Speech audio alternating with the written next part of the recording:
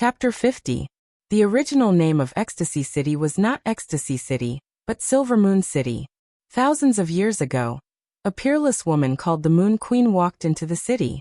The city became the Yu family's city, and the city became Silver Moon City.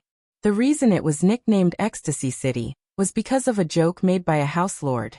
After successfully challenging the previous manor head in the Manor Head Challenge competition, the expert who had been cultivating in seclusion for several decades received invitations from the 5 great clans, inviting him to stay in their respective great clans for a few days. As for the mansion master, he did not refuse the invitations from the great clans. After settling the affairs of the mansion, he went on a tour of several major cities. However, after staying in Silver Moon City for 5 days, he resolutely refused the Yu family lord's invitation to stay. He was determined to return to Dragon City. After he left Silver Moon City, he looked at the plaque that read Silver Moon City for a long time. He said, "This city should not be called Silver Moon City. It should be called Ecstasy City. This city is ecstasy." Later on, the people of the House of Aries began to call this city Ecstasy City, because it was truly ecstasy. If the Divine City was the holy land of all the races on the continent, then Ecstasy City was definitely the holy land in the hearts of the men of the House of Aries. There was nothing famous in Ecstasy City. There were only women, beautiful women, and all kinds of beautiful women. So this is the famous Ecstasy City? There's nothing special about it. Yi Qinghan sat at the front of the carriage with a relaxed expression. He looked at the wide road in front of him, the sparse passers-by, and the shops on both sides of the street. He did not feel anything special. He smiled at Yi 17, who was sitting beside him. From the outside, there's nothing special about this city compared to other cities. Yi 17 chuckled. He seemed to remember something, and his eyes flashed. He licked his lips and continued, "The special things about this city are in the buildings in front of us, as well as the moon loft that we will be staying in." Yi Qinghan nodded. He didn't think much of it until the carriage continued forward. After 2 or 3 kilometers, they made 2 more turns and arrived at a street. Yi Qinghan finally understood what was so special about this city, and why it was called Ecstasy City. The street ahead was very wide, even twice as wide as Song City's Niulan Street. It was enough for the 2 carriages to travel side by side. Logically speaking, there was no need for a city to build such a wide road, but it was obvious that the architect who designed this road was definitely a genius. That was because the road was densely packed with carriages and pedestrians. What is this place? Why is it so lively? After walking for a few miles and making 2 turns, Yi Qinghan suddenly felt as if the sky had changed. Looking at the densely packed carriages and crowds of people in front of him, he felt a trace of shock. Why didn't he see anyone on the streets just now? It turned out that they were all gathered here. This street is called the Street of Clouds and Rain. There are 13 streets like this in Enchanting City, and what you see isn't the most lively. You'll see what's really lively later. Yi 17 nodded. He was very satisfied with Yi Qinghan's expression, because he had the same expression when he first came here. Those women. This place is actually a brothel? These people are all here to visit prostitutes? Before Yi 17 could finish, Yi Qinghan suddenly shouted. He suddenly discovered a very surprising phenomenon. He finally understood why the street was built so wide, why there were so many people on this street, and why the city was called Enchanting City.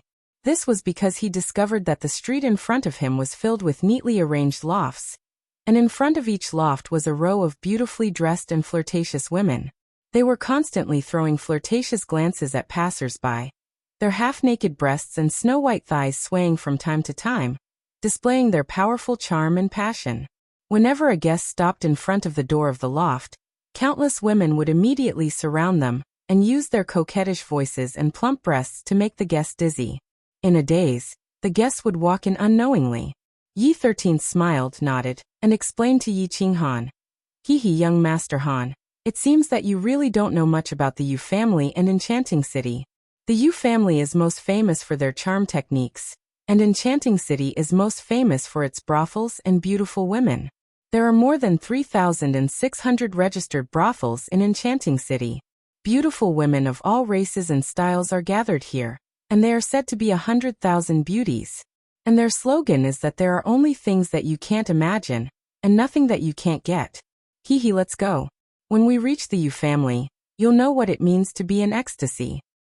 I know that the Yu family is most famous for their charm techniques, which are as famous as our family's beasts, but I didn't expect them to use their charm techniques to seduce men, and even make the city's sex industry so prosperous and powerful.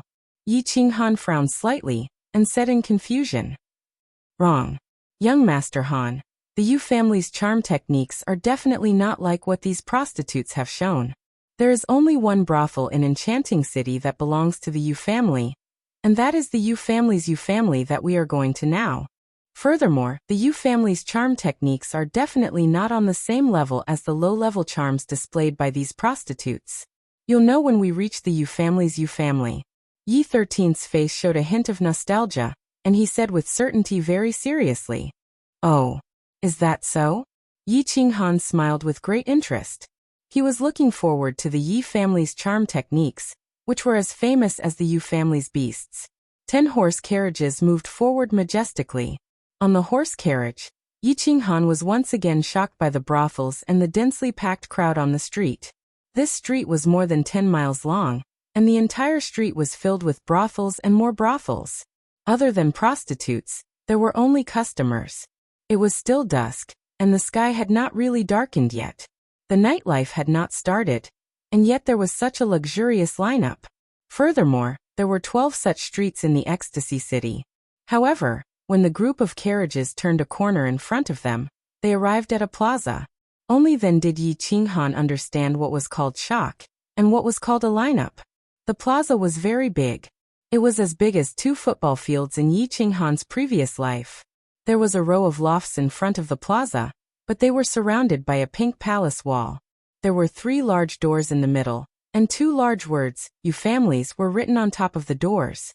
The super large plaza, the long pink palace wall, and the 3 large doors that were twice the size of the Yi family's main door did not shock Yi Qinghan at all. What shocked him was the countless luxurious horse carriages in the plaza, as well as the countless horse carriages that were rushing over from all directions. I'm afraid there are thousands of them. Yi Qinghan's mouth was wide open. He pointed at the neatly arranged luxurious horse carriages, and his heart was truly shocked. There will be more in the future. That. Young Master Han, you are the young master of the Yi family, Yi 17 reminded him, a little embarrassed. Why did his young master feel like a country bumpkin entering the city? Did this young master really have a hard time when he was young? Of course, Yi Qinghan had a hard time when he was young. As the young master of the Yi family, it was his second time sitting in a luxurious horse carriage, not to mention visiting such a big place. Although his identity was different now, and he had changed from a chicken to a phoenix, he still thought of himself as the 7th son of the Yi family, and not the 7th young master of the Yi family. However, he had grown up in the Yi clan after all. Moreover, he had lived 2 lives and had experienced so many changes. After a short period of time, he regained his composure and nodded silently, indicating that he understood and understood. The carriage slowly came to a stop in front of the brightly lit moon tower. What made Yi Qinghan curious was that there weren't rows of half-naked beauties standing in front of the moon tower's entrance. Instead, there were rows of middle-aged men in gray robes, their backs hunched and their smiles sincere. Seeing the 10 luxurious carriages parked neatly in front of the moon pavilion, the gray-clothed men's smiles became even more sincere. And when they saw the flamboyant knight on the flag fluttering in the wind, their sincere smiles clearly became a bit more respectful. 3 people quickly walked out from the group of gray-clothed people and stood in front of the carriage. They smiled as they looked at the members of the Yi family getting off the carriage. Finally, their gazes stopped on Yi Qinghan, who was surrounded by Yi Shisan and Yi 17. They cupped their fists together and bowed. The gray-clothed man in the middle smiled and said, "Yueping greets young Master Yi and sirs. Please come inside. Our steward has been waiting for young Master Yi for a long time." Yi Qinghan nodded, smiled slightly and walked inside. Yi Shisan, Yi 17, and Yueping followed closely behind him. As for the Reaper squad behind him, Yi Qinghan wasn't worried because he knew that since Yu Qiu knew that he was the young master of the Yi family, and also knew why they were here. He would definitely make good arrangements for the 200 people. After entering the Moon Tower, Yi Qinghan didn't directly enter the hall under Yu Ping's lead. Instead, they turned into a luxurious passageway on the side. The passageway wasn't big, but it was very luxurious, even extravagant. From the 2 guards standing at the entrance, it was obvious that not everyone could enter this passageway. The passageway wasn't long. After exiting the passageway, the 4 of them came to a quiet pavilion. The pavilion had 2 floors, and the decoration wasn't as luxurious as the passageway. Instead, the 3 ancient words square pavilion, in front of the door faintly revealed a trace of an ancient atmosphere. There were people in front of the pavilion, and they were all women. For women exuded a seductive aura. Moon Tower Manager, Yunyang greets young Master Yi and the 2 lords. The mature woman standing slightly in front of them spoke. Her voice was very pleasant and enchanting. She was very good-looking, like a ripe peach red, and gave people the urge to take a bite out of her. Her figure was almost comparable to that of the beautiful lady boss of the barbarian city, but the charm on her face was a bit better than that of Dark Moon. It seemed that this woman was born with charm. She didn't need to do much. She just greeted them lightly and smiled slightly, and the space became charming. The Yu family's charm technique is really powerful. This mature woman definitely didn't use any charm technique, but she actually made my mind faintly waver. If she used charm technique, I would be dizzy for a few seconds. I wonder who will faint first if my body fusion combat technique and the Yu family's charm technique go up against each other? Yi Qinghan was slightly stunned. He thought a few words in his heart, and then he smiled slightly and said politely, "Lord Manager is too polite. My apologies for disturbing you. Yunyang, I haven't seen you for a year, but you are still so charming." Yi Shisan only nodded lightly, while Yi 17 beamed with joy and tried to curry favor with her. "Hee, Lord 17 is still so bad." Yunyang rolled her eyes and her sweet smile dazzled the eyes of the others. "Young Master Yi, please come inside. The other 3 families have already arrived, and we are just waiting for you." And Yi Qinghan took the lead and walked into the attic. Unexpectedly, just as he stepped through the door, but just as he stepped into the door, his smiling face suddenly became gloomy, and his eyes narrowed into slits. Endless killing intent burst out from those slits, causing Yi Shisan, Yi 17, and Yunyang to feel a chill, as if a cold winter wind had blown past them. Yi Shisan and Yi 17 tensed up, and instantly prepared for battle. Their sword-like gazes followed Yi Qinghan's gaze, and what they saw was an incomparably handsome face and a pair of eyes, one big and one small, exuding a demonic aura. Chapter 51. Shui Wuhan looked at the skinny young man at the door in surprise. He had mixed feelings. A few months ago, he had met this young man for the first time on Nyolan Street in Song City. This young man was like an enraged lion. He jumped up high and waved his hand at him. However, the young man casually slapped his hand away. In the Yi family's courtyard, he asked Old Shi to investigate this young man. He found out that his name was Yi Qinghan. He was Yi Dao's son. He was a useless cultivator. He was the poor young master of the Yi family. He didn't care about him. He thought that the young man had Yi Dao's temper, but he didn't have Yi Dao's strength. He was just a useless person.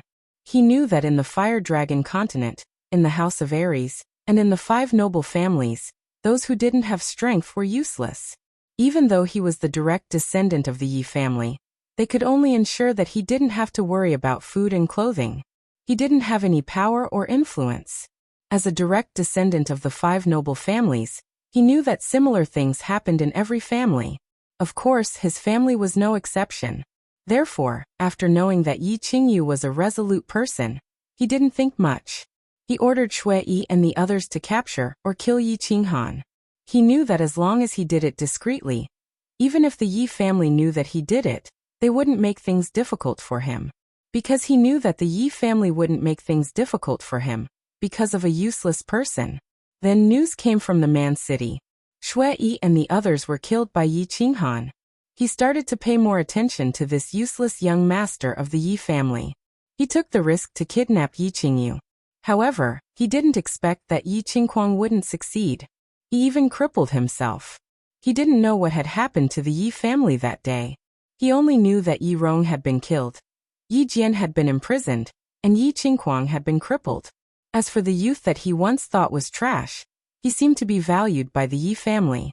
He had never thought about hiding what he had done in the Yi family castle from the Yi family.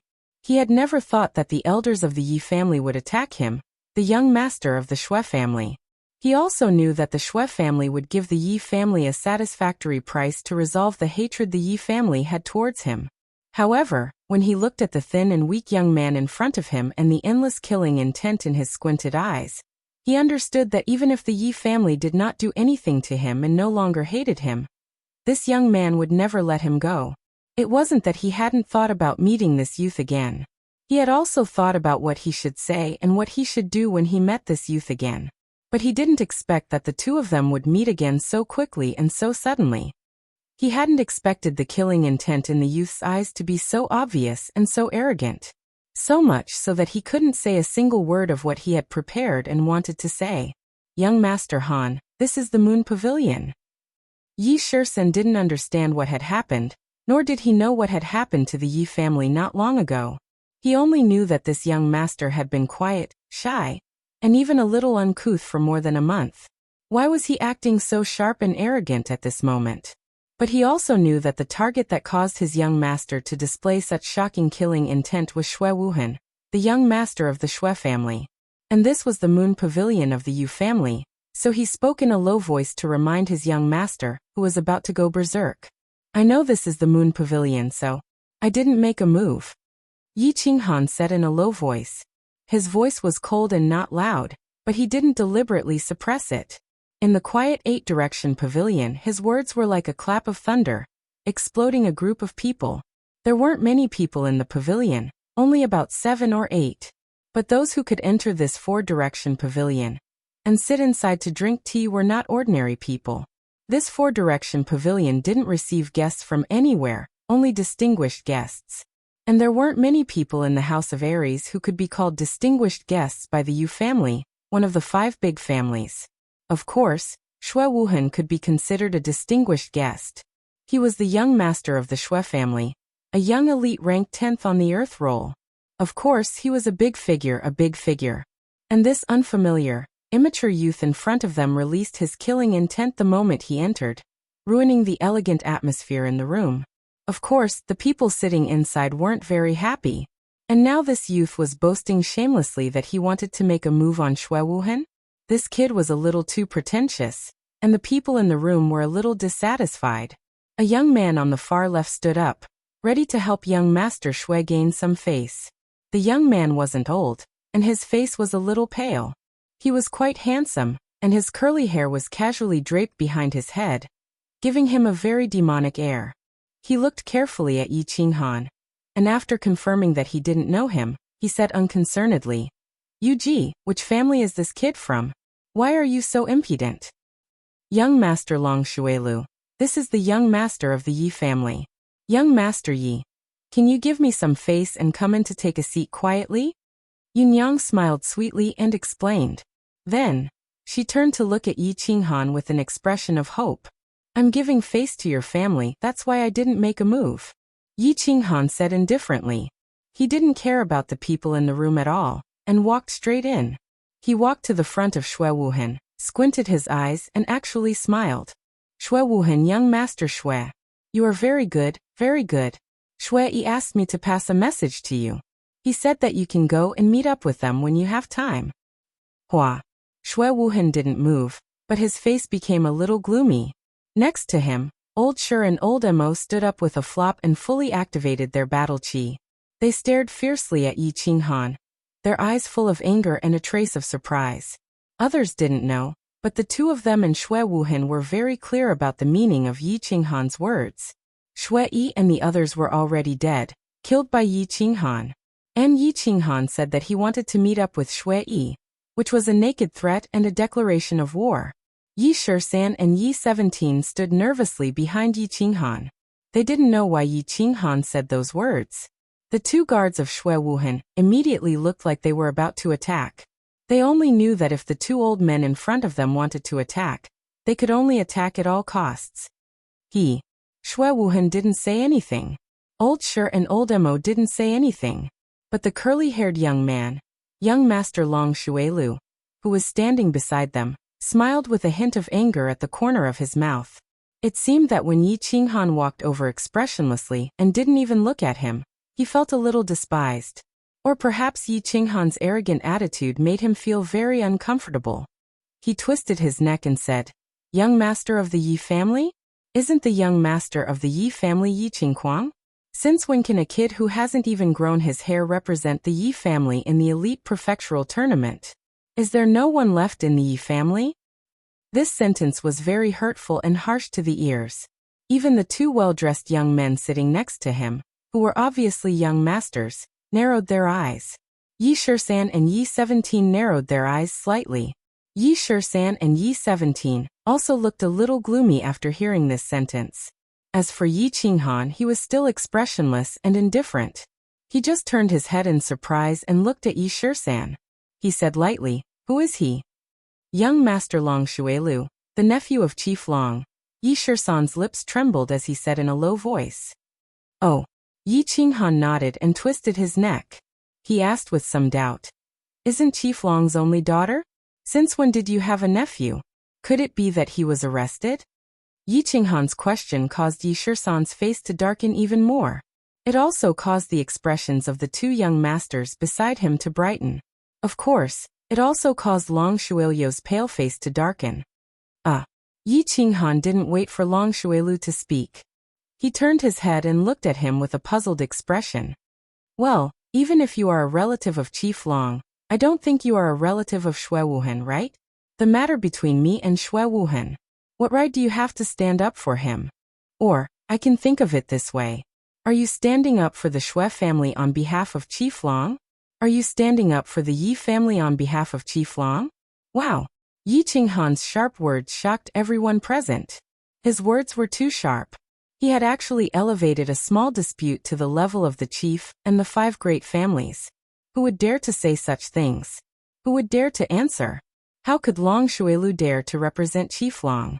How could he represent Chief Long and make an enemy of the Yi family? Therefore his mouth was wide open, but he couldn't say anything. However, his handsome face seemed to be slightly distorted. The two young masters sitting next to him also had very distinctive looks. One was a typical muscular man who exuded a fierce and barbaric aura, and carried a long sword on his back. On the other hand, the other young master was the exact opposite. He was even more handsome than Long Shuelu. One could even say that he was quite beautiful. If it wasn't for his Adam's apple, people would definitely think that he was a beauty. At this moment, the expressions on their faces were even more distinctive than their looks. However, no matter who it was, if they wanted to laugh but tried hard not to, their expressions would be very special. Yunyang's expression was also very special. She was thinking, why is it that each member of the Yi family is more and more arrogant than the other? Her beautiful phoenix eyes winked at the maid behind her, revealing a special meaning. The maid nodded and quietly left the loft. Of course, young Master Long doesn't represent the chief now. However, I would like to know something. You are just a young master who has fallen from grace. Since when can you represent the Yi family? At this crucial moment, Xue Wuhan finally spoke. Previously, when he was facing Yi Qinghan, he felt that he was in the wrong. Therefore, he remained silent. However, at this moment, Yi Qinghan's insolent and even direct hostile attitude had successfully aroused his arrogance. In the face of such a situation, if he didn't speak, others would definitely look down on him. "Oh, you tortoise, you finally dare to speak? Also, since I can stand here today, I can represent the Yi family, although I don't really care about this identity." Yi Qinghan looked at Xue Wuhan with interest. He raised his eyebrows and said provocatively. Xue Wuhan's pupils shrank. His expression changed a few times. Finally he said, "Yi Qinghan, sometimes it's better to be friendly." "Humph. I've always been friendly, but I don't think it's necessary to be friendly to people like you. Moreover, I'm not friendly? You. What's wrong with you?" Yi Qinghan sneered and said arrogantly. Seeing that Yi Qinghan was looking for trouble, the atmosphere suddenly became tense. Everyone was silent. The place was quiet, but everyone could smell the gunpowder in the air. Chapter 52. You. Hearing Yi Qinghan's provocative words, Xue Wuhan almost went berserk. He clenched his fists so hard that cracking sounds could be heard.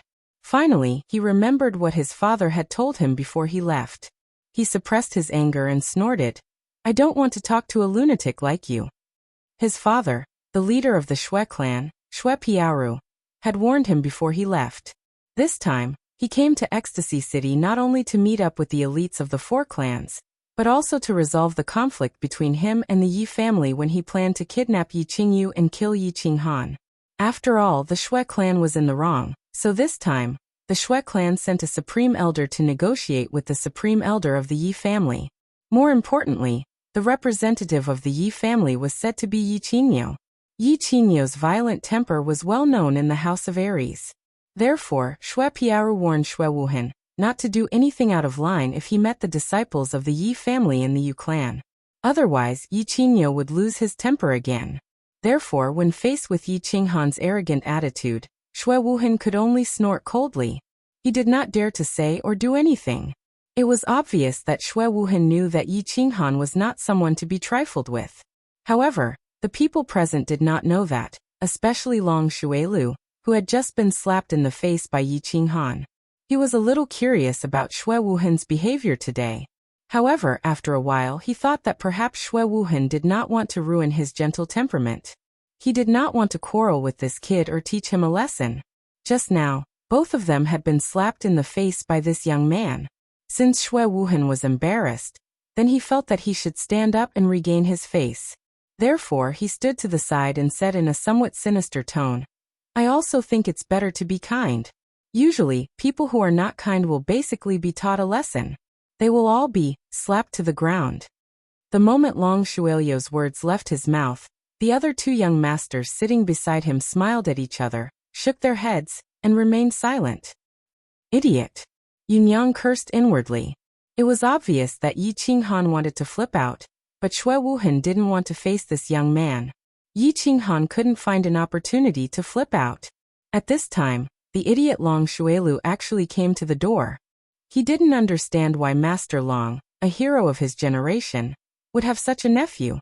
Moreover, this nephew of his didn't understand how much wealth he had.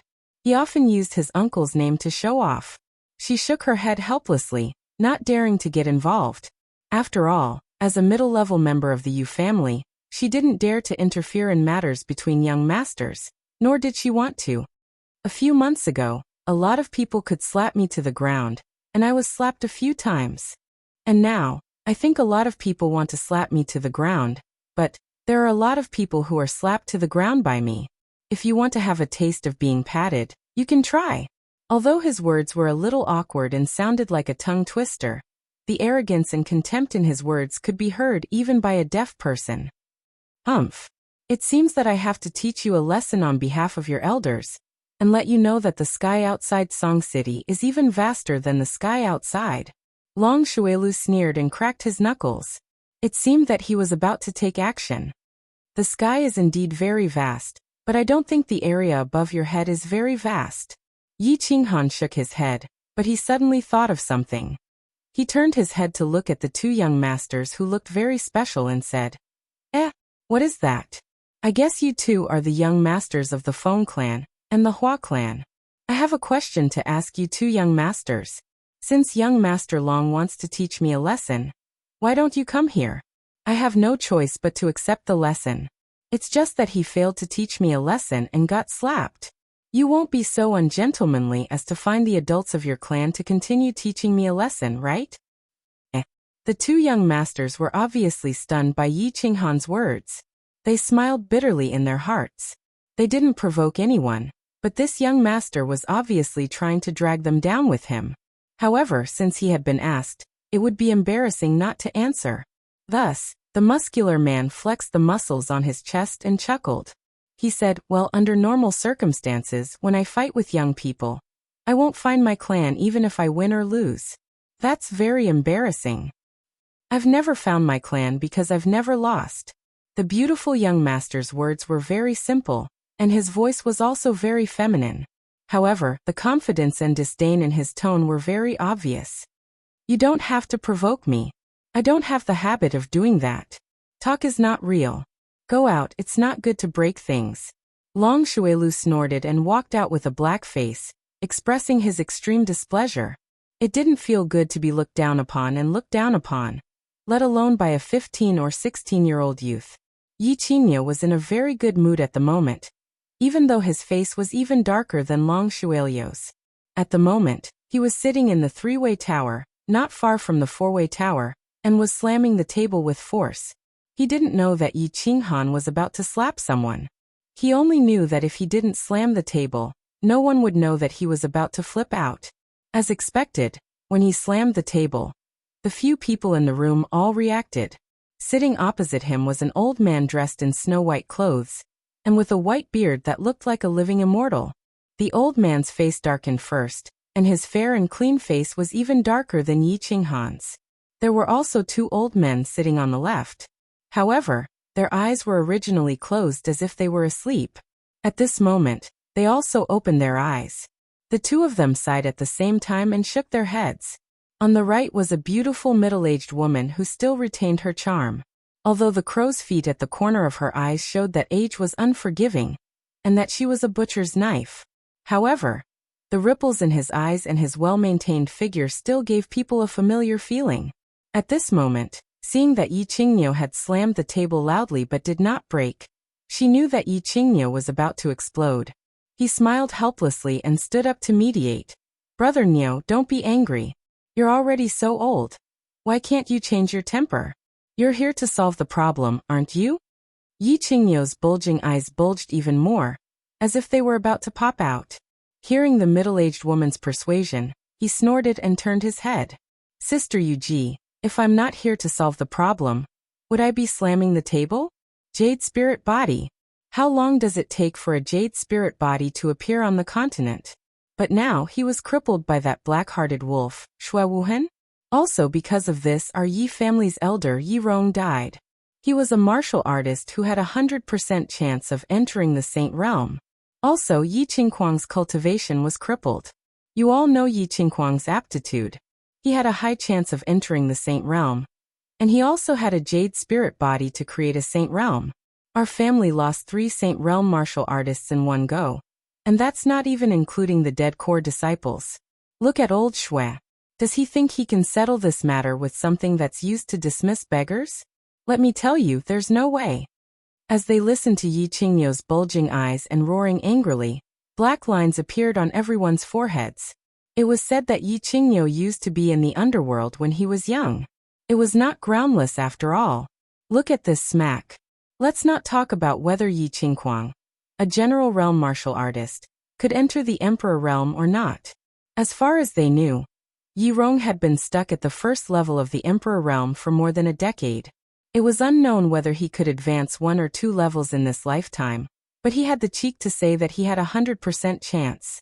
As for the compensation that the Xue family was offering, even the higher-ups of the various families who had seen the treasures were tempted. How dare Yi Qingyo say that he was a beggar? You, Yi Qingyo, don't go overboard. I also said that Xue Wuhan was young and ignorant. Our family had also taught him a harsh lesson. Now I have come with sincerity. We almost emptied out our family's treasury to gather these items. The Xue family's grand elder was so angry that his white beard actually fluttered. He stood up with a thump and said in a low voice. Yi Qingyo snorted disdainfully and said coldly, young and ignorant?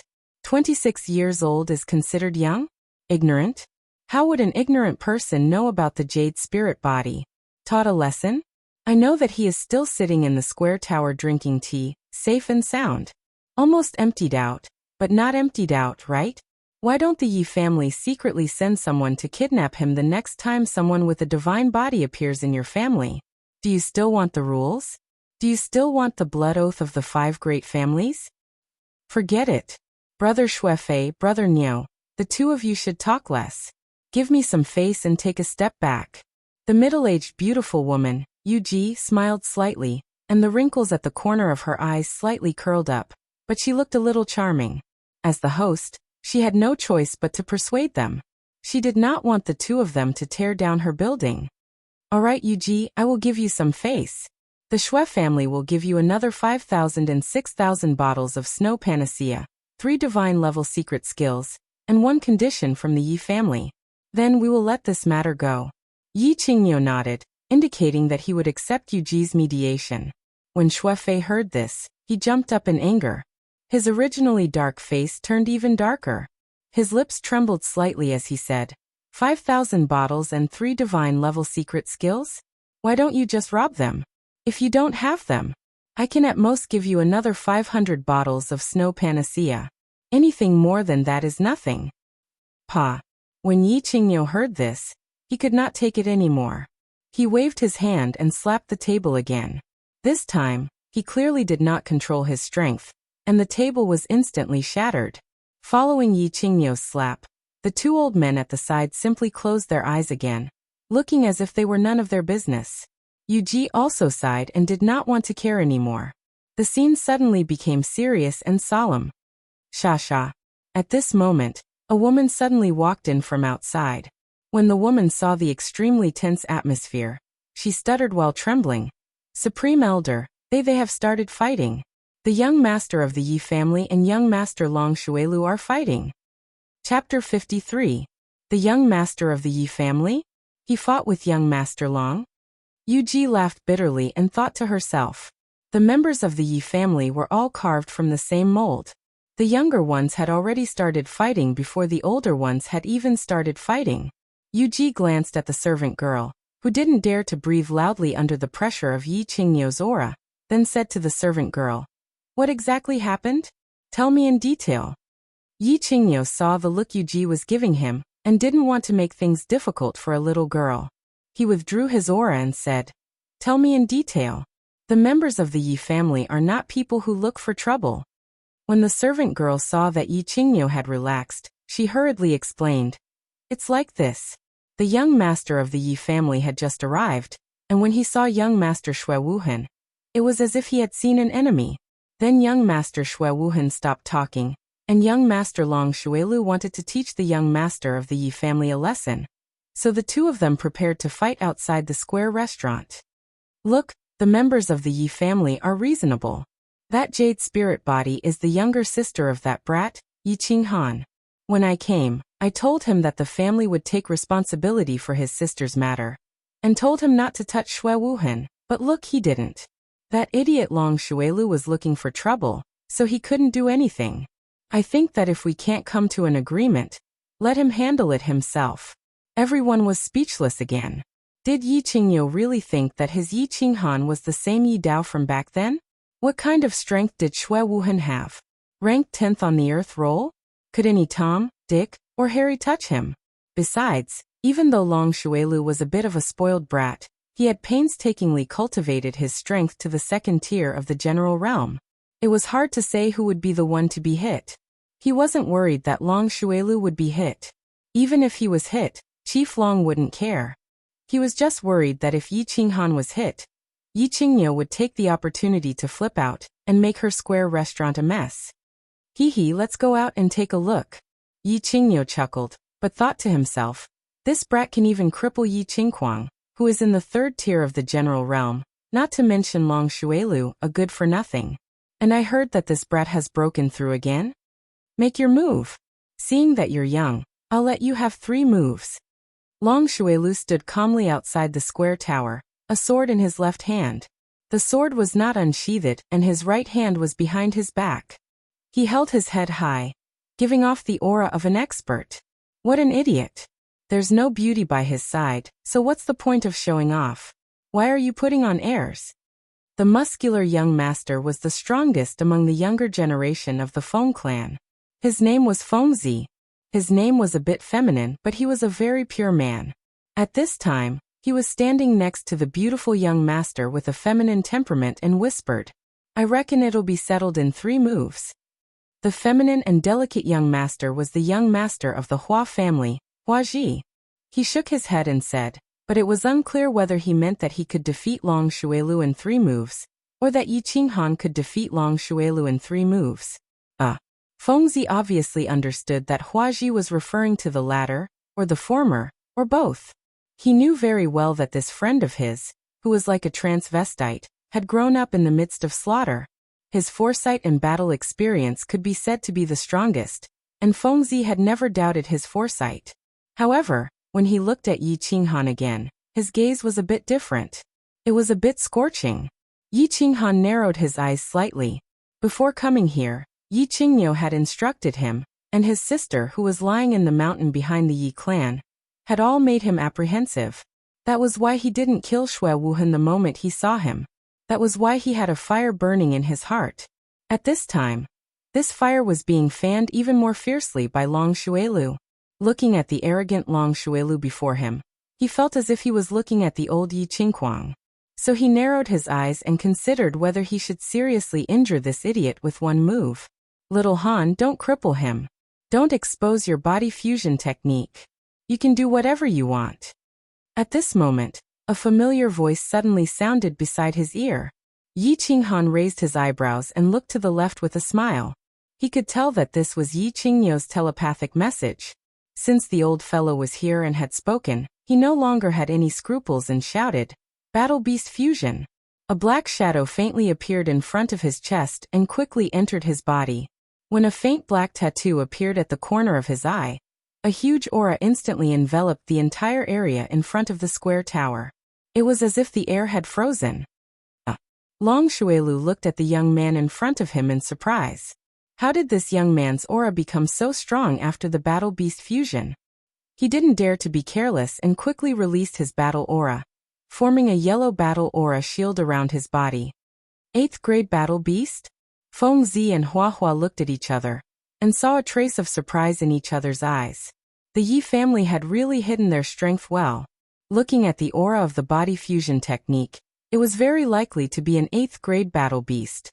As for the Holy Beast, he didn't think too much about it. After all, the Yi family had only produced one Holy Beast in a few thousand years. The Yi family was probably going to have another strong warrior. Old Niao, your family has really hidden their strength well. When did you have a talented young man with an 8th grade Battle Beast? Furthermore, he's already at the first level of the general realm at such a young age. His future is limitless. At the entrance of the square tower not far away, one of the two elders from the Feng and Hua families who had been silent all this time finally spoke up. His eyes were filled with surprise and envy. An 8th grade Battle Beast, and this young man's great talent, could be foreseen that the Yi family would have another terrifying expert in the future. Yi Qingyo laughed foolishly, but in his heart, he thought to himself, we're the ones who hid it. It's this brat who has been hiding it well recently, and very well at that. It's only been a month, and he's actually broken through to the general realm. It seems like the clan leader was right. This brat really has a lot of secrets. Shuefei, on the other hand, stood silently at the side. His face darkened even more as he thought about how to settle the matter today. Looking at the posture of the old and the young, they would probably bleed a lot. However, Yi Qinghan didn't know that 4 old fellows were secretly watching him from afar. He only knew that this young master long in front of him had to be ruthlessly slapped to the ground in order to completely extinguish the fire in his heart. Therefore, he made his move, feeling the surging power in his body that he had never felt before. He was full of confidence as he swung his fist and smashed it directly at Long Xuelio's battle aura shield that was emitting a faint yellow light. He didn't use any fancy moves, nor did he use his battle aura to transform into various weapons like the other General Realm warriors. Because he had just entered the General Realm, he didn't know how to do it. He simply circulated all the battle aura in his body, turned into a horned rhinoceros, and smashed it down savagely. With Yi Qinghan's wind-like speed and the surging aura condensed from the vast battle aura on his left fist, the temperature in the air suddenly became scorching hot. When the golden fist smashed onto the yellow battle aura shield, it caused a violent explosion that almost set the air on fire. Bang! As was expected, the yellow battle chi cover was broken in a split second. Like a cannonball, Long Xuelu was ferociously sent flying backward and hit the solid wall behind him. After bouncing back and rolling on the ground for a few times, he directly passed out. On the surface, Yi Qinghan was only a level 1 General Realm warrior. However, because of his incomparably special dantian, The battle aura in his body was almost more than that of a level 2 General Realm warrior. After merging with his battle beast, his strength had reached the terrifying martial realm. The battle aura shield of Long Xuelu, a level 2 General Realm warrior, instantly shattered upon contact with Yi Qinghan's fist. If it weren't for Yi Qinghan seeing this and withdrawing most of his battle aura, Long Xuelu would probably have been smashed into a pile of minced meat. Ha. After the 3 exclamations, the entire place fell into dead silence. Fengzi, who was as strong as a mountain, opened his mouth wide. His expression was a little exaggerated, but the battle intent instantly ignited in his eyes was exceptionally fiery. The beautiful transvestite lowered his head timidly. Under his long eyelashes, a pair of blinking eyes concealed his shock and bewilderment. Xue Wuhan's face was still very gloomy, but his black and gray eyes were full of shock and bewilderment. He didn't seem to understand how the little guy he could casually slap away a few months ago could grow to such an extent. Yunyang, on the other hand, slightly frowned. She looked at the young master of the Yi family who was silently standing in front of her, and the bald guard who was walking towards Long Xuelu. She was a little worried. Long Xuelu didn't bring many guards with him. He was a bald, middle-aged man with a slightly dark complexion who had been silent the whole time. The bald, middle-aged man hadn't said a word since Yi Qinghan came in. He didn't even make a sound when Yi Qinghan almost killed Long Xuelu, nor did he stop him. Only now that Long Xuelu had fainted on the ground, he walked out and silently picked up Long Xuelu. Then he turned to look at Yi Qinghan and said, "Thank you, young Master Yi, for showing mercy. Long Fifth will take his leave first." Yunyang let out a sigh of relief. She knew that since Long Fifth said this, he definitely wouldn't cause any more trouble. She also knew that this dark, bald man was a level 2 Imperial Realm expert. Once he caused trouble, it would definitely be very troublesome. Therefore, she smiled and arranged for someone to bring Long Fifth away to treat Long Xuelio's injuries. "Damn old Nyo, this kid from your family is so fierce. That power just now was at least the strength of a martial. Your family has found a treasure.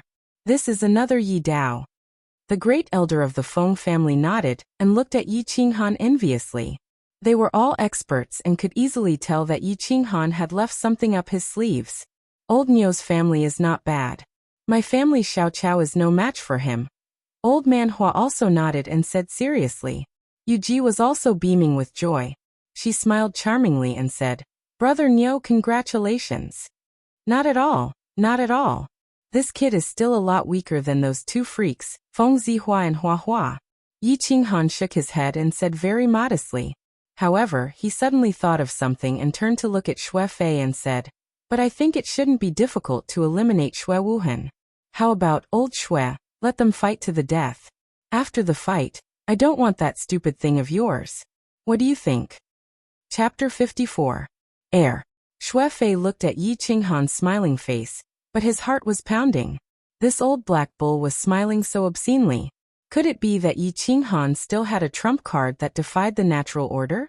One had to know that Xue Wuhan was extraordinarily talented, and was currently at the 3rd level of the general realm. Coupled with the 12 golden-shelled insects that he was raising, even a 1st or 2nd level marshal would not dare to say that they could defeat him for sure. "Aya, old bull, why are you so confident in that kid of yours? You have to know that Xue Wuhan is a genius that only appears once in 100 years in the House of Aries. Even my little madman admits that he is no match for him." The Feng family's grand elder revealed a shocked expression and said with great astonishment, "Old Fei, bet with him. I don't believe that a 15 or 16-year-old kid can fly in the sky." The Hua family's grand elder also took the opportunity to add fuel to the fire. Yu Ji, on the other hand, was silent at the side.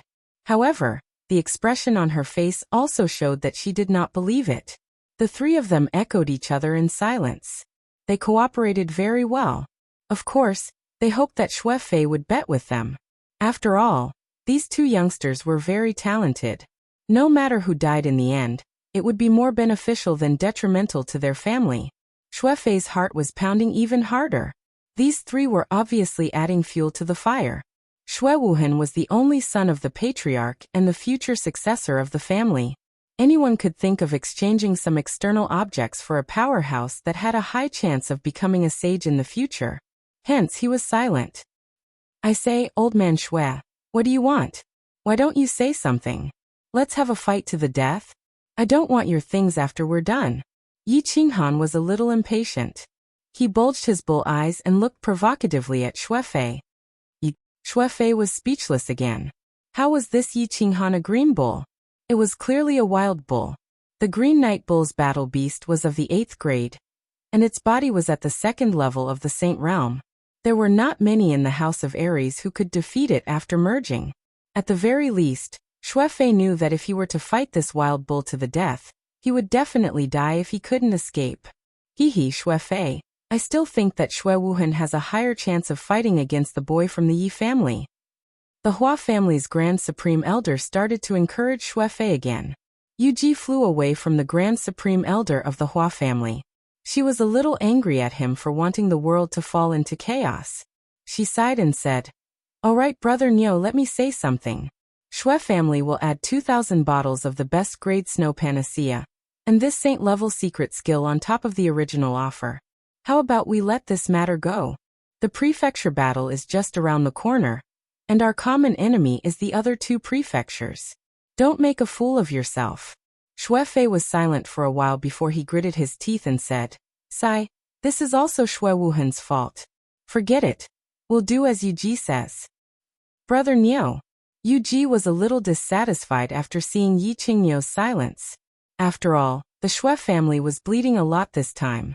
If Yi Qingyu still didn't agree, then he wouldn't be giving her face. "I have one more condition." Yi Qingyu was silent for a while before he spoke again. However, before Shuefei and Yu Ji could answer, he continued. "Don't panic, I don't want anything else. I want the right to exchange for the first prize." The right to exchange for the first prize? Everyone pondered. After a moment of silence, the Feng family's Grand Supreme Elder was the first to speak. "You want the spirit pill? As long as your family's disciple can get enough points, I don't mind. 10,000 points is not easy to get. I don't have any objections since that boy from your family is so fierce." The Hua family's Grand Supreme Elder also expressed his opinion. "I agree."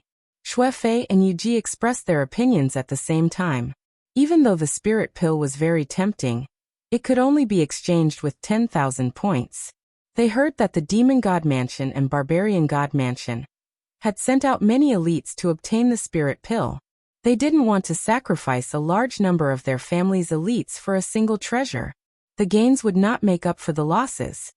"Alright, since everyone has agreed, Brother Fei and Brother Niu, come and sign this agreement.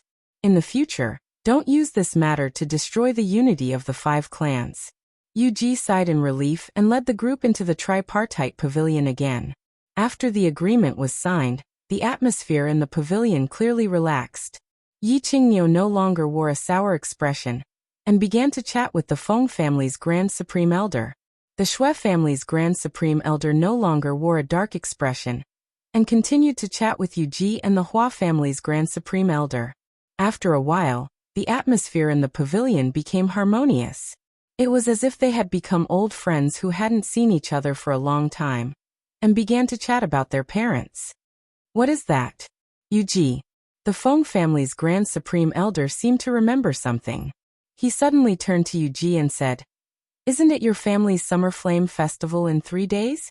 I heard that your family has a peerless saintess who will appear for the first time?"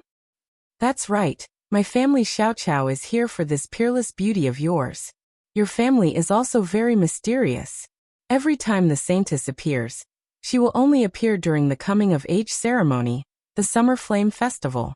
Who knows how many young geniuses fall for her?" Hua family's Grand Supreme Elder Yi nodded and said, "Haha, how many young geniuses fall for her? Wasn't my family's Yan, dumped by Yi Dao last time? In the end, she died of depression." Yu Ji sighed deeply and turned to look at Yi Qingyu with some hidden bitterness. She began to talk about the past. Yi Qingyu was startled. Seeing Yu Ji's bitter expression, he bulged his bull eyes and said bashfully, "Don't look at me, I didn't dump you. Wasn't Yi Dao almost driven out by my family's patriarch because of this?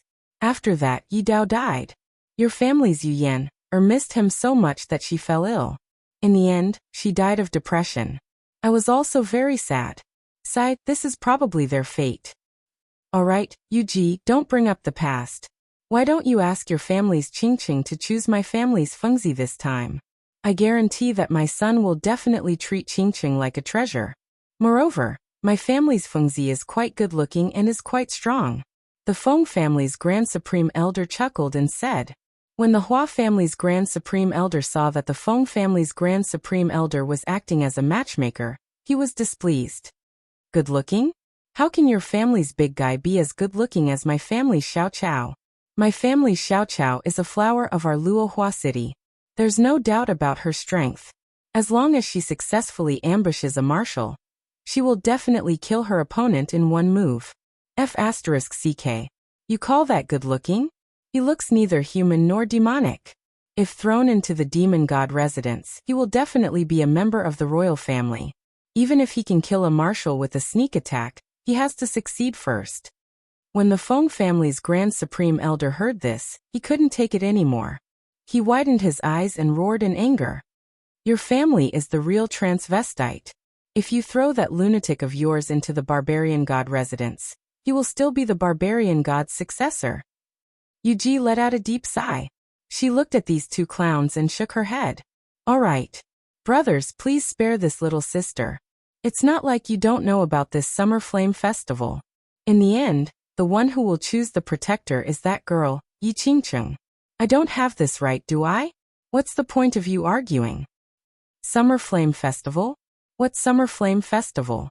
Yi Qinghan was sitting in the square tower.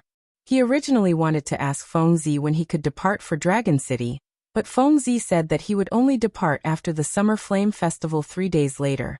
Hence he asked in confusion. Hearing Yi Qinghan's question, Fengzi and the flowers and plants looked at him, as if they were looking at a monster. Even Shui Wuhan, who was sitting quietly at the side, twitched his nose. You don't know about the Summer Flame Festival? Fengzi asked in astonishment as he puffed up his iron-like chest muscles. You don't know? Is the Summer Flame Festival very famous? Yi Qinghan was a little baffled. He knew about the Summer Festival. Let me put it this way. The Summer Flame Festival is actually the most important festival of the Yu clan. Fengzi chuckled, and his eyes revealed an indescribable feeling. He continued. What is the Yu clan most famous for? Beauties, peerless beauties. Every year during the Summer Flame Festival, they will send a peerless beauty to the Moon Tower to be an artist for a year. Under normal circumstances, that beauty will be the goddess of the Moon Tower's guests. She is definitely a super red card. After a year, the beauties will be auctioned off, and the 3 with the highest bid will have the chance to win the beauty. 3? Not the one with the highest bid? Yi Qinghan's curiosity was piqued by Fengzi's description, and he asked with interest. Nope. Fengzi shook his head and sighed. This is also the most brilliant part of the Yu clan. In the end, it's all up to the lady to choose the one she likes among the 3. This way, the Yu clan will receive great benefits, and their lady will marry happily. Don't you think it's killing 2 birds with 1 stone? Indeed clever. Then will the Yu clan have a new beauty in 3 days? Yi Qinghan nodded and sighed. Beauty, a peerless beauty that can topple cities and countries. Let me tell you, you're in luck. Today is the Calm Lake Summer Flame Festival that the Yu clan holds once every 15 years. That's a grand ceremony for the younger generation of the House of Aries. Your young master, have been waiting for years.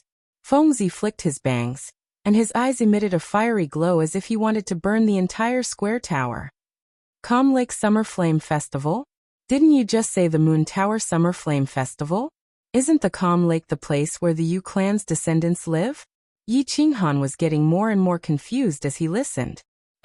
If the Yu clan sends a peerless beauty out of the Moon Tower every year, then the Summer Flame Festival wouldn't be that famous.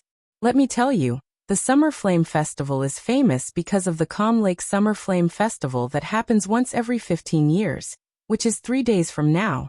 Every 15 years, the Yu clan selects a saintess from hundreds of female disciples. Then they invite all the descendants of the great clans to gather at the Calm Lake to watch the saintess coming of age ceremony. and their saintess will choose 2 guardians from dozens of youthful talents. They will observe her for 3 years, and the last person will return with the beauty. Furthermore, the talent who is fortunate enough to marry the saintess will receive the position of a lifetime guest elder of the Yu clan, and will receive the full support of the Yu clan. A peerless beauty and an unparalleled status are within reach. Tell me, which talent in the world wouldn't go crazy for it? Who wouldn't want it? The more Fengzi spoke, the more excited he became. It was as if he had already succeeded, and the corners of his mouth curled into an intoxicated and wanton smile. Didn't Yi Dao not want it back then? Just as Fengzi finished speaking, the transvestite flower and plant suddenly spoke after a long silence. Yi Qinghan looked at the flower and plant in surprise. This matter actually involved his father? His father, who was so awesome back then, was actually so awesome that he didn't even want the Yu clan saintess? Pfft! How many Yi Daos do you think there are in the world? He doesn't love the saintess, but he loves the red card of the moon tower back then. Fengzi snorted and said with dissatisfaction. However, he still admired Yi Dao back then, and his tone was still very respectful. He doesn't love the saintess? Only loves the red card? Yi Qinghan's interest was piqued. It seemed like it was related to his mother's background. Looking at Yi Qinghan's very interested expression, Fengzi was completely speechless. You don't even know about the Yi family? Have you been locked up for secret training since you were young? That's too hard. Let me tell you, 15 years ago, Yi Dao was also invited to the Quiet Lake Summer Fire Festival. Back then, he was peerless and had unparalleled martial arts. In the end, he wasn't charmed by that generation's saintess. Instead, he charmed that generation's saintess, Yu Yan'er. However, this guy didn't like Yu Yan'er. He only loved the red card of the moon tower, Yu Shui-er. In the end, he rejected Yu Yan'er and brought Yu Shui-er back to the Yi family. In the end, Yu Yan'er, who was bewitching, died of depression. When she died, she wasn't even 30 years old. Don't you think it's sad?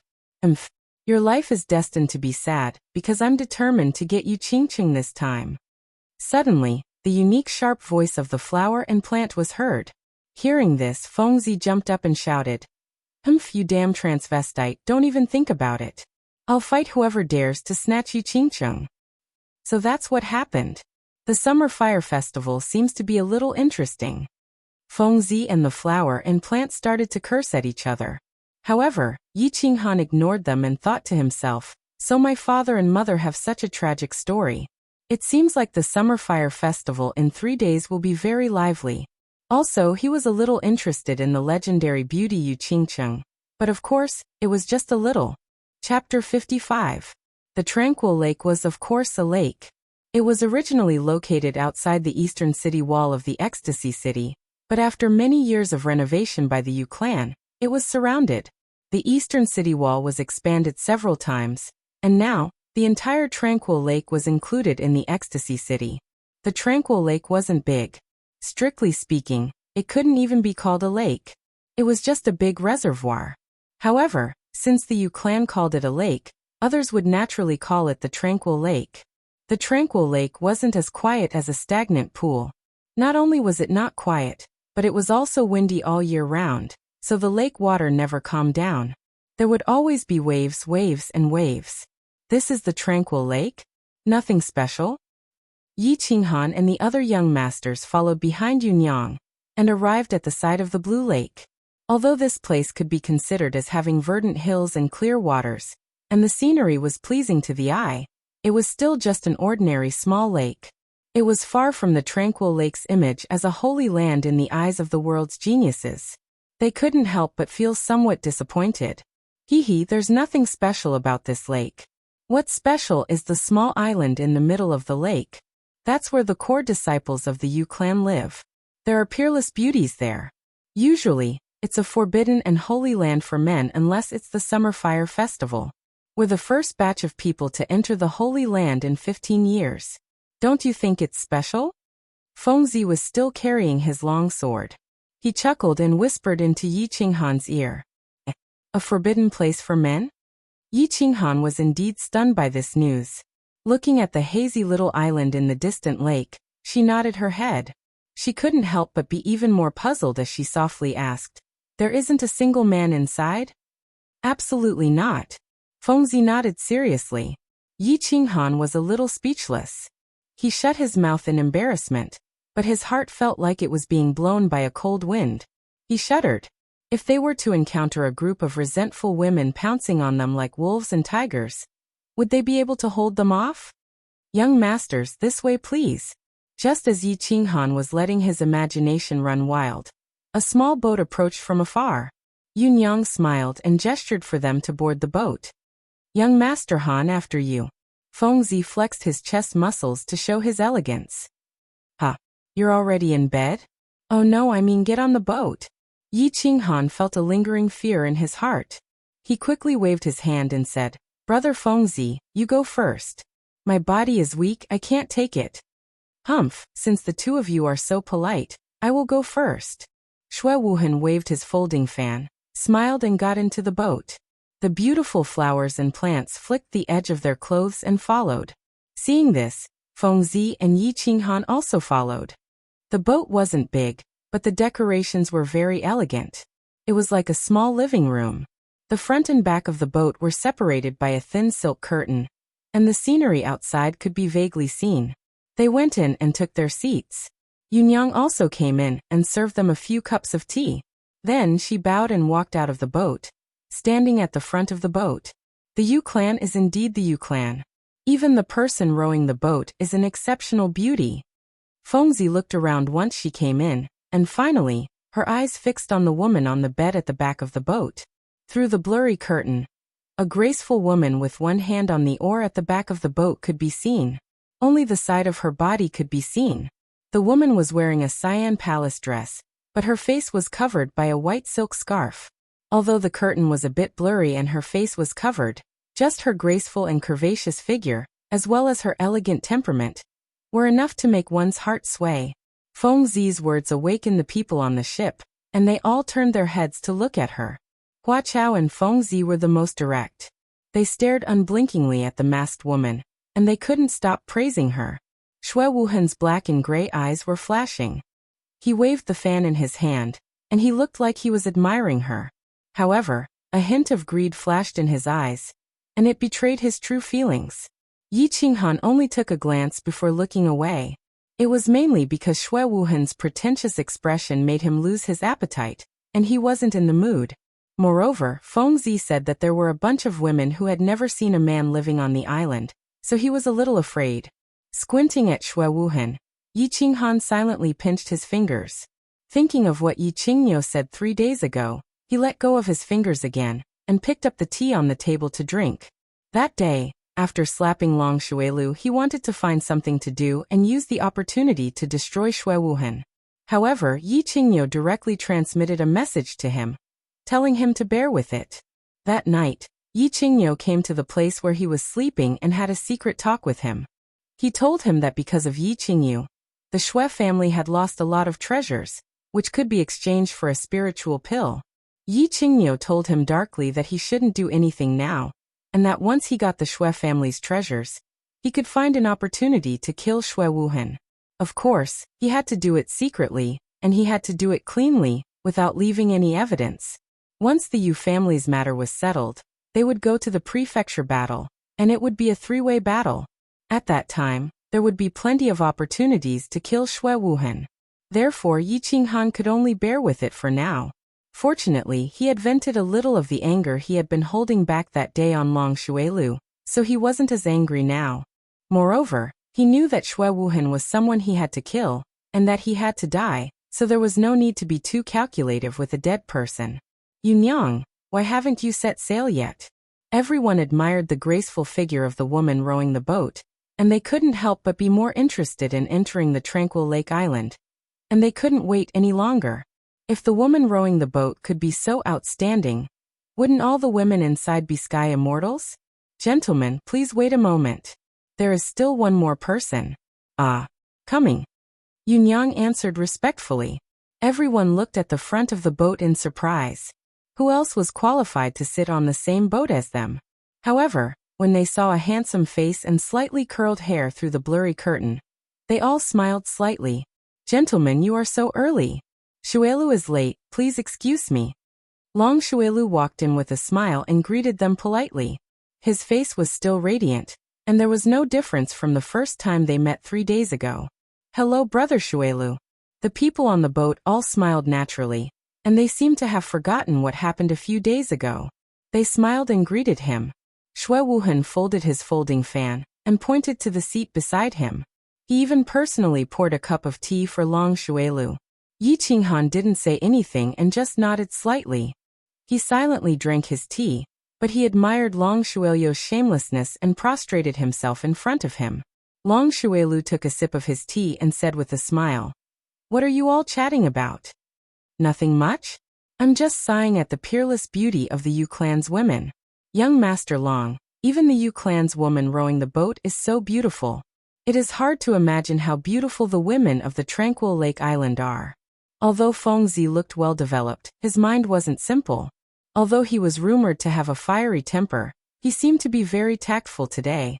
He didn't offend anyone, and he befriended everyone. He was a smooth and slick person. "Oh." Long Shuelu looked at the back of the boat seriously, and revealed an intoxicated expression. He sighed and said, "Such a woman is truly enchanting. Unfortunately, she is masked, and I can't see her true appearance. What a pity." Of course. A woman masked also has a kind of hazy beauty. What's the saying? What you can't get is the best. This woman in front of me has the essence of it. What you can't see is more beautiful." Shui Wuhan smiled faintly. He didn't seem to care about the cold eyes that Yi Qinghan was shooting at him. He waved his folding fan elegantly. "Brother Wuhan, you should be a poet. You can recite a good poem." Hua Hua smiled gently and said with a sigh. Fengzi also nodded and sighed. Brother Wuhan is right. The ancients said that a woman's most beautiful is when she takes off her clothes, and when she comes out of the bath.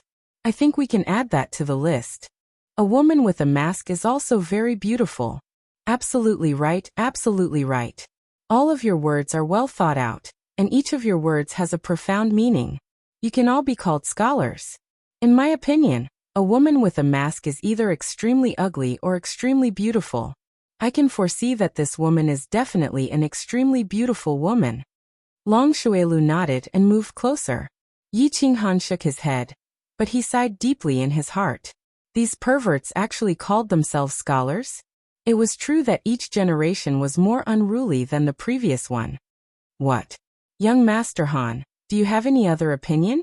Fengzi asked curiously when she saw Yi Qinghan shaking his head silently. "I don't have any opinion. I think we should ask Yunyang to start the boat, or we won't be able to make it for lunch," Yi Qinghan said lightly. He didn't want to express any opinion.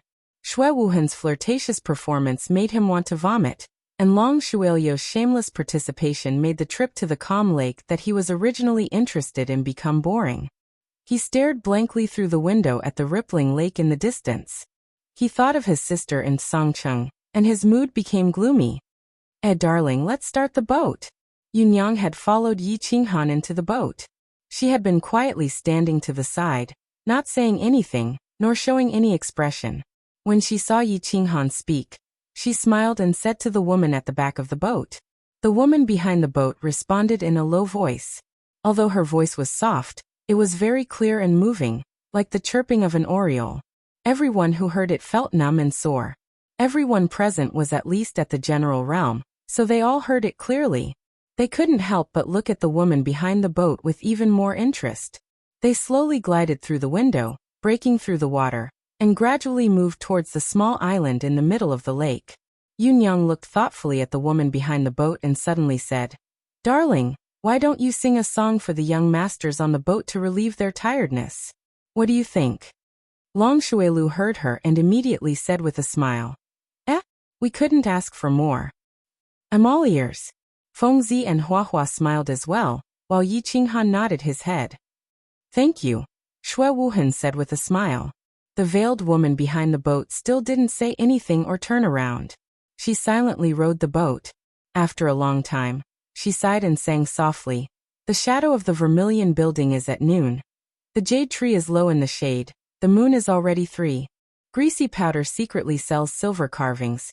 The wrong knife leisurely cuts the mud golden robe. The embroidered bed is afraid of attracting the black dragon's bark. The embroidered word worries teach the bluebird's beak. 100 flavors refined to take pity on the mother, 1,000 flowers bloom. Half suitable for a man, who can envy the company of a mandarin duck. The parrot is speechless, the waves like to swim bees. The magpies pretend to guess, the magpies murmur. But I love the number of palms, every time I remember the light of the hawksbill hairpin. The years of sorrow in the smoke cave are still there. The night of disappointment on the star bridge is empty. The season in front of the window is shameful, the romantic world smiles bitterly. Only the incense burner steals the wages, secretly hangs down the sandalwood sleeves to learn the ginseng. One must know that it is difficult to calm the heart, but one is willing to part with the clouds. Seeing the scenery fall, the sound of the string still drifting, looking toward the south. The song was a poem, without the accompaniment of drums, music, or lights to add color to the beautiful scenery. It was just a simple singing. The voice of the person singing did not have any special emotions, and there was no dancing to add color, but everyone felt intoxicated, as if they had flown to the heavenly palace and listened to the peerless celestial song sung by a fairy. Good song, good melody, good poem. Such a beautiful song can only be found in the heavens. How many times can one hear it in the mortal world? Lady Nan Nan, this song really makes my heart surge. I am afraid that I will not be able to taste meat for 3 months.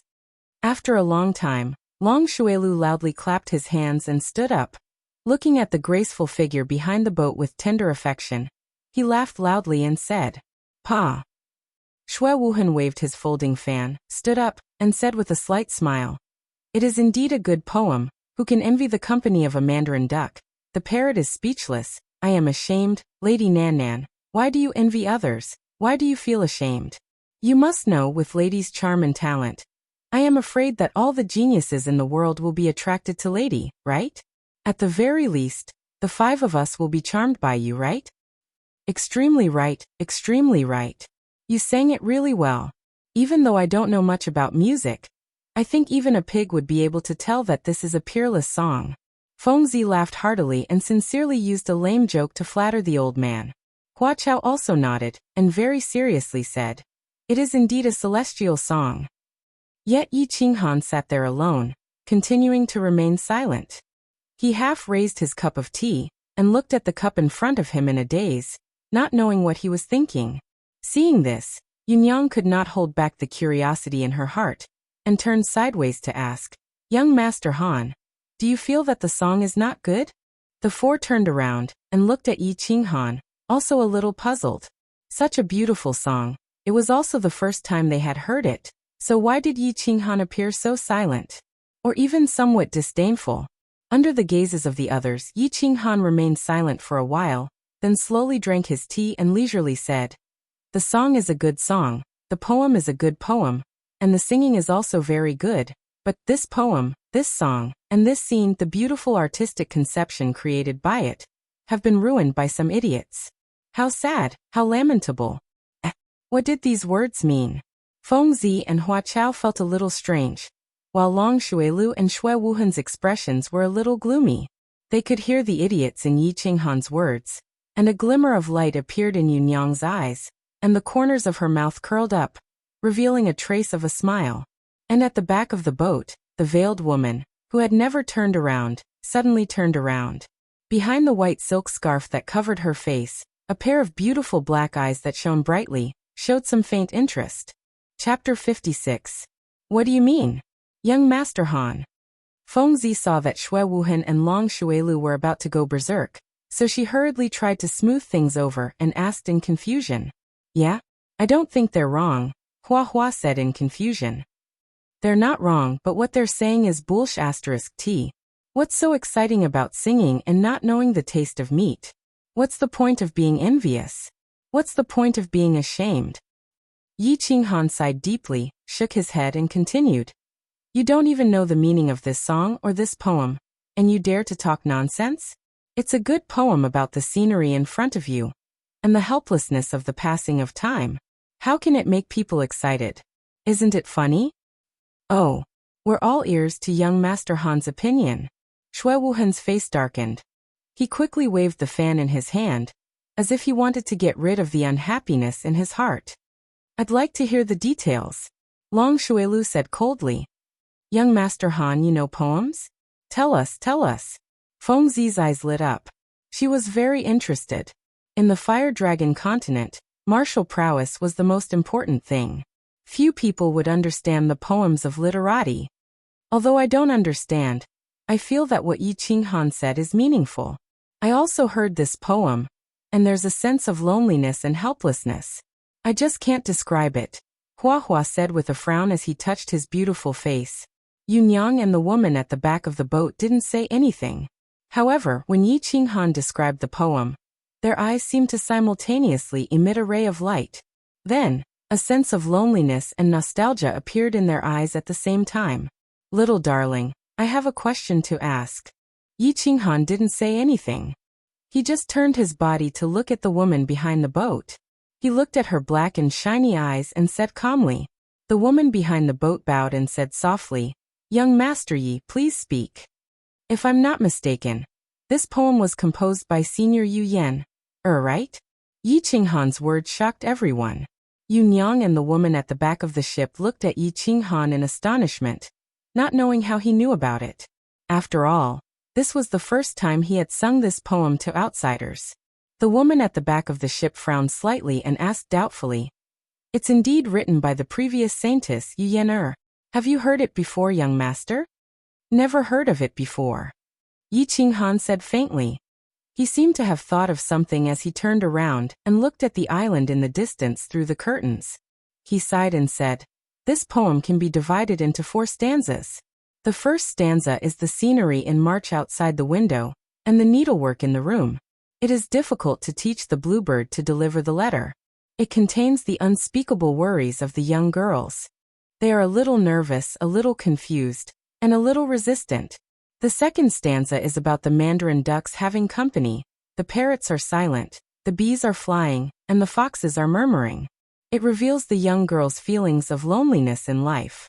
They are not lamenting or envying anything, nor are they yearning for love or a man. Yi Qinghan spoke leisurely as if he had turned into a wandering poet, a romantic who was dissatisfied with the reality. The last sentence was a serious criticism of Xue Wuhan for acting coquettishly. Then, without waiting for Xue Wuhan to explain, he continued. The third stanza is about a few years in the smoke cave and a night on the Star Bridge. It expresses melancholy about the legendary love affair between a man and a woman. It contains a kind of calling for a fulfilling life and disappointment in love. I suppose that at that time, Senior Yu Yan was very disappointed in the love affair that had just started and ended so quickly.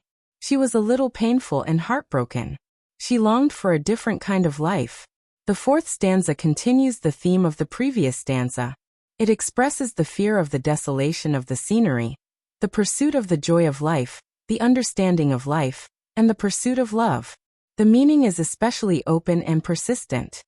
This poem tells the story of Senior Yu Yan. When she was a young girl in the Yu family, she was a little perturbed and ignorant about the arrangement of the family and her own life.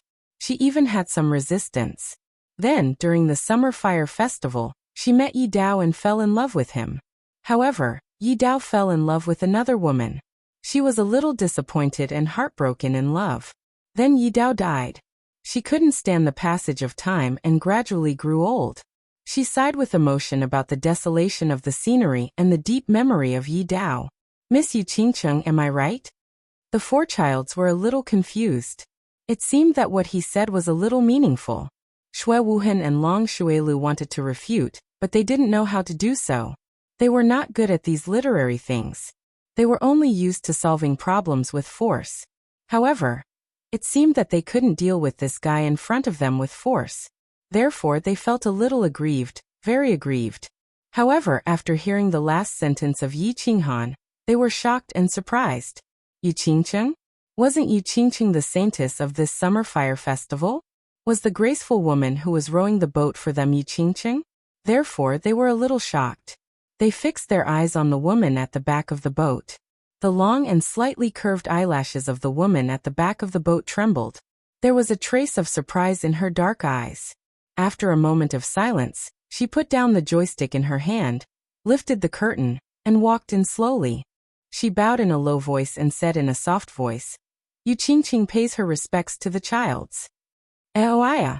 The childs in the boat felt as if they were struck by lightning. What was going on? Why didn't Yu Qingqing play her cards according to common sense? They thought of their ugly behavior and naked greedy eyes just now. They thought that they still had a lot of beautiful things that they hadn't shown yet. They thought that they were going to show off in the evening at the Summer Fire Festival. In the end, Yu Qingqing played her cards carelessly and appeared in advance. All their hopes might be in vain. They wanted to cry but had no tears. Only Yi Qinghan and Yunyang were calm. Yunyang smiled, walked to the back of the boat, and started rowing the boat. Yi Qinghan nodded slightly. He cupped his hands and said, Yi Qinghan pays his respects to Miss Qingqing. Greetings to Miss Qingqing. When the rest of the people heard Yi Qinghan's words, they immediately reacted. The thick skin they had cultivated for many years came into play. In an instant, everyone recovered their cultured and elegant demeanor of the childs of famous families. Everyone, please take a seat. Yu Qingqing faintly nodded her head and sat on the only empty chair at the front. She looked at Yi Qinghan with interest and said, Young Master Han is very talented. Each of your words is like a gem and your tongue is like a lotus flower. Your explanation is very good and correct. Qingqing admires you. Young Master Han is Senior Nightblade's only son, right? Feng Zihua and Long Shuelu looked at Yi Qinghan in surprise. They didn't expect Yu Qingqing to have such a high evaluation of Yi Qinghan. And the first thing she said was actually to ask about Yi Qinghan's background. Hearing that Yi Qinghan was actually Yi Dao's son, they couldn't help but feel a little strange. Wasn't Yi Dao's son a good-for-nothing? With Yi Qinghan's talent and terrifying beast, if he was a good-for-nothing, then they could only go to the mines and work as laborers. Yi Qinghan's reputation was not very well known in the family. In addition, the information from their respective families was not in place yet. So they thought that Yi Qinghan was a genius that was secretly trained by the Yi family. They didn't expect him to be Yi Dao's son. Good for nothing? Only Shui Wuhan smiled bitterly. A few months ago, he also thought so. That's right. On behalf of my father, Yi Qinghan expresses his gratitude to Senior Yu Yan, for her infatuation and his sorrow for the loss of her beauty.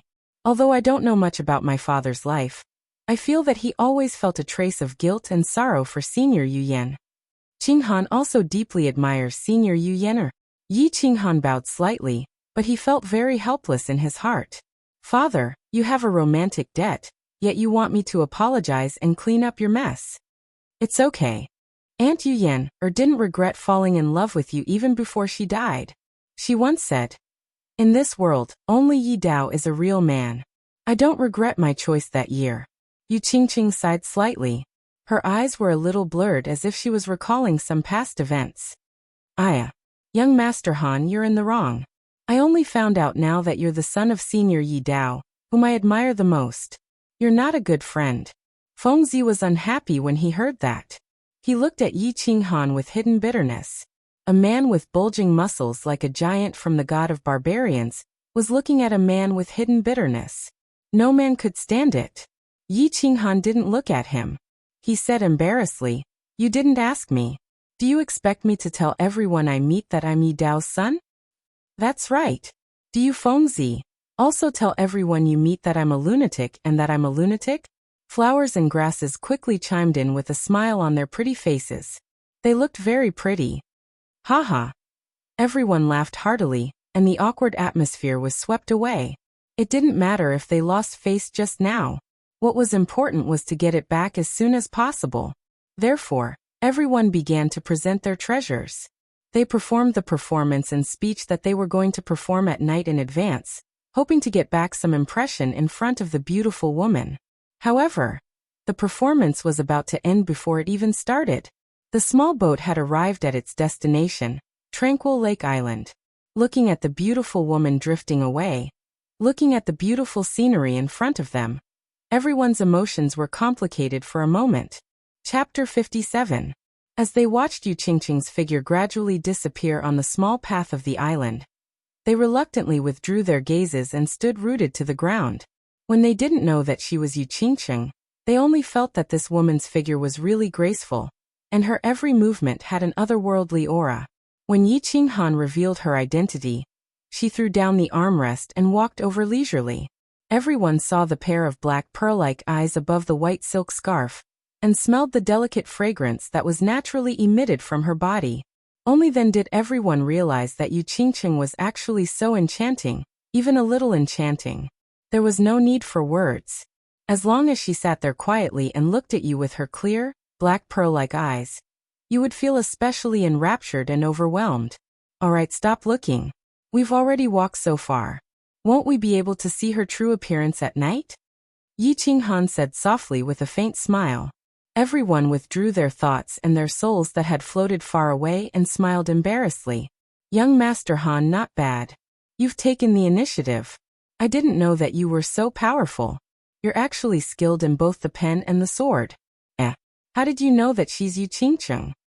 Fengzi said with a laugh as he returned to his senses and hugged Yi Qinghan. That's right. Young Master Han, Yu Qingqing is a holy maiden. Before the summer fire festival, she definitely can't leave the tranquil lake. How could you know her? Could it be that you've snuck in before? Huaji also came over curiously. As a descendant of the assassin god, his concealment skills were top-notch. However, he probably didn't have the ability to sneak into the tranquil lake island. Long Shuilu and Xue Wuhan, who were at the side, were too embarrassed to come over. However, they pricked up their ears and listened curiously. Hee, it's very simple. You guys just didn't notice. Yi Qinghan wasn't used to Fengzi's enthusiasm. He shrugged and said calmly, First, there are many beauties in the Yu clan. However, if there are beauties of this level among the boatmen, then all the beauties in the world are too common. Secondly, temperament. How could a woman rowing a boat have such an otherworldly temperament? Third, that scarf of hers was the biggest flaw. Young Master Long had said before, a masked woman was either extremely ugly or extremely beautiful. The Yu family naturally wouldn't have an extremely ugly woman, so she would definitely be an extremely beautiful person. Even if a boat servant was extremely beautiful, I don't think there was a need for her to cover her face. That would be akin to burying one's head in the sand. Fourth, that little song. When Yu Qingqing sang that song, her tone was a little sorrowful and a little melancholy. From the poem, I could tell that it was written by Senior Yu Yan-er. Since she felt sad about Senior Yu Yan-er's deeds, it was very likely that she felt sad because of what happened to Yu Yan-er in the past. Therefore, I made a decisive guess, and it turned out that I was right. Respect. Young Master Han indeed has a discerning eye. To be able to observe these small details in such detail. Your words have awakened me from my dreams. Fengzi thought about it carefully and nodded. However, he suddenly thought of a problem and shouted. What's that? Young Master Han, you're still so young. You won't fight with me over Yu Qingqing, right? Let me tell you, although we're familiar with each other, your father is also someone I respect. If you dare to fight with Yu Qingqing, I'll still fight with you. Just now on the boat, Yi Qinghan obviously had the upper hand, and left a deep impression in Yu Qingqing's heart. Moreover, this brat had a rather delicate appearance, and his strength and the forces behind him were not much different from theirs. If Yi Qinghan really took the initiative to attack, he wouldn't have any chance at all. That's right, young Master Han. You're not even 16 yet. Yu Qingqing is already 16. Don't tell me you're fated to fall in love with an older sister? Once Fengzi said this, the beautiful man Huashu also became anxious. His family had given him a strict order to fight for this opportunity. Moreover, he had also seen Yu Qingqing. She was indeed a devastatingly beautiful woman, so he also said this anxiously. Long Shuilu and Xue Wuhan also tensed up. One had to know that in the entire house of Aries, the 5 most powerful and promising youths were all gathered here, so it could be said that they had the greatest chance. However, if Yi Qinghan took the initiative to fight for it, then their chances were really not high. Long Shuilu had been slapped by Yi Qinghan before, so he already felt a little inferior in front of Yi Qinghan, and couldn't raise his head. As for Xue Wuhan, because Yi Qinghan was here, he didn't dare to go against Yi Qinghan openly for fear that Yi Qinghan would flip out, so he lowered his stance. So the two of them leaned to the side nervously, silently paying attention to Yi Qinghan's words. Why not? A fair and graceful lady is a gentleman's desire. Moreover, isn't it just a few months? I don't mind. Yi Qinghan chuckled and looked at the four nervous people in front of him, teasing them. As expected, when he finished speaking, their faces darkened. After a moment, he nodded in satisfaction and continued, "However, if the four of you agree to one condition of mine, I can promise you that I won't take the initiative to woo you Qingcheng." There's something good? Say it, say it. As long as it's not asking me to kill my father, I'll agree. When Fengzi heard this, he immediately beamed and patted Yi Qinghan's shoulder heavily. Although he was a little surprised that Yi Qinghan would say such a thing, if there was such a good thing, he naturally wouldn't give it up. Say it, I won't hesitate if I can do it. Fengzi expressed his attitude, a hopeful look on his face. As long as it's within my ability, no problem, Xue Wuhan said calmly. However, he was a little surprised, so he was a little reserved in his words. Long Xuelu patted his chest and smiled slightly. Young Master Han, just say it. Ha! Yi Qinghan laughed. To be honest, he admired Yu Qingcheng. But he felt that a holy maiden raised in such a way by such a clan was a little arrogant and a little cold. Moreover, he was a little male chauvinist. If he had to circle around such a girl all day like a dog around its master, he would be very uncomfortable and displeased. Moreover, he thought that because of the incident with his father, Yi Dao, Yu Qingcheng probably didn't like him, so he used this groundless attitude in exchange for a condition from everyone. Of course, the most important thing was that his younger sister was lying unconscious in the mountains behind the Yi family. Her life was hanging by a thread, so he really didn't have the mood to woo girls. Thus, he said very seriously, "In the Elite Academy tournament, I want the few of you to help me get as many points as possible. Of course, you can't drag me down." Just this? Fengzi asked in disbelief after waiting for a long time for Yi Qinghan to propose such a condition. Just this. Why don't you agree? Yi Qinghan said with certainty. This world was really not as important as saving his younger sister. And if the few people in front of him agreed, his journey to the Elite Academy tournament would be much smoother. Agree, 200% agree. Fengzi answered quickly. Agree. No problem. Agree. The other three nodded quickly and agreed unanimously. Of course. They would be fools not to take such a great advantage. This condition was equivalent to no condition, and they would lose a strong opponent for nothing. Why not? Let's go, let's go. Yunyang is waiting anxiously in front. Today, I want to drink a few barrels of good wine with young Master Han. You're such a good brother. Fengzi laughed loudly and walked forward with his arm around Yi Qinghan.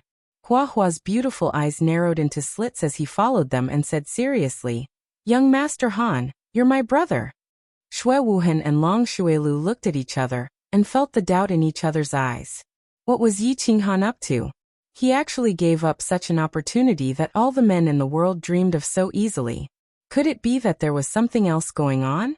However, the two of them couldn't figure it out no matter how hard they thought about it, so they could only follow him embarrassedly. After they left, a green figure slowly walked out from the small forest at the side.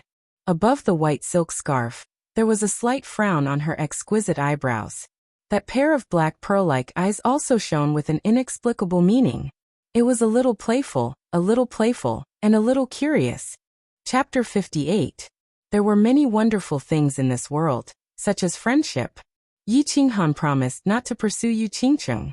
As expected, Hua Xia and Fengzi let go of their grudges and became brothers with Yi Qinghan.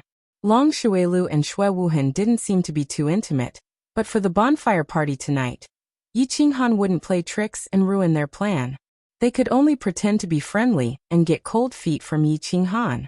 Tranquil Lake Island wasn't big, but the scenery was beautiful and the air was fragrant. Most importantly, the buildings here were very unique. There weren't many houses on Tranquil Lake Island. They were divided into East Yard, West Yard, and North Yard. There weren't many houses in the East Yard. It was mainly used to receive guests, so it was usually empty. The West Yard was where the young disciples of the Yu family lived, so there were more houses. The North Yard was where the higher-ups of the Yu family lived. Ordinary people couldn't even get close. They could only look at it from afar. It was said that there were only 800 houses on Tranquil Lake Island. Compared to Yi family's castle or other families' residences, which had thousands of houses, it was pitifully small. However, these 800 houses were all made of bamboo, which was unique. On the island in the middle of the lake, there were dense trees and bamboo houses among the trees. It gave them a very special feeling. Some were elegant, some were fresh, and most of them were comfortable. No wonder all the beauties from the Yu family had such a special temperament. On such a small island, in such an environment, it would be strange if they weren't special. They were arranged to stay in a small yard in the east yard. The yard was called Emerald Pavilion. There were 6 to 7 houses and a hall. Young masters, please rest here first. I will bring you to the bonfire party tonight. Yun Yang said respectfully after she brought Yi Qinghan and the others into the Emerald Pavilion and served them tea, wine, and cakes. Then she smiled mysteriously and clapped her hands.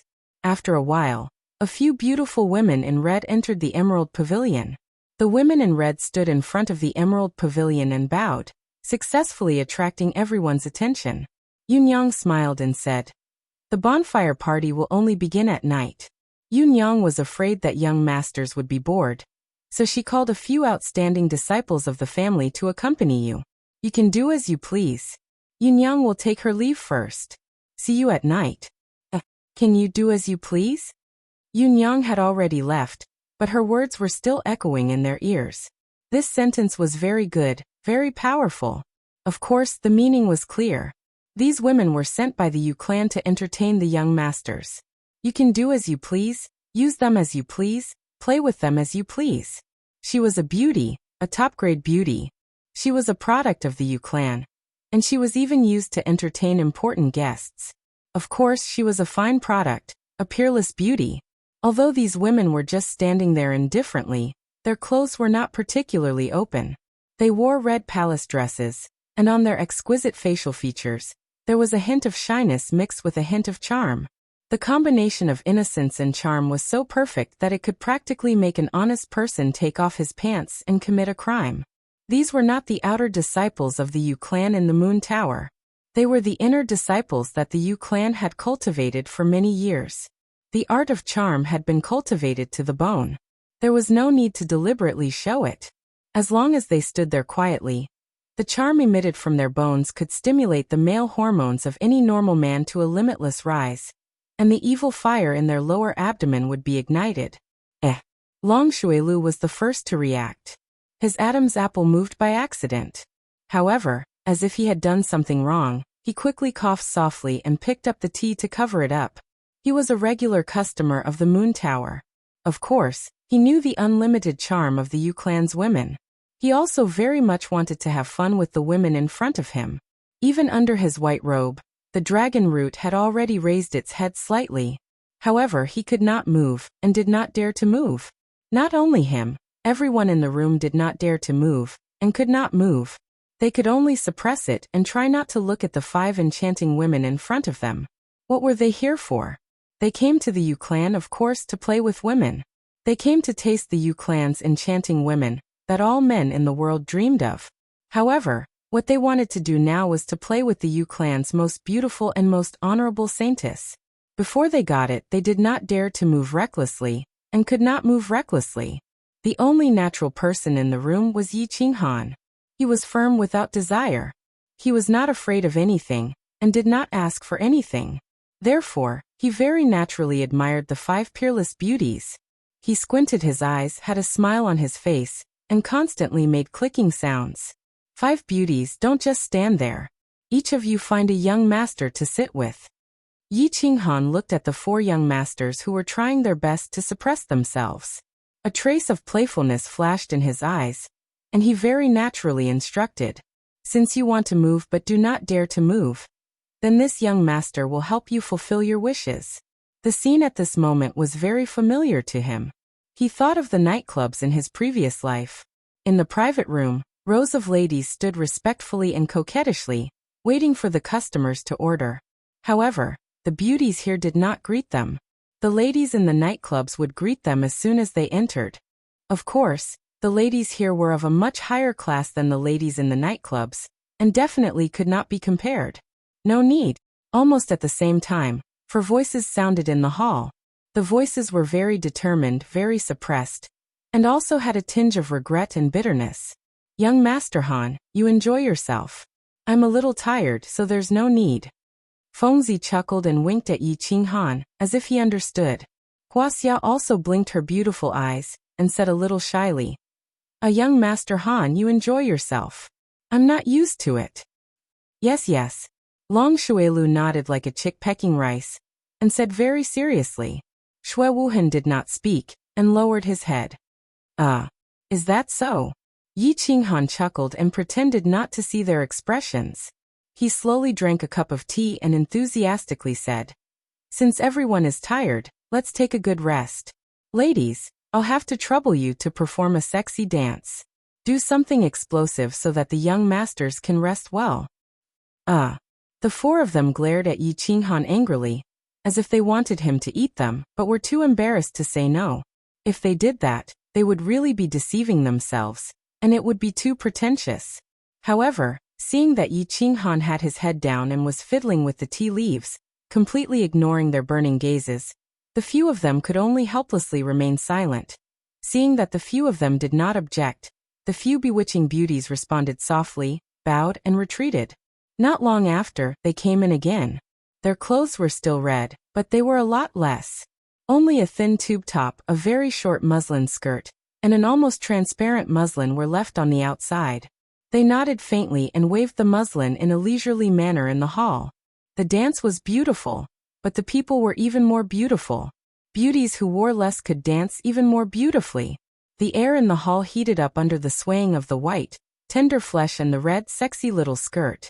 The sound of swallowing saliva, trembling of the Adam's apple, and coarse breathing mixed with the sound of Yi Qinghan's clicking of the tongue could be heard frequently.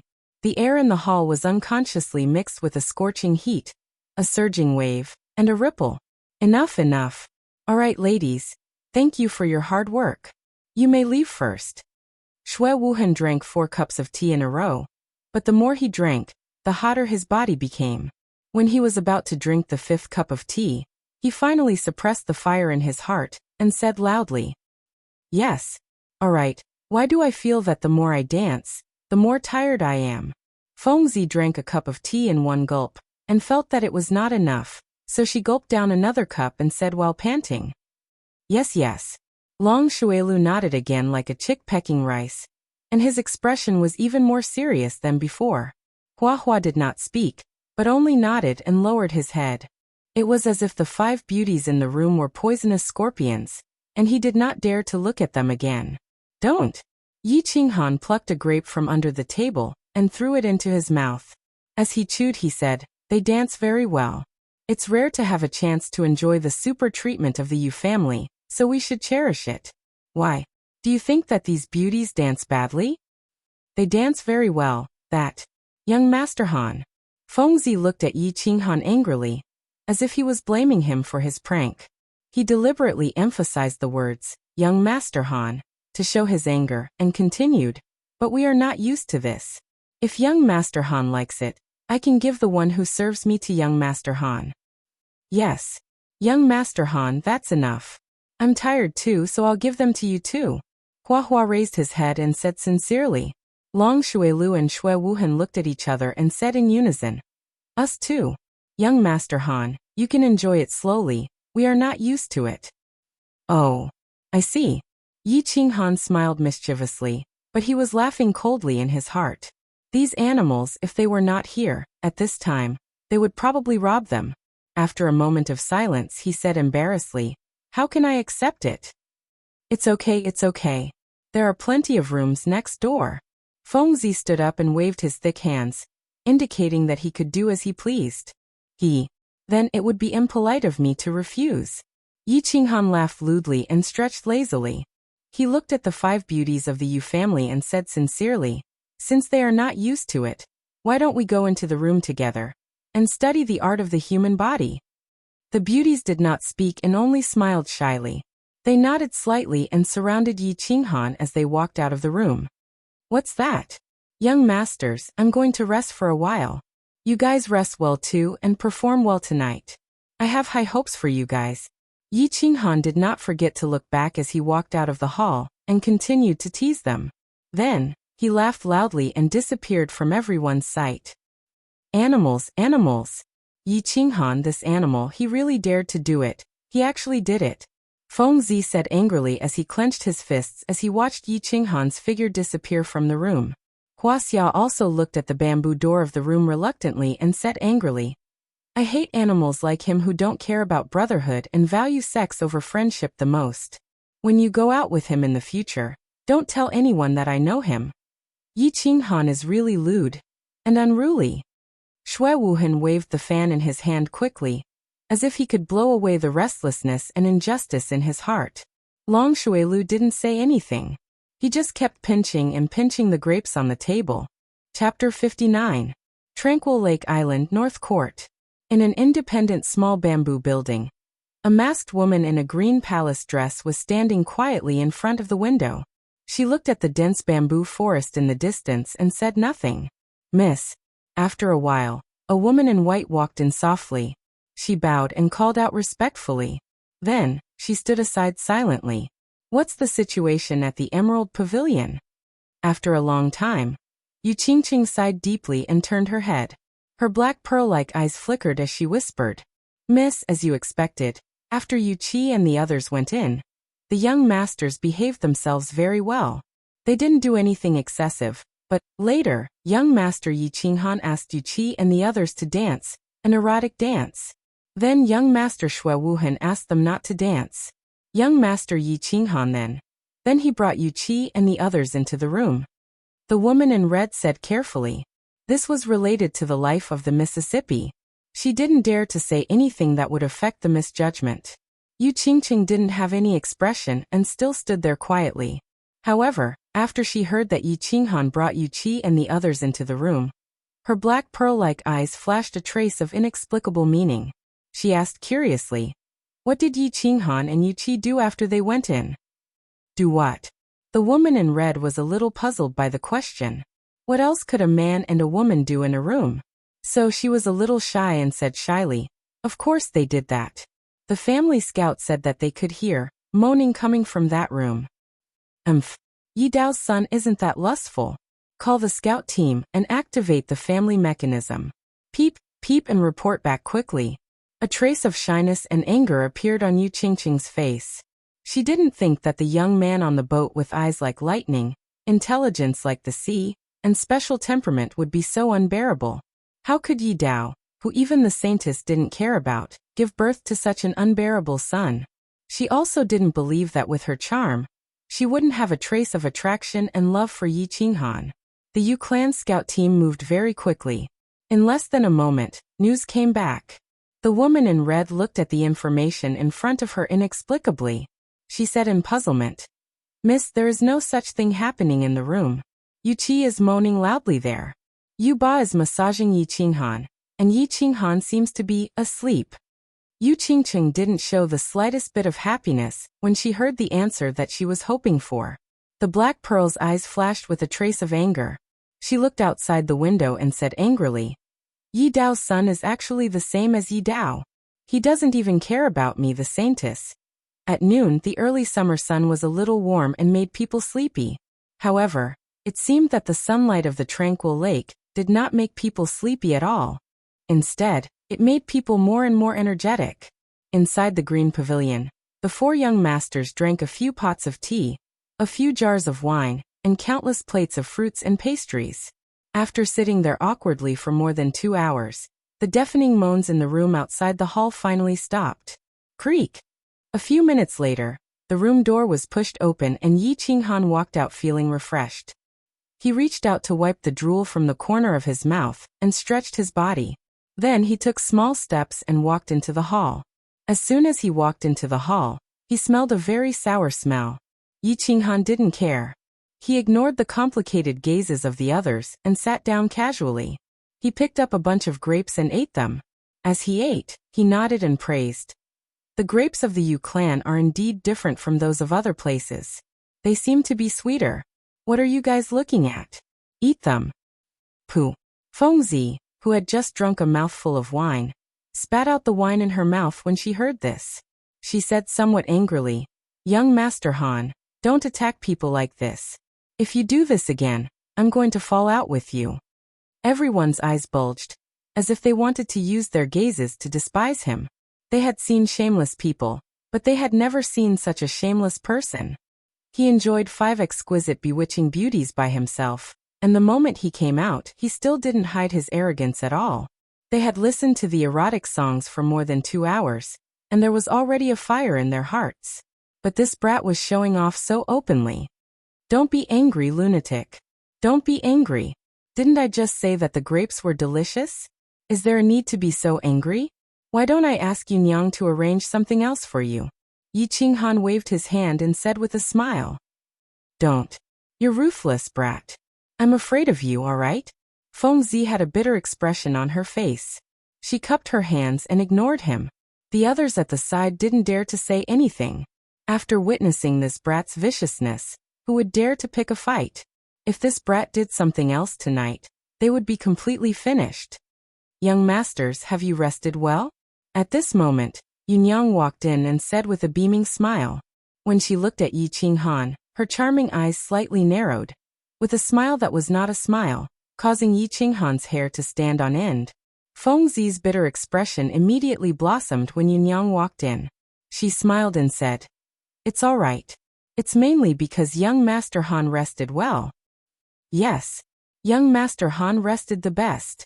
Long Shuilu also stood up. There weren't many opportunities to add insult to injury, so of course he wouldn't let it go. Thank you, Yunyang. Young Master Han likes it very much. Hua Hua blinked her beautiful eyes and said calmly. Shui Wuhan also smiled and waved the folding fan in his hand, as if he would never get tired. Thank you, Yunyang. Of course young Master Han likes it. It's all right, it's all right. Yunyang's arrangements are definitely not wrong. Why don't we arrange it again in the afternoon, young masters? Yi Qinghan stood up slowly and glanced at the young masters. He scratched his head and immediately retorted. The 4 of you said that young Master Han rested well.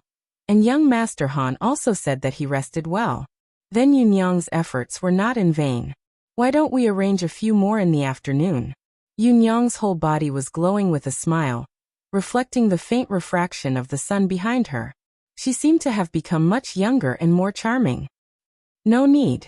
Other than Yi Qinghan, the 4 of them said in unison, their attitude very firm. If they had to listen to the erotic songs for the entire afternoon, who knew if they would go crazy?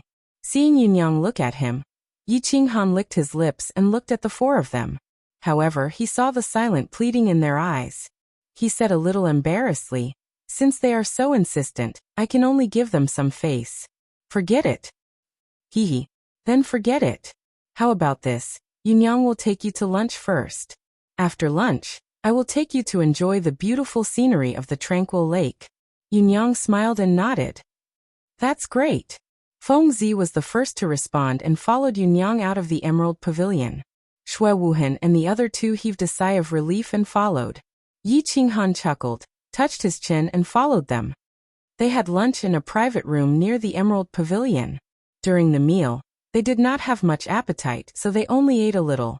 However, Yi Qinghan ate heartily, as if he had never eaten such delicious food before. He was completely like a country bumpkin. However, he really did not have the opportunity to enjoy such high-class food. When he was young, he was very unpopular in his family. It was good enough that he could eat his fill. After that, he went to Man City because he was short of money, so he did not dare to go to a good restaurant. When he came back from Man City and had money, he did not have the time to eat good food. He killed people and set fires. It was very lively, but in the end he did not have a full meal and was thrown to the back of the mountain. In the back of the mountain, Yi Tianlong and the 2 old men had a light meal. In addition, he was worried about his sister, so he did not eat well. Now that they had finally arrived at the Yu family and had the first feast in this world, Yi Qinghan ate with excitement and ferocity. He did not know how to describe it. Even Fengzi and the others' plan to get him drunk was ruined. They all looked at Yi Qinghan in a daze, wondering why the Yi family was so poor that they did not even have a good meal. Yunyang, who was at the side, also came to a sudden realization. No wonder Yi Qingniu was so ruthless. It turned out that the Yi family was about to run out of food. After eating and drinking, The few of them began to tour the mountains and rivers. Although there were no mountains, there was a lake. The scenery of the calm lake was not bad, but Yunyang did not bring them to the West Court or the North Court. They only looked at the ordinary scenery.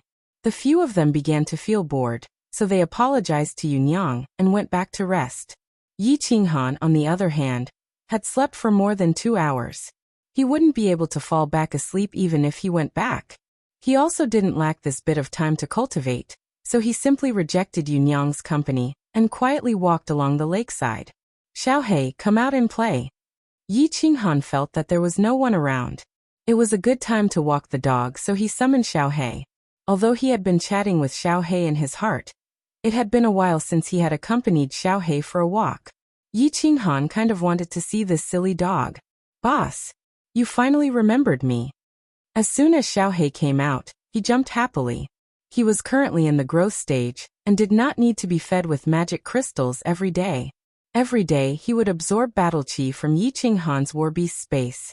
When he slept, he would absorb battle chi. His body had long been rusty. Now that he came out, he was like a runaway horse, running around everywhere. Xiaohei, don't run around. Ha! You can swim? Yi Qinghan looked at Xiaohei dotingly. When he saw Xiaohei suddenly jump into the lake, he said worriedly. However, he saw Xiaohei's 4 small melon seeds gliding through the lake. He said in surprise, You're looking down on me, aren't you? No matter what, I'm at least a holy beast. This little thing can't stump me. I'll go catch some fish to eat. Xiaohei sent a message through his soul. A trace of pride flashed through his black eyes, and he dived into the water with a splash. This soul-devouring beast can actually speak so well?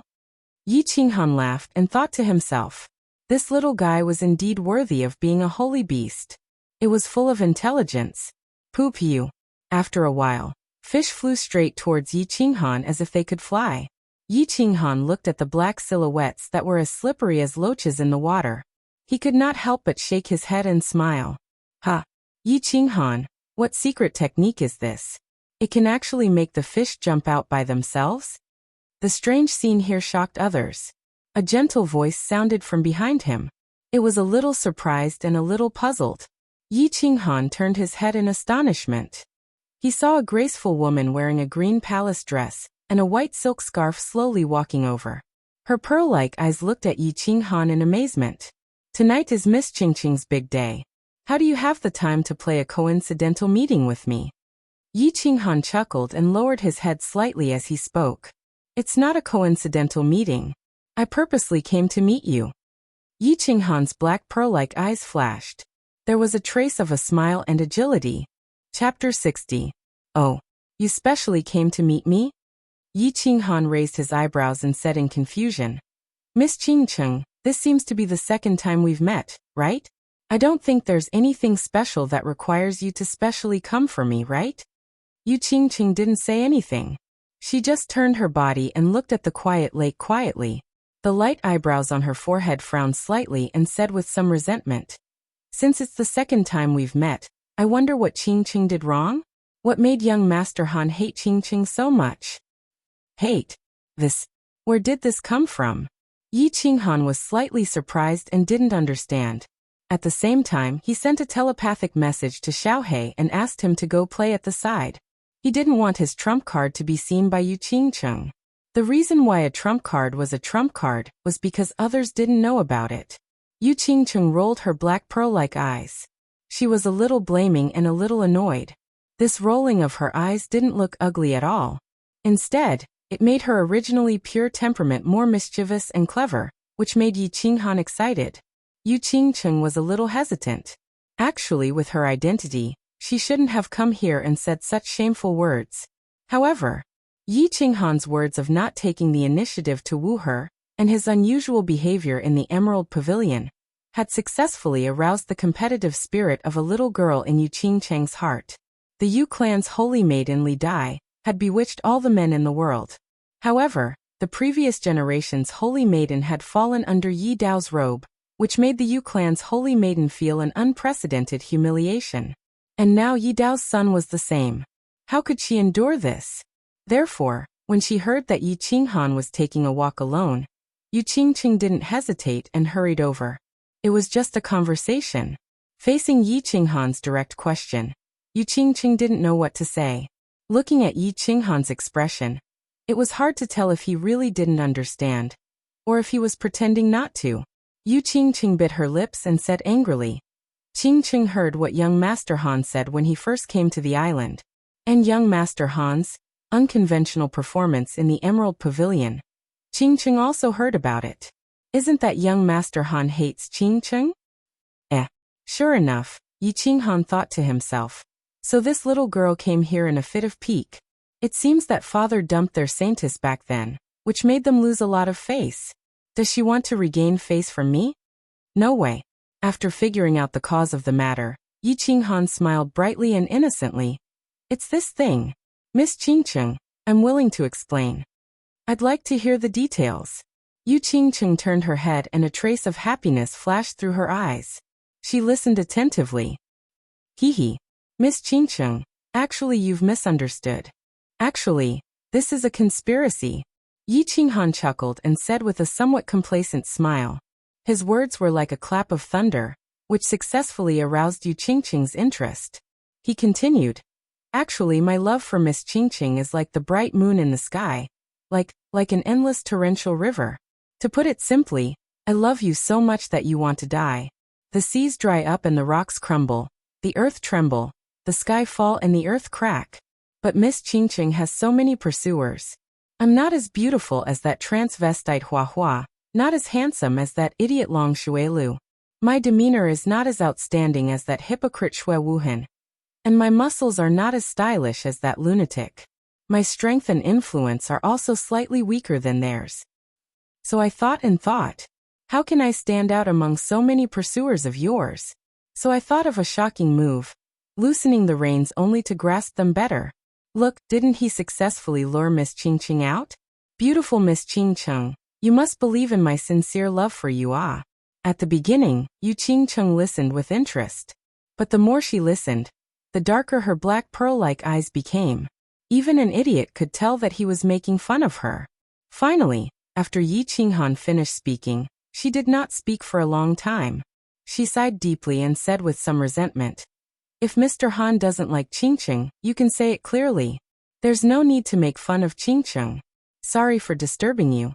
Qingqing will take her leave. Yi Qinghan's sincere speech would definitely make an ordinary woman smile until her eyes turned into crescent moons. But what kind of person was Yu Qingqing? She was the holy maiden who stood out among the hundreds of women of the Yu clan. Whether it was intelligence, or appearance, she was the best. How could she not hear the sincerity in Yi Qinghan's words? Looking at Yu Qingqing's lonely and desolate figure gradually disappearing in the emerald green bamboo forest, Yi Qinghan touched his chin embarrassedly. He was wondering if he had gone too far to attack a little girl like this, without any enmity between them. It seemed that he felt a little guilty. Night gradually approached. A full moon, like a shining silver plate, was slowly lifted up from the west. The gentle moonlight began to sprinkle down, illuminating the entire Fire Dragon continent and the entire Tranquil Lake Island. The Yu clan was already busy at dusk. Countless people came out from the West Court and the North Court, decorating the wide lawn in front of the three courts. Today was the Yu clan's big day. It was a big day that happened once every 15 years. Of course, they had to be cautious and grand. The turf had been trimmed neatly a long time ago. Through the efforts of countless people in the Yu clan. A huge open-air camp was set up on the wide lawn. In the center was a row of roaring bonfires. And on both sides of the bonfires were rows of satin spread on the ground. On top of the satin were rows of short square tables made of ancient wood. The square tables were filled with fruits and wine. On top of the bonfires, golden yellow suckling pigs and suckling lambs were being roasted, making crackling sounds. The 5 young masters arrived neither too early nor too late. Apart from Yi Qinghan, who was still dressed in black, the other 4 young masters were dressed extremely dazzlingly. They wore all kinds of tailor-made banquet robes. Their long black hair was combed neatly, and their faces were always rippling with charming smiles. They had been taught since they were young to have a noble temperament in their every movement. It made the four of them look like fighting chickens in a flock of chickens. They were like cranes in a flock of chickens, dazzling and eye-catching. It made Yi Qinghan, who was following behind, look like a bodyguard, pale in comparison. A group of young masters and young masters were already sitting in the open space. They were the elite children of the famous families in the House of Aries. However, there was still a gap between their families and the 5 major families, so they did not receive the treatment of Yi Qinghan and the others. It was not until the evening that they were received by the Yu clan into the tranquil Lake Island, and directly brought to the bonfire party. There were countless beautiful girls scattered around the open space. These were the tranquil lake disciples of the Yu clan. They had been nurtured for many years. They were also the main targets of this group of young masters. Most of these young masters were nominally subordinates of the 5 great clans and the manor lord. Thus, when they saw Yi Qinghan and the others walk in, they immediately stood up and rushed forward to greet them. Lu Xiao greets young Master Xue. Young Master Xue looks radiant today. You will definitely be the top courtesan. Brother Z, I'm Chao Pei. Do your best, Brother Z. Take Yu Qingqing back to West Wind City. Young Master Hua, I'm the cousin of your uncle's nephew. It's an honor to meet you. Young Master Long, Young Master Long. Ha, I've long heard of your name. Today, I can finally meet you. I'm extremely excited. The 4 young masters smiled faintly, and casually responded to the young masters who came to greet them. They were somewhat proud and somewhat arrogant. They looked askance at Yi Qinghan, as if showing off their fame and status. Why should they be proud? Why should they be arrogant? Because the people who came to greet them were all heading towards the 4 of them. No one paid attention to Yi Qinghan, who was following behind them. After arriving at the Yu family, they had always been suppressed by Yi Qinghan. So today, they finally had the opportunity to suppress him. So they were very excited, very excited. Normally, they would not care about such a scene, but they were very enthusiastic. Yi Qinghan smiled faintly.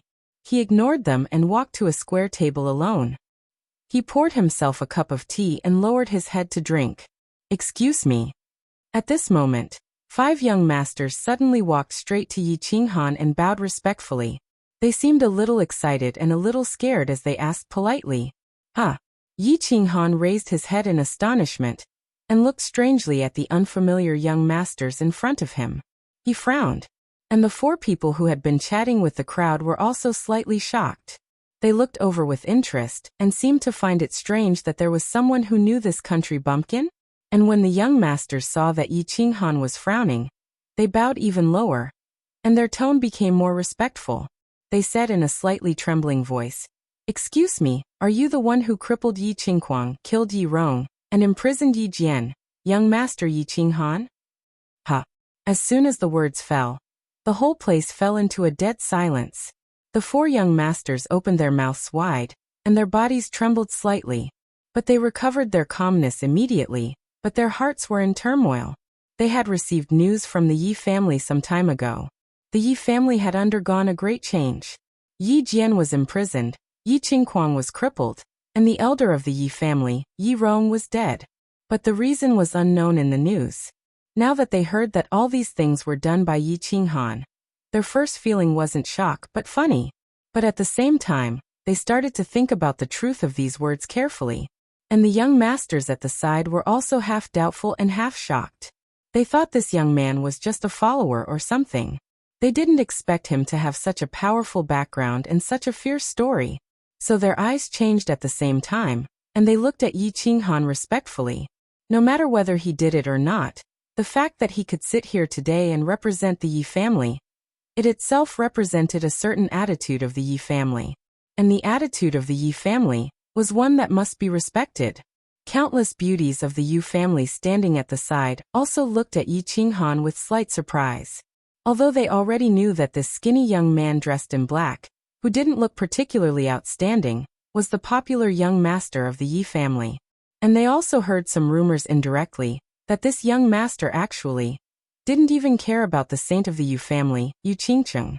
But this was the first time they heard that Yi Qinghan had actually done such a big thing. Yi Jian, Yi Rong, and Yi Qingquang were all famous people in the House of Aries. Of course, they had heard about it. But now, All of them were actually crippled and destroyed by this ordinary young man? For a moment, the ripples in their eyes started to turn, and they all used their charming eyes to look at Yi Qinghan. You can eat whatever you want, but you can't say whatever you want. I am Yi Qinghan. What's the matter? Yi Qinghan was a little angry. He looked at the 5 idiots in front of him with some reproach. How could these things be spoken carelessly here?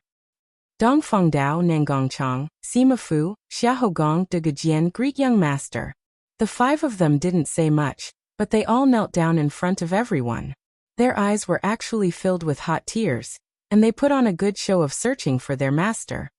What are you all doing? Get up. Can you give me an explanation? Yi Qinghan was a little confused. He frowned and stood up. The 4 young masters were dumbfounded. This Yi Qinghan actually did something like this.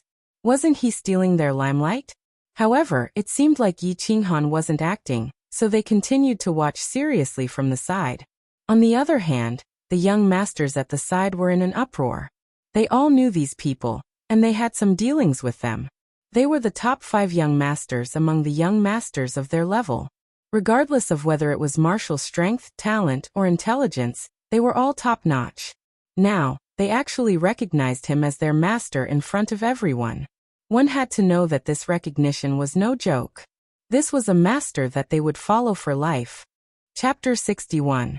At Yi Qinghan's words, the 5 people quickly stood up. The young master in the middle, who called himself Dongfang Dao, stepped forward and said respectfully, "Young master, have you heard of master's dripping blood guards? We are the descendants of the 5 guards. When master died, our clans were suppressed by Yi Jian. In recent years, the patriarch has gone into seclusion and the young master is still young, so our 5 clans did not dare to act rashly, and could only live in seclusion. Now that young master's power has been extinguished, the old patriarch has come out of seclusion again. Of course our 5 clans will come out again. After obtaining the consent of the patriarch, we will come to serve young master." The dripping blood guards? Yi Qinghan suddenly understood. His father, Yi Dao, had used his unparalleled charm and peerless strength to subdue 5 strong men. They were known as the dripping blood guards. But when his father died on the god-slaying mountain, the 5 experts also died, so Yi Qinghan did not know how to react for a while. Now the 5 people who suddenly appeared were the descendants of the 5 masters. At this time, Yi Tianlong must have played a part in the show of searching for his master. It seemed that Yi Tianlong had spared no effort in order to win back his heart. After figuring out the situation, Yi Qinghan nodded, pointed to a row of square tables behind him, and said, "Well, you sit behind me, we'll talk in detail later." The 5 people nodded, sat respectfully at the back and remained silent. Yi Qinghan did not care about the gazes of the crowd. He sat down alone and began to drink tea. He was not overly intimate with the 5 people behind him. On the one hand, the identity of these 5 people had yet to be confirmed. On the other hand, even if there was no doubt about their identity, he still had to examine their strength and character. He did not intend to take 5 wastes or 5 villains to participate in the sect battle. After watching the excitement, getting to know each other and flattering each other, everyone lost interest and took their seats. There were 3 rows of square tables in the Yu clan, forming the word door. The seats above the door were obviously for the Yu clan, or the older generation. Yi Qinghan and the other 4 sat in the first row on both sides of the door. The rest of the young masters knew that their statuses were different, so they consciously sat behind them. "Congratulations, young Master Han, you've gained another 5 strong generals." Fengzi sat next to Yi Qinghan and raised her wine glass. Hua Chao, Long Shuilu, and the rest quickly raised their glasses too. Although Yi Qinghan had promised not to take the initiative to attack, it didn't mean that he couldn't cause trouble, right? Therefore, the 4 of them would try to curry favor with him whenever they had the chance, even though Yi Qinghan didn't really like it. "Same to you." Yi Qinghan nodded and raised his glass. As everyone chatted and chatted, the doors of the north court of the Yu clan finally opened under everyone's hopeful gazes. The first to come out was a beautiful middle-aged woman. Her age couldn't be determined, and her figure was still graceful. Her skin was rosy like a young girl's, but there were faint crow's feet at the corners of her eyes, which made her look a little old. Behind the beautiful middle-aged woman was a tall man dressed in green. The man's eyes were like a bull's, bulging as if they were about to jump out. Behind him were 3 old men. They walked to the front with a smile and naturally sat down at the top row of square tables. "Greetings, 5 grand elders." Everyone hurriedly stood up. The rules of the Yu clan's summer fire festival were held and judged by the 5 grand elders of the 5 clans. They all knew this, so they weren't surprised. However, Yi Qinghan casually cupped his hands, but his eyes were staring at Yi Qingniu, as if he was blaming and questioning him. What was up with the 5 people behind him? "Brat, don't glare at me. They were arranged by your grandfather, and they are indeed the descendants of your father's dripping blood guards. There are no problems with their character and strength, so make good use of them." Yi Qingniu squinted his eyes, smiled, and transmitted his voice. Yi Qinghan rolled his eyes, but didn't say anything. These people were his father's descendants, so they were truly his people. Since Yi Qingniu said that there were no problems with their character and strength, then there shouldn't be any problems. He would observe them in the future and make good use of them. "Young masters, you are the elites of the new generation of the House of Aries. Today, I am honored to represent the Yu clan in welcoming you to the Summer Fire Festival. Your presence brings light to the tranquil Lake Island. Now, I announce the official start of the Summer Fire Festival." Yu Ji smiled and stood up. She said a few simple pleasantries, then announced the official start of the Summer Fire Festival. In the beginning, the young masters thought that there would be a very long and complicated speech. Now that they saw that Yu Ji was so understanding and immediately entered the main topic, they couldn't help but smile very sincerely. Their smiles were very bright and happy. Yu Ji was also very happy to see everyone laughing so happily. She gently raised her hand. However, after a moment, she seemed to have discovered something. Her expression was somewhat solemn, and she didn't lower her hand in midair. She only stared blankly at the northern sky. Yi Qingniu, Xue Fei, and the others also stopped whispering and looked at the northern sky with some solemnity. Yi Qinghan and the others were also puzzled. They also looked toward the northern sky, but they didn't discover anything. However, after a moment, a deafening roar suddenly sounded in the northern sky. Then, a black dot rapidly grew larger in everyone's eyes. A dragon roar. It's a level 7 demonic beast, the winged dragon. Only then did everyone realize what the Grand Elders were looking at. They were shocked, but they calmed down in the blink of an eye. However, the excitement in their eyes were obvious. In all these years in the House of Aries, there had never been a case of a magical beast running into the 3 prefectures to cause trouble. Therefore, it was obviously impossible for a wild magical beast to come here. Since it wasn't wild, then it was very simple. This 7th level magical beast, the winged dragon, was reared by someone. As a powerful existence, the winged dragon wasn't something that ordinary people or clans could rear. There was only one place on the continent that could rear a winged dragon, and that was the Divine City. This winged dragon was clearly flying toward the tranquil Lake Island. That meant that someone from the Divine City had come. The Divine City. What did the Divine City represent? If the tranquil lake was said to be the holy land in the hearts of the men in the House of Aries, then the Divine City was the holy land in the hearts of the people in the world. 5,000 years ago, the 3 prefectures often fought because of the differences in races and civilizations. Every time the 3 prefectures fought, a large number of warriors would die. Countless civilians, demons, and barbarians would be affected. Until 5,000 years ago, a mysterious man named Tu was born out of thin air. He single-handedly defeated all the experts of the 3 prefectures on the sacred mountain, where the 3 prefectures fought. He forced the 3 prefectures to stop fighting, and established the Divine City on the sacred mountain where the 3 prefectures fought. After that war, the Divine City became the most powerful existence on the continent. Its brilliance was like the stars in the sky. It was so dazzling and unsurpassable. It also brought 5,000 years of peace to the continent. At least the civilians wouldn't die for no reason. Those who liked fighting. Sure, go to the prefecture battles and kill to your heart's content. The more you kill, the more you'll be rewarded. Those who liked peace. Sure, live a peaceful life without having to worry about the mutated races coming to your doorstep in the middle of the night.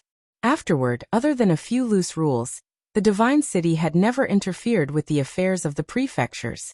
It stood quietly on the divine mountain, like an otherworldly master, smiling at the clouds in the sky and calmly watching the storms in the world.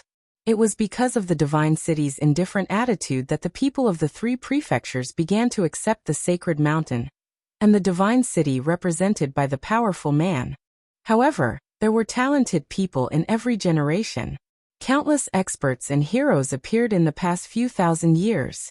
They seemed to care a little about the tall divine city, which was pressing down on their sky and blocking their way. Therefore, they picked up the swords in their hands, walked up the mountain and walked into the city. However, the ending was always the same. No one had ever walked into the divine city with a sword and walked out again. Never. Therefore, the divine city became a sacred place in the hearts of the people on the continent. The divine city became a taboo existence. But today, during the Summer Fire Festival, the tranquil lake welcomed a special guest for the first time. A guest from the divine city. How could the people here not be shocked? How could they not be shocked? How could they not be excited? They looked at the approaching winged dragon, as well as the young man dressed in fluttering white robes on it. Yi Qinghan narrowed his eyes. He didn't have a good impression of the divine city. He had always been resisting that tall sacred mountain in his heart. It was as if that mountain was too high, so high that the people on the continent couldn't even lift their heads. And now, the divine city actually sent a young man to the tranquil lake. What was the meaning of this? Yuji finally put down her hand, but her expression was not as solemn as before. She smiled at the young man in the sky. Since the divine city didn't send those old fellows, but a young man. Today was the Summer Fire Festival, the day the Yu clan chose a son-in-law. The young man's purpose for coming here in such a grand manner was already very clear. Although it might not be a good thing, it would at least not be a bad thing. Therefore, he was slightly relieved. Yi Qingniu and the others, on the other hand, had solemn expressions. With their status, they had the right to talk to the old fellows of the divine city. However, the young man who came to the divine city today was someone they had never seen before. Moreover, he was so ostentatious and brazenly coming to steal women. How could they not be worried? How could they not be angry? Fengzi, Huahua, and Long Shuelu looked a little gloomy. Another strong opponent had come. And from the looks of it, he looked pretty good. Most importantly, he had a mountain behind him. Meanwhile, Xue Wuhan wasn't as cultured and refined as he used to be. His expression wasn't gloomy either. Instead, there was some inexplicable joy and excitement. Yi Qinghan didn't care. He continued to drink his wine with a lazy look. After a short while, he regained his desire to be strong again. I'm not asking for anything, and I don't want anything. The more you guys fight, the more exciting it will be for me. It'll be a waste if I don't watch a free monkey show. Boom. The winged dragon landed heavily on the ground in front of everyone's eyes. The moment the winged dragon landed, a white figure lightly tapped his feet. His entire body emitted a golden light. Like an ancient god, he glided and floated towards the crowd. Landing steadily on the ground, the golden light instantly retracted. The young man in white smiled and cupped his fists towards the few grand supreme elders at the head of the table. Tu Qianjun greets the seniors. I've long heard of Lady Qingqing's unparalleled beauty. Today, I too, have specially come to pay my respects. Furthermore, I heard that the young elites of the House of Aries are all here. I, too, also hope to be friends with the Martial Arts Association. Chapter 62. Tu Qianjun greets seniors. I've long heard of Miss Qingqing's unparalleled beauty. Today, I too specially came to pay my respects. Also, I heard that the elites of the younger generation of the Battle Gods Manor are all here. I too also hope to make friends with them. Pay my respects? They're probably here to snatch her? Make friends with Wu? Make friends? They probably want to give her some pointers? The few elders on the seat sneered secretly. When this brat descended, the golden light emitted from his body was the unique aura of the Duke Realm, also known as the Pseudo-Saint Realm. Furthermore, his golden aura actually reached a radius of around 1 meter. It seemed that he had the cultivation of the first level of the Duke Realm. He actually released his aura unscrupulously in front of them, who were all in the Saint Realm. Furthermore, he relied on it to glide for such a long distance, making people feel as if he was flying over. Wasn't this clearly showing off his strength? It was also clearly slapping the faces of the young masters present. It was also to build momentum for him to snatch her. It seemed that the chances of those young masters in their clan were slim. However, Yuji beamed with joy. This brat was rather tactful and respectful to these old fellows. Moreover, he had made it clear that he was here to pursue his daughter, not to cause trouble. She also knew that this generation's saintess was more outstanding than the previous generations of saintesses in all aspects. However, she didn't expect that even the divine city, which rarely appeared, would send people to snatch her. What was this? This was glory. This was also strength. Hence she smiled brilliantly. Young master too must be the young master of the dragon-slaying divine guard of the divine city's 4 guards. You're indeed as graceful and elegant as your father. Servants, give him a seat. Elder Yuji, my father asked me to send his regards to you. There's no need to give me a seat. I have an old friend here, so I'll sit with him. Tu Qianjun smiled faintly. He turned his head and swept his gaze across the young masters. Finally, his gaze landed on Xue Wuhan. Young master, please take a seat. Xue Wuhan had been smiling all along. When he saw Tu Qianjun looking over, his smile became even more amiable. He hurriedly stood up and lowered his head slightly, indicating for Tu Qianjun to take his seat. Tu Qianjun nodded indifferently. It seemed as if he didn't care about everyone's gazes. He walked straight to Xue Wuhan's seat and sat down peacefully. He lowered his head and smoothed his sleeves. He saw that the people in the vicinity were looking at him cautiously. He raised his head in astonishment and said, "What's wrong? Do as you wish. Don't worry about me, just pretend that I don't exist." Yes, yes. The people around him hurriedly lowered their heads and continued to drink, sip tea, and eat fruits. Their hands and feet were slightly trembling, and they accidentally spilled some of the wine in their hands. Those who were eating the fruits panicked and even ate the vines. Their expressions betrayed their panic and nervousness. Fengzi and Huahua looked at each other. They could see the worry and shock in each other's eyes. This Tu Qianjun was only 27 or 28 years old, yet he already possessed the strength of a duke. This was a little too terrifying. It should be known that the two of them could be considered first-rate geniuses. At the age of 24, they were already at the 3rd level of the general realm. Coupled with their family's secret arts, their combined strength was only at the 1st or 2nd level of the martial realm. It was fine if they couldn't match up to him in terms of power. After all, the divine city's glory was built through generations of battles. If they couldn't match up to him in terms of strength, then it would be a little embarrassing. Long Xuelu was also silently drinking his strong wine at the side. He occasionally glanced at Xue Wuhan, who was whispering beside Tu Qianjun, and a trace of mockery and loneliness flashed across his eyes. It was obvious that he was a little envious that Xue Wuhan had actually made friends with a young master of the divine city. However, he also looked down on Xue Wuhan's flattering behavior. Of course, it was mostly because he couldn't eat the grapes, so he said that the grapes were sour. Tu Qianjuan's appearance suppressed the entire crowd. Relying on the tall mountain behind him and his astonishing strength, he descended like a deity, instantly enveloping the entire lake's light on his body. In a battle between two armies, the most important thing was momentum. Without momentum, this battle would only end in defeat. Yi Qinghan didn't show any expression, even though he was a little displeased with Tu Qianjuan's attitude, which was even more arrogant than Yi Qinghuang. However, he didn't intend to carry Yu Qingqing to bed today, so he didn't feel like he was facing a love rival. However, he hated Xue Wuhan's flattering attitude even more than Long Xuelu. This brat usually looked like a dog, but deep down he was really a dog. Clap clap.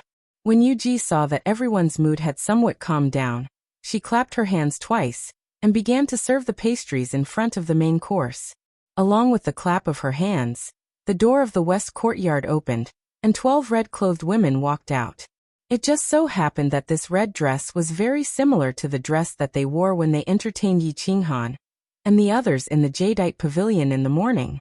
The upper body was a thin tube top, and only the lower half of the white and tender beautiful breasts were covered, revealing a plump snow-white semicircle. The lower body was a gauze skirt, and under the uneven hem was a pair of perfectly straight and slender white legs. On their feet were pairs of long leather boots that covered more than half of their calves. The only difference was that today, on their smooth abdomen, which didn't have any extra fat, hung a small purple bell. Snow-white skin, captivating red dress, and the purple ring around their waists. These three colors actually fused and intersected, evolving into a strange charm. The dance was somewhat similar to the belly dance of Yi Qinghan's previous life, but it was clear that no one would appreciate such a beautiful and artistic dance. They only stared with bulging eyes at the group of women, who were constantly swaying because of their twisting bodies, as well as the limitless scenery under the gauze skirt that was blown up by the wind from time to time. Yi Qinghan and the others, as well as the few old fellows above, were still fine. Their identity and status didn't allow them to be too out of line, but the other young masters didn't have so many misgivings. All of their eyes were bulging so much that they were actually bigger than Yi Qinghan's. Under the reluctant gazes of the crowd, the 12 women silently retreated, while the young masters were silently thinking of ways to snatch one from the Yu clan. Although the Yu clan's summer fire festival was mainly for the saintess to choose a man, almost every time after the matter of the saintess was settled, the Yu clan would choose a portion of the young masters with relatively higher aptitudes, strength, and influence, and gift them the 12 tranquil lake women of the Yu clan. Although it was called gifting, it was actually no different from selling them. Every Yu clan woman would be exchanged for a large amount of resources and treasures. However, these young masters who managed to snatch the Yu clan women wouldn't hesitate at all. Moreover, their clans would also be willing to use a large amount of treasures to exchange for the Yu clan woman. Of course, this wasn't just because the Tranquil Lake women of the Yu clan were unparalleled in the world. Any man who married a Tranquil Lake woman would obtain the most pleasure and satisfaction in the body. It was also because if the young masters of these clans could marry a Tranquil Lake woman, then their clans would automatically obtain the friendship of the Yu clan. They would receive a large share of the Yu clan's intelligence, martial power, and resources, until the woman died. It could be said that the reason the Yu clan women could stand tall in the House of Aries for 1,000 years was also because of this marriage alliance policy. Oh, so that's how it is. This marriage alliance policy was thought up by the genius of the Yu clan. How brilliant! Yi Qinghan exclaimed in admiration as he understood many things he didn't know before from Fengzi's soft explanation. Fengzi nodded as well. Her eyes were filled with admiration. The founder of the Yu clan, the Moon Queen, a miraculous woman who made the ancestors of the 4 great clans, the Wind Lord, the Flower Empress, the Snow Marshal, and the Night Emperor fall head over heels for her. Back then, her martial power and cultivation reached the peak of the Sage Realm, half a step into the Divine Realm. According to the clan's records, this woman naturally rejected the 4 great ancestors. She walked into Silver Moon City alone and created the Yu clan. Stop talking. The dishes are about to be served. You have to perform well later. I'll cheer for you. Yi Qinghan saw Yu Ji raise her hands and clap her hands again. He knew that Yu Qingcheng was about to go on stage. He quickly nudged Fengzi and looked behind Yu Ji. Hearing this, Fengzi immediately straightened her body and sat up straight. She looked forward very seriously. As Yu Ji clapped her hands lightly, the sound of a guzheng rang out from West Court. She was playing an unknown song. Not many people present understood this. They only felt that the sound of the guzheng was like the whispering of young girls at first. It was pleasant to listen to. Then the tune changed rapidly like the torrential rain in summer. Water droplets fell onto a jade plate. It was very crisp. Then it changed to the sound of an ancient spring in the mountains flowing between the cracks of a rock. It was very pleasing to the ear. Finally, it changed to the sound of an armored horse's blade. It made people's blood boil. Even though everyone present was uncouth, they were gradually moved by the pleasant sound. For a moment, their hearts felt very ethereal and very peaceful. In the end, when the sound of the guzheng turned into the sound of a blade, everyone felt like they were in a battlefield of 10,000 people. Their blood boiled. Buzz! Just as everyone's blood was boiling, the sound of the guzheng suddenly stopped.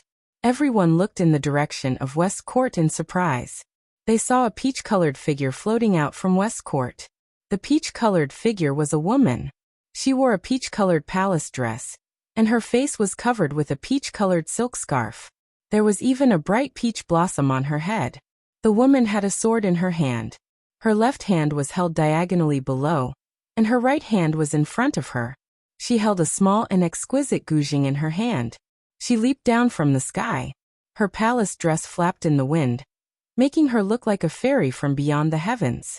It was unknown whether it was because of the strong wind or the woman's own will, but when the woman landed on the ground, the peach-colored silk scarf on her face actually fluttered with the wind, revealing a devastatingly beautiful face. Her black pearl-like eyes contained a smile that was both charming and seductive. Her delicate nose was tall and straight, and the corners of her small mouth were slightly raised. Her red lips were slightly parted, inviting people to kiss them. Below her slender white neck, there was a piece of white jade that was half covered and half covered. When it contrasted with the peach-colored palace dress, it was so soul-locking. Her white waist was actually so small that it couldn't be grasped. Her entire person was like a fairy that had fallen into the mortal world. She made people feel that she couldn't be profaned, that she couldn't be violated. However, she was also invisibly attracting people, making them want to profane her, to go on top of her. This kind of feeling was extremely contradictory. Normally, no one would wear a peach-colored dress that was unique, and no one dared to wear it because peach-colored clothes gave people a very tacky feeling. But today, Yu Qingqing dared to wear it, and she wore it. Moreover, she even wore an even more tacky peach blossom. It was just that, after today, presumably, no one present would dare to say that peach-colored clothes were tacky. At least Yu Qingqing was not ordinary. Not only was she not ordinary, but that faint peach-colored color on her graceful figure, coupled with her devastatingly beautiful face, gave people a feeling that she was so attractive, so ecstatic, so fatal. Peach blossoms were poisonous. They could topple cities, could topple countries, and could even poison people to death. Chapter 63. The lady with peach blossoms stood there quietly. Her eyes glowed and the corners of her mouth curled up slightly, revealing a faint smile. Then, she placed the zither on the ground. Her 5 slender and elegant fingers danced wildly, emitting a few clanging notes.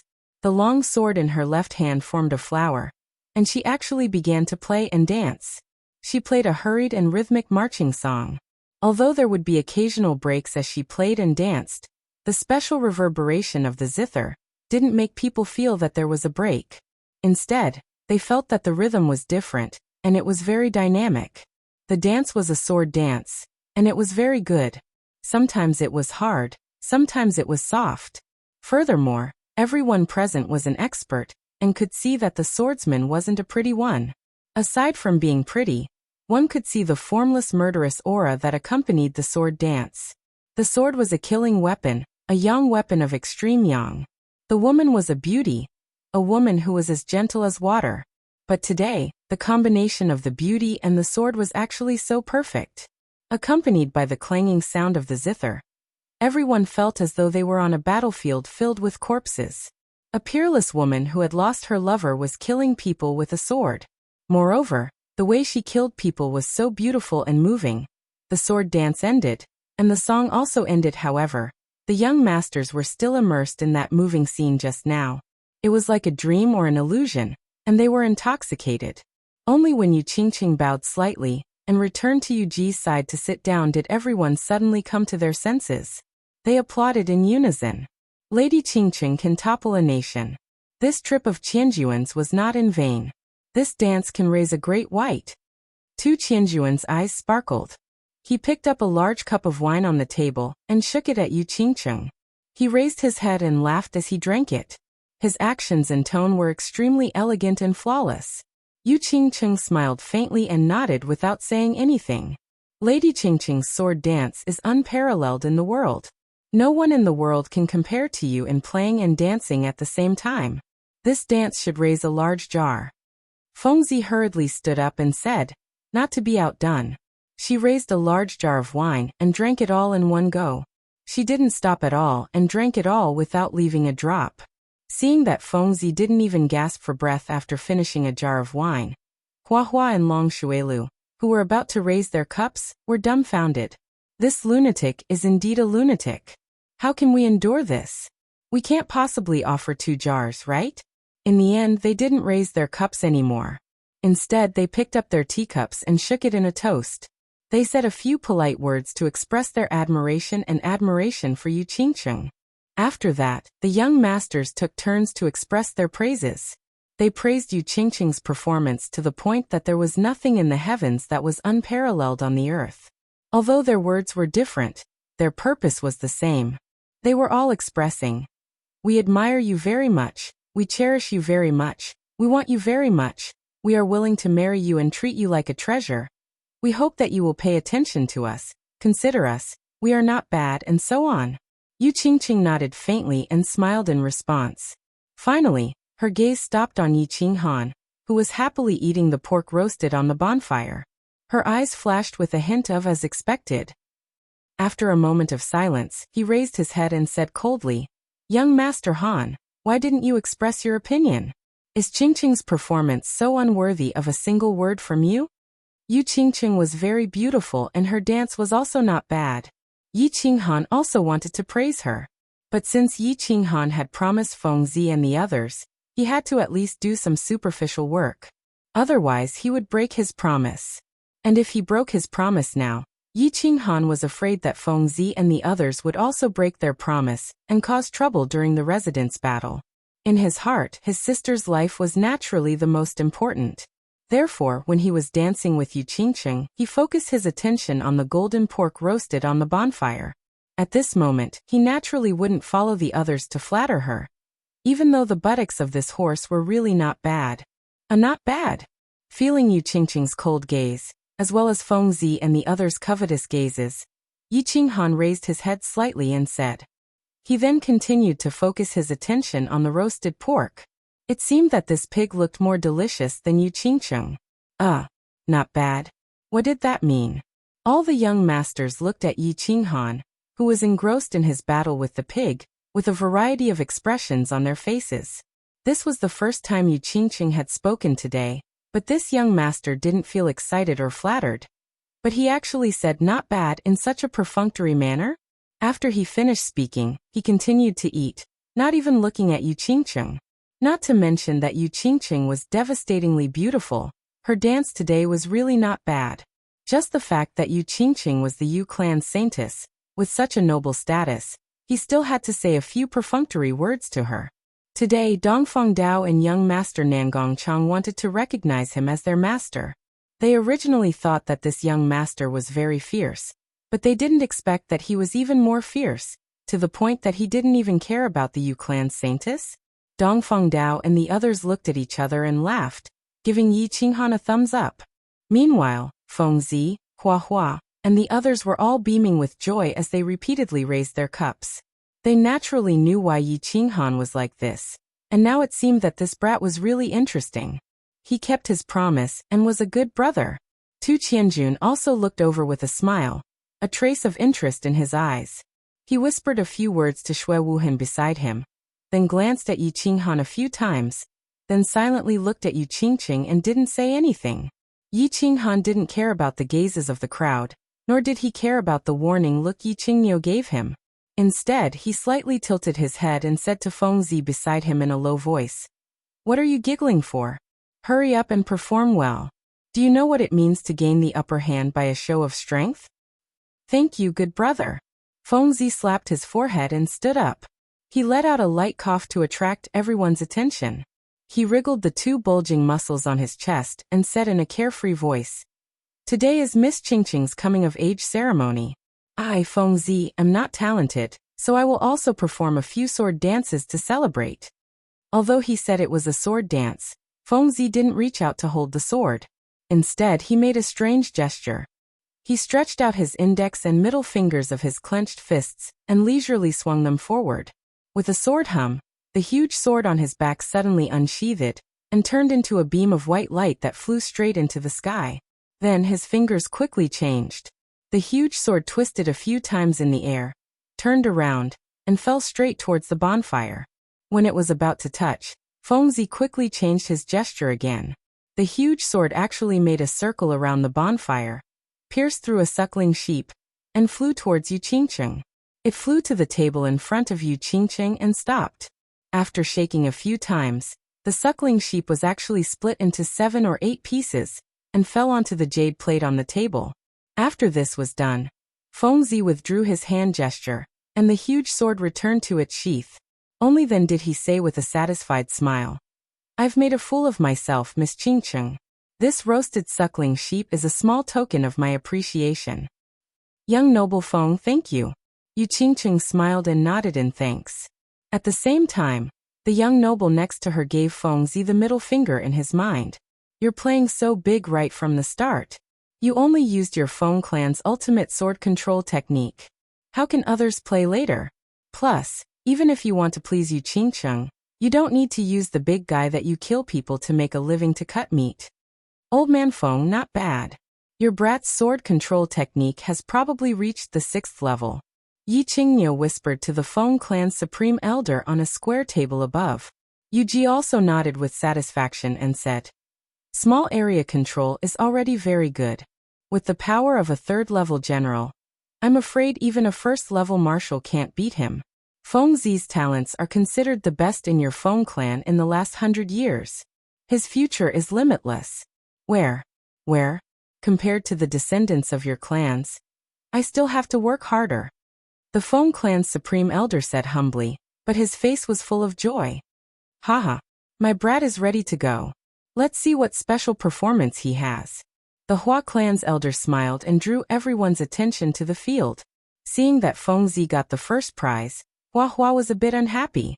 He stood up and nodded at Yu Qingqing. He said, "I'm also here to join in the fun. I'll give Miss Qingqing a mysterious gift." Saying this, Hua slowly walked toward the field. His steps were very elegant and light. However, as he walked, his body slowly became blurry in front of everyone and finally disappeared. Stealth. Everyone was shocked and changed their expressions. They had heard of the Hua clan's stealth technique, but they didn't expect Hua to disappear in front of everyone.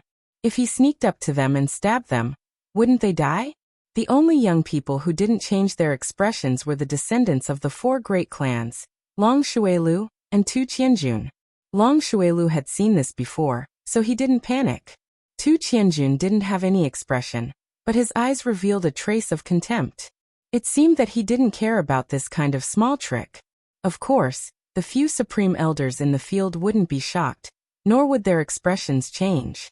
Although Hua's stealth technique was quite good, under the powerful cultivation of the Saint Realm, it was equivalent to not being invisible at all. Hua left very quickly and came very quickly. After everyone opened their eyes wide and looked around for a moment, Hua finally appeared. However, he directly walked toward Yu Qingqing.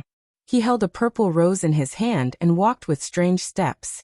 His speed seemed very slow, but a series of afterimages appeared behind him. In the field, 3 Hua appeared. Hua held roses in his hand and walked over with a smile on his face. The scene was extremely strange. Finally, the afterimages disappeared and Hua stood in front of Yu Qingqing. He bowed sincerely and said, "Miss Qingqing, may your beauty be like this bouquet of roses that will never wither." "Thank you, young Master Hua." Yu Qingqing still had an indifferent expression. She extended her lily-white hand and took the purple rose. He had even used the afterimage clone technique to pick up girls. That transvestite actually used such an awesome escape technique to put on a show. Everyone shook their heads and secretly decided that they wouldn't embarrass themselves later. Anyway, the descendants of the 4 great clans, Long Shuilu, and a young master from the Divine City were there. Even if they thought about it, they wouldn't have any hope. It was better to think about how to snatch one of the 12 elite girls from the Yu clan. Chapter 64. After the strange performance of the beautiful ladyboy Hua, the atmosphere suddenly turned cold.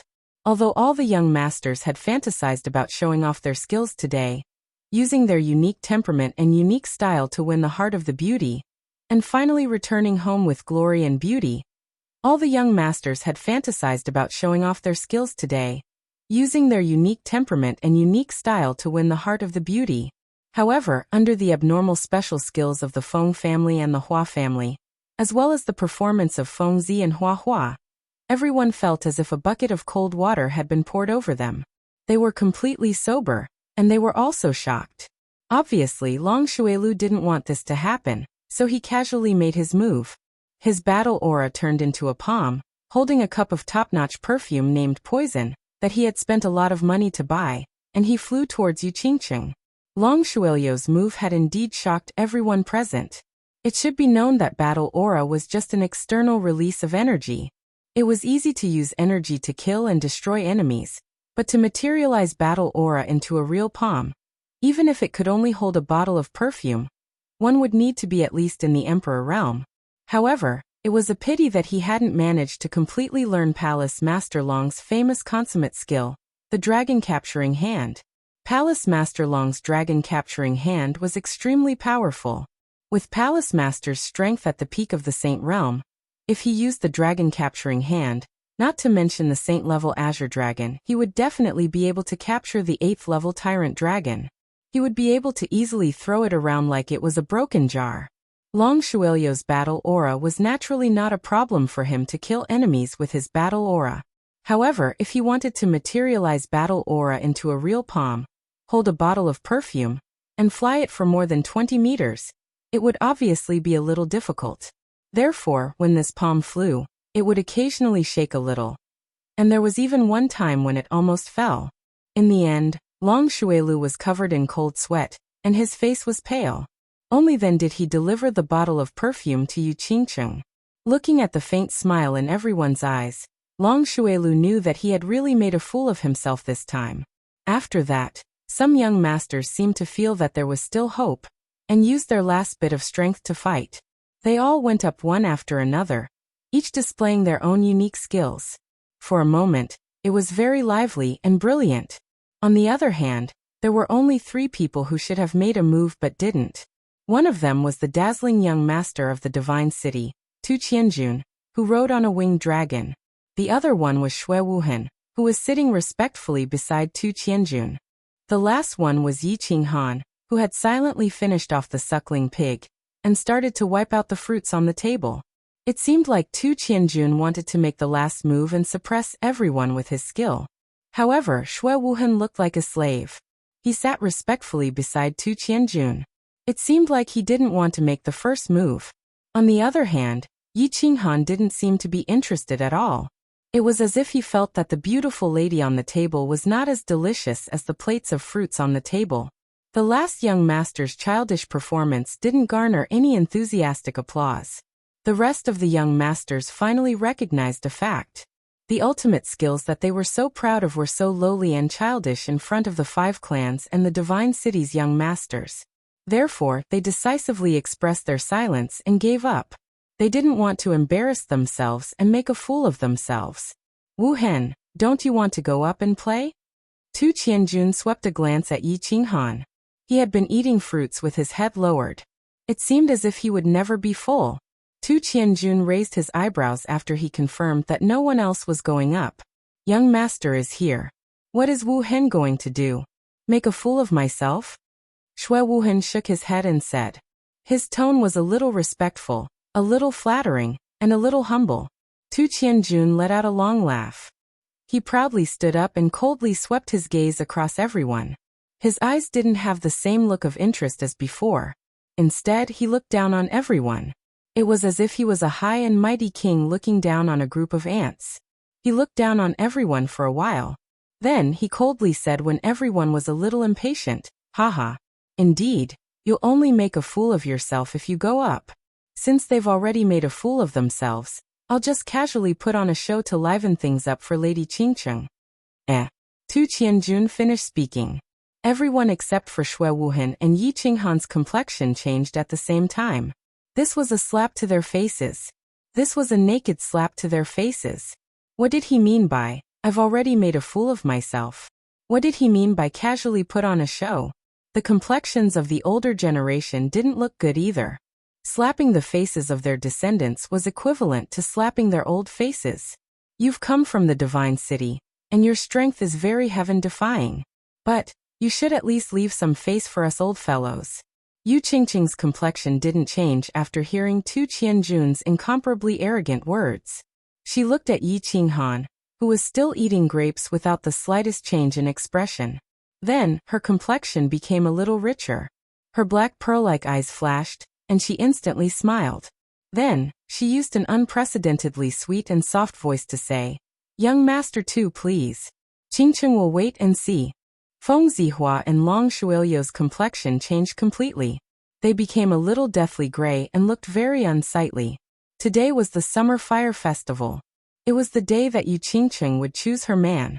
Strength, influence, and performance were all fake in this bonfire party. The most important thing was Yu Qingcheng's attitude, because the final decision was still in her hands. Originally, when they were performing, Yu Qingcheng's attitude was always lukewarm. But now, Tu Qianjuan's performance had not even started, and Yu Qingcheng had already expressed her attitude. One could imagine what this meant. Haha. Since Miss Qingcheng wants to see, I'll also learn from them and perform a few acrobatics for you to watch. Tu Qianjun looked at the blackened faces of Feng Zihua and the others. He seemed to find it very interesting and continued to mock them. As soon as he finished speaking, the expressions of the old fellows sitting in the seats of honor, except for Xue Fei, all changed. Acrobatics? When did the unique skills of the great clans become acrobatics? The expressions of the Feng and Hua clans' Grand Supreme Elders were the worst. Yi Qingniu and Yu Ji's expressions were not very good either. The 5 great clans were of the same breadth and branch. Humiliating one clan was equivalent to humiliating all 5. And now, it was very obvious that Tu Qianjun had actually humiliated all of them. Us old fellows are looking forward to young Master Tu's performance. The Feng clan's Grand Supreme Elder spoke. His tone was full of anger. Hee, Elder Feng, there's no need to be angry. I don't mean to question your clan's imperial sword technique. I just feel that the disciples of your clan don't seem to be using the imperial sword technique very well. It just so happens that I have also learned 2 moves of the imperial sword technique. Elder, please appraise them. Tu Qianjun smiled faintly. It was as if he did not see Feng Zi's true purple face and his explosive muscles, as if they were really going to explode. He just casually waved his hand and did the same action as Feng Zi just now. Following his hand gesture, the meat cleaver in front of him actually trembled strangely. Then, under the astonished gazes of everyone present, it soared into the sky. Then it elegantly danced in the sky. Finally, it imitated Feng Zi and fell straight down. It pierced through a suckling pig and flew to the sky above Yu Qingcheng. Once it was in the sky, the meat cleaver suddenly sped up and turned into an afterimage. It continuously shuttled through the body of the falling suckling pig. Finally, it landed at the same time as the suckling pig and stabbed diagonally into the body of the suckling pig. All the young masters looked at the suckling pig on the table, that was as good as before. They also looked at the meat cleaver that was stabbed into the suckling pig, and was constantly shaking.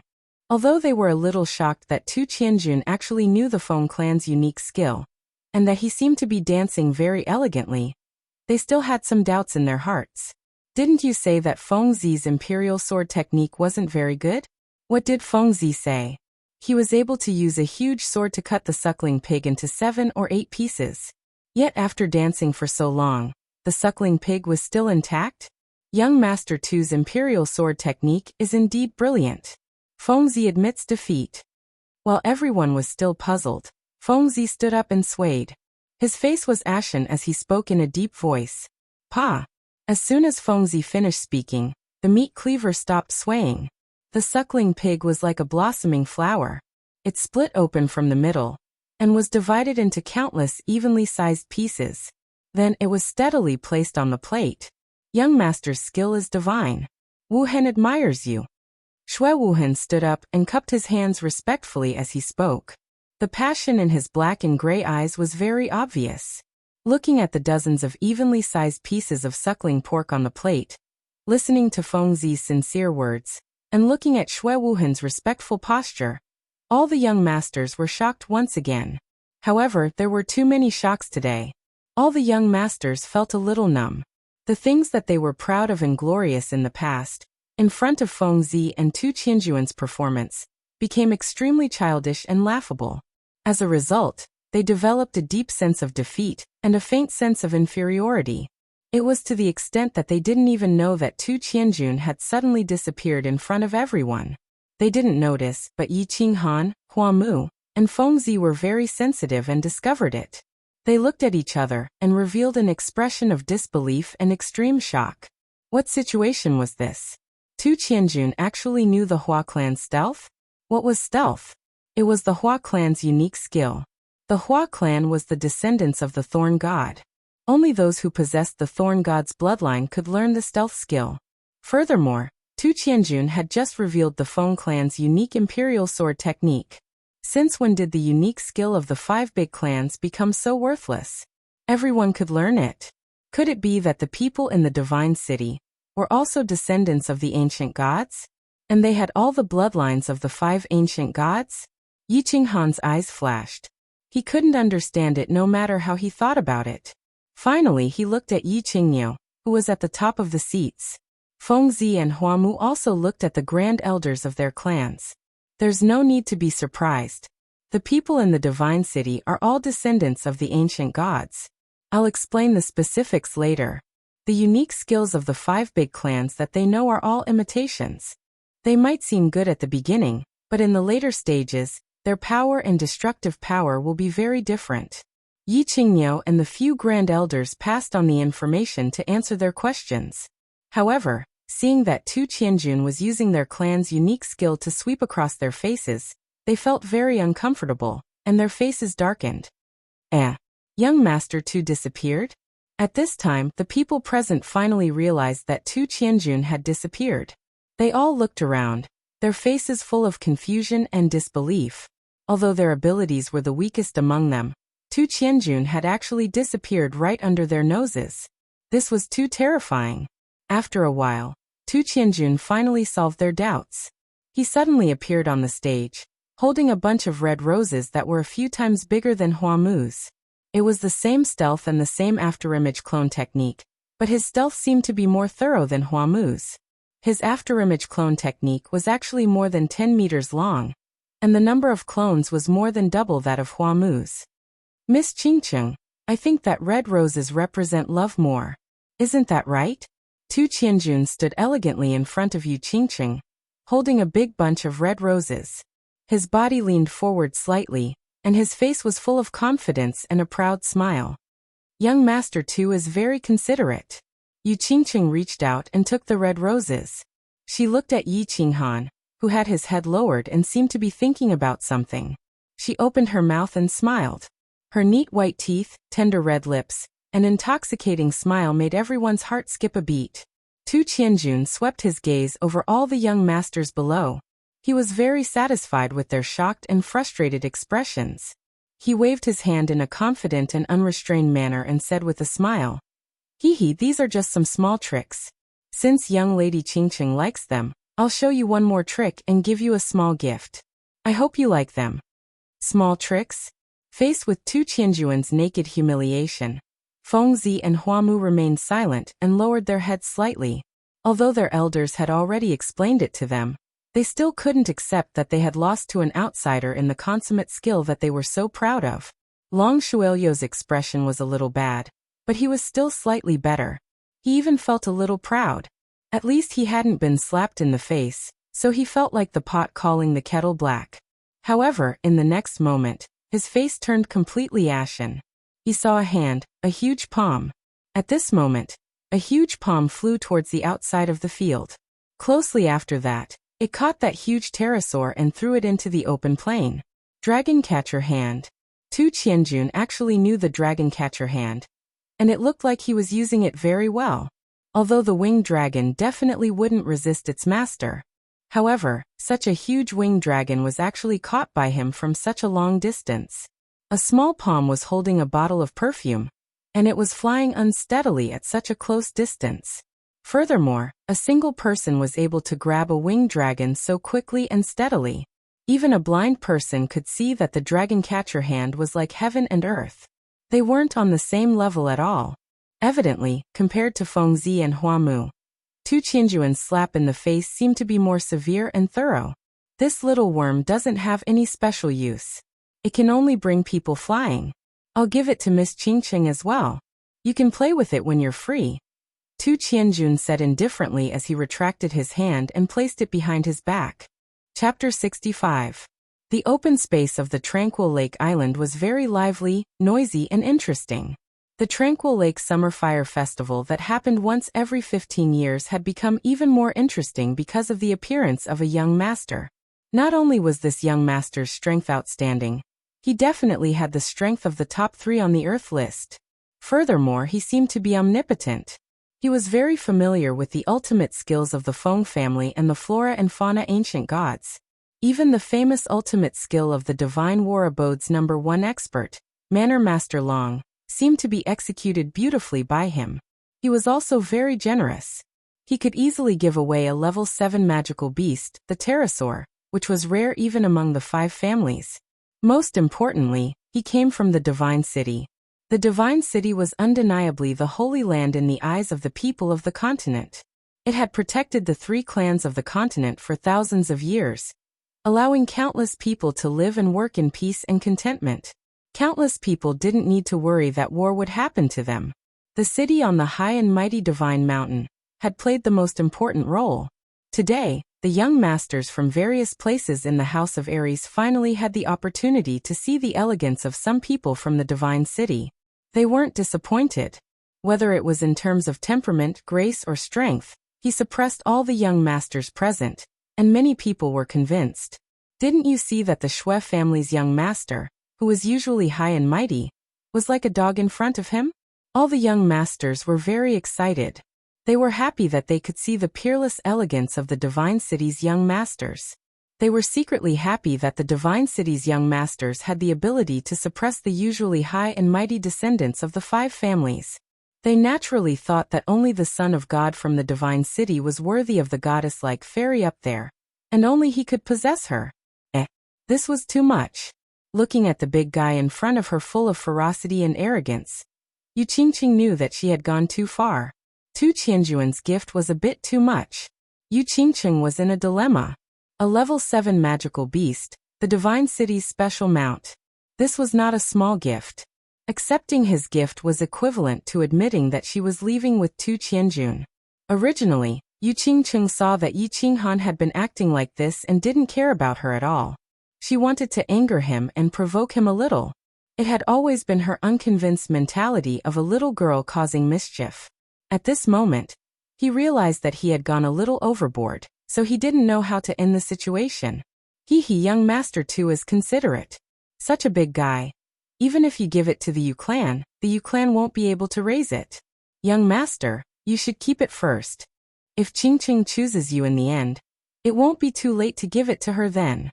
In the end, it was Yu Ji who expressed her stance and solved Yu Qingqing's problem. If it was Yu Ji who said this, there would naturally be no problem. If it was Yu Qingqing who said it, there would naturally be a problem. Therefore, Tu Qianjun nodded his head and didn't force him too much. He put away the winged dragon and happily chatted with Shui Wuhan. Some people were happy, and some people were unhappy. Feng Zi's face was gloomy. Flowers and grass were silent. Long Shuelio's handsome face seemed to be a little twisted. Yi Qinghan was still eating his fruit silently. His meaning was obvious. It's none of my business. I will definitely not get involved in this matter today.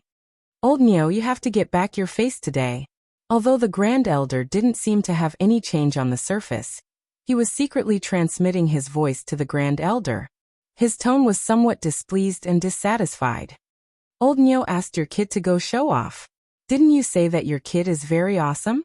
Don't you want this girl, Qingqing? The Grand Elder of Flowers and Grass also transmitted his voice over. Yi Qinghan drank his tea silently.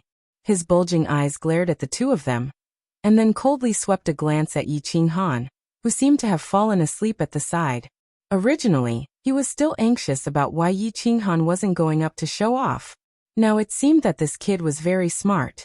And now, the Feng clan and the Hua clan's elders were transmitting their voices. It was very obvious that they wanted to drag the Yi family down with them. He wasn't an idiot. Of course, he wouldn't do such a stupid thing. Young Master Han, you have to get back your face. Feng Zi's face was gloomy for a moment. Then he came over and said in a low voice. Flowers and Grass ears twitched, and his beautiful eyes quickly turned a few rounds. He also came over and said, That's right, brother. You have a lot of ideas. Help us get back some face. We, the 5 great clans, are of the same branch. Slapping our faces is also slapping yours. Yi Qinghan spat out a melon seed, grabbed another one and continued to eat. He didn't even look at Fengzi or Flowers and Grass. Only when the two of them couldn't wait any longer, and were about to repeat their request and emphasize their clear intentions, did he say indifferently, "What does it have to do with me? Isn't Xue Wuhan from the 5 great clans? Ask him to go up." Pfft, this kind of scum, I'm blind. Fengzi glanced at Xue Wuhan, who was talking and laughing with Tu Qianjun, and revealed an expression of disgust. In the future, there will only be the 4 great clans in our generation. I won't acknowledge that dog, Flowers and Grass said coldly, as if Xue Wuhan's behavior had completely hurt his feelings. Oh, Yi Qinghan's eyes revealed a smile. He didn't understand why Xue Wuhan would obviously join Tu Qianjuan's side when he saw him. Moreover, he was acting so pretentiously, which made people uncomfortable. As long as Fengzi and Flowers and Grass didn't die prematurely, they would definitely be leaders. Why was Xue Wuhan like this? And the old man from the Xue clan seemed to be silently agreeing with his behavior? However, he was very satisfied with Fengzi and Flowers' attitude. Xue Wuhan had sent people to kill him, and he was the real culprit who had left his sister lying in the back of the mountain. He had to kill this person. Now that he saw Fengzi and Flowers' attitude, he was even happier. Therefore, he laughed happily, then shook his head and said, "I promised the 4 of you that I wouldn't do anything today, and I'm a man of my word." Fengzi and Flowers could hear what he meant, and their eyebrows twitched at the same time. This guy was so strange. Did he really have the confidence to help them regain some face? Therefore, the two of them said very seriously, "Young Master Han, of course you're a man of your word. We're begging you this time, so we can't take it as you going back on your word." I promised the 4 of you. And the 4 of you promised me one thing too." Yi Qinghan spread his hands, indicating that he couldn't do anything. He didn't want to be stabbed in the back during the residence battle, just to help them regain some face. The 2 of us definitely agree, and Long Shuelu will obviously agree too. But that traitor, Humph. Fengzi said gruffly. She was in a difficult position. It seemed that Xue Wuhan wouldn't agree. She was in a difficult position. Yu Qingcheng was also in a difficult position. Tu Qianjun had the upper hand, but now no one was performing. They seemed to have given up on competing with the young master from the Divine City. Perhaps it was because they were all descendants of the 5 great clans, which made her feel a sense of solidarity against a common enemy. Or perhaps it was because Tu Qianjuan's performance today was too strong and arrogant. Therefore, she didn't have much interest in this high and mighty young master from the Divine City. However, if no one else continued to perform, she really didn't know how to end the situation. Therefore, when she inadvertently glanced at the black figure again, and saw him spread his hands helplessly, she felt a little angry in her heart. After a moment of silence, her pair of black pearl-like eyes revealed a hint of agility. She coughed lightly and gathered everyone's attention on her. Then she said faintly, "What? Young Master Han seems to feel that young Master Qianjuan's performance just now wasn't very good?" Yu Qingqing's words successfully shifted everyone's attention to Yi Qinghan. Looking at everyone's interested gazes, as well as Tu Qianjuan's ice-cold glance, Yi Qinghan meaningfully looked at Yu Qingcheng. It seemed as if he was blaming Yu Qingcheng. It felt as if Tang Sung was looking at the great sage affectionately and saying, "Wukong, you're being mischievous again. Young Master Han, of course he doesn't like it. How can young Master Han's talent be guessed by ordinary people? Moreover, he also wants to show off, but he's worried that Xue Wuhan and young Master Xue won't agree?" Fengzi's eyes brightened as soon as Yu Qingqing's words fell. She hurriedly stood up and said with a big grin, "Oh, Wu Hen, what's the matter?" Tu Qianjuan's eyes flashed coldly as he asked Xue Wuhan in a low voice. Xue Wuhan laughed and hurriedly explained in a low voice, as if he didn't care about the disgusted looks from Fengzi and Hua Hua. If that's the case, agree to him. I want to see what tricks he can play." Tu Qianjun snorted coldly and said disdainfully. Yu Qingqing's black pearl-like eyes turned and understood many things. She couldn't help but feel even more furious at the black figure. This also made her even more determined to humiliate Yi Qinghan. Thus, she said in an even more resentful tone, "Why doesn't young Master Shui agree?" "There's no such thing." After receiving Tu Qianjun's instructions, Shui Wuhen stood up in a heroic manner. He then turned his head to look at Yi Qinghan. Then he said with a faint smile, "Since young Master Han also wishes to display his incompetence, Wuhen will wait and see. Young Master Han, do your best. Don't worry about the rest." Long Shuilu stood up at this time. It was obvious that he was telling Yi Qinghan, "Go ahead, I'll support you for the time being." Tu Qianjun had thoroughly slapped him in the face, making him temporarily forget that Yi Qinghan had knocked him out with a punch. He stubbornly believed that it was a duel, and that his skills were inferior to Yi Qinghan's, so he lost. It wasn't particularly shameful. Moreover, Dragon Fifth had told him that Yi Qinghan had also held back at that time. Otherwise he would have lost his life. Therefore, when faced with the current situation, he immediately stood up and supported Yi Qinghan. If Yi Qinghan performed well, then it would help him regain some face. If Yi Qinghan didn't perform well, then he could also vent his anger from being knocked out by Yi Qinghan. It would be a win-win situation, so it would be a waste not to do it. "Little Han, if you're confident, then go up and do it. This brat is making me, old ox, very unhappy." Yi Qingniu's voice immediately rang in Yi Qinghan's ears. Yi Qinghan awkwardly rubbed his nose and sighed deeply. He stood up, stretched his body comfortably, and yawned lazily. After attracting enough attention, he leisurely said, You're right. I've always believed that the Yu Clan's Summer Fire Festival, choosing men through the performances of the young masters, is a very wrong way of doing things. It's a bit like a beautiful female monkey asking a group of male monkeys to dance a flirtatious hula dance. Depending on which monkey danced well, it would decide which monkey could sleep on its bed at night. Yi Qinghan's opening sentence caused an uproar among the crowd. Many people in the crowd spat out a mouthful of wine at the same time. His words offended almost all the young masters who had performed, including the goddess-like young lady Yu Qingcheng. Feng Zi and Hua Hua lowered their heads in embarrassment, but they were cursing in their hearts. Meanwhile, Tu Qianjuan's expression didn't turn gloomy because of Yi Qinghan's words. Instead, he looked at Yi Qinghan with interest, as if he was looking at a very interesting toy. Yu Qingcheng's beautiful eyes narrowed. This brat was too hateful. Every time he opened his mouth, he would say words like choosing a man and sleeping with him. He even compared her to a female monkey. Although he said it was a beautiful female monkey, it was still unforgivable. Yi Qingniu's mouth was wide open from laughter. This brat was pleasing to the eye no matter how he looked at him. This aura, this sense of humor, he was as flirtatious as when he was young. The rest of the grand elders were also slightly stunned, and they shook their heads in unison. It seemed like Yi Dao's son was even more of a hooligan and wanton than Yi Dao in the past. Yu Ji lowered her head and pondered. She seemed to be thinking deeply about the deep meaning behind Yi Qinghan's words. Looking at everyone's unfriendly gazes, looking at Yu Qingcheng's angry eyes, looking at Tu Qianjuan's interested expression, and looking at Shui Wuhen's mocking expression, Yi Qinghan laughed mischievously.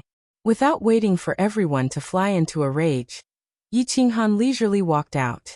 He rubbed his hands and continued. Of course, this comparison isn't appropriate. In fact, I think that your performance just now was even uglier than a monkey's dance. Don't deny it first. I think that the way men fight over a woman can actually be divided into two types. The first type is pure martial strength. Everyone fight in the arena, and then fight an elimination match. Isn't that more direct? And I personally think that the things passed down by your clan's ancestors aren't for you to perform, but to kill your enemies on the battlefield, and to save your life in the face of death. The other type is pure artistic performance. Although, I don't think there's such a thing as artistic in this world. However, everyone think about it.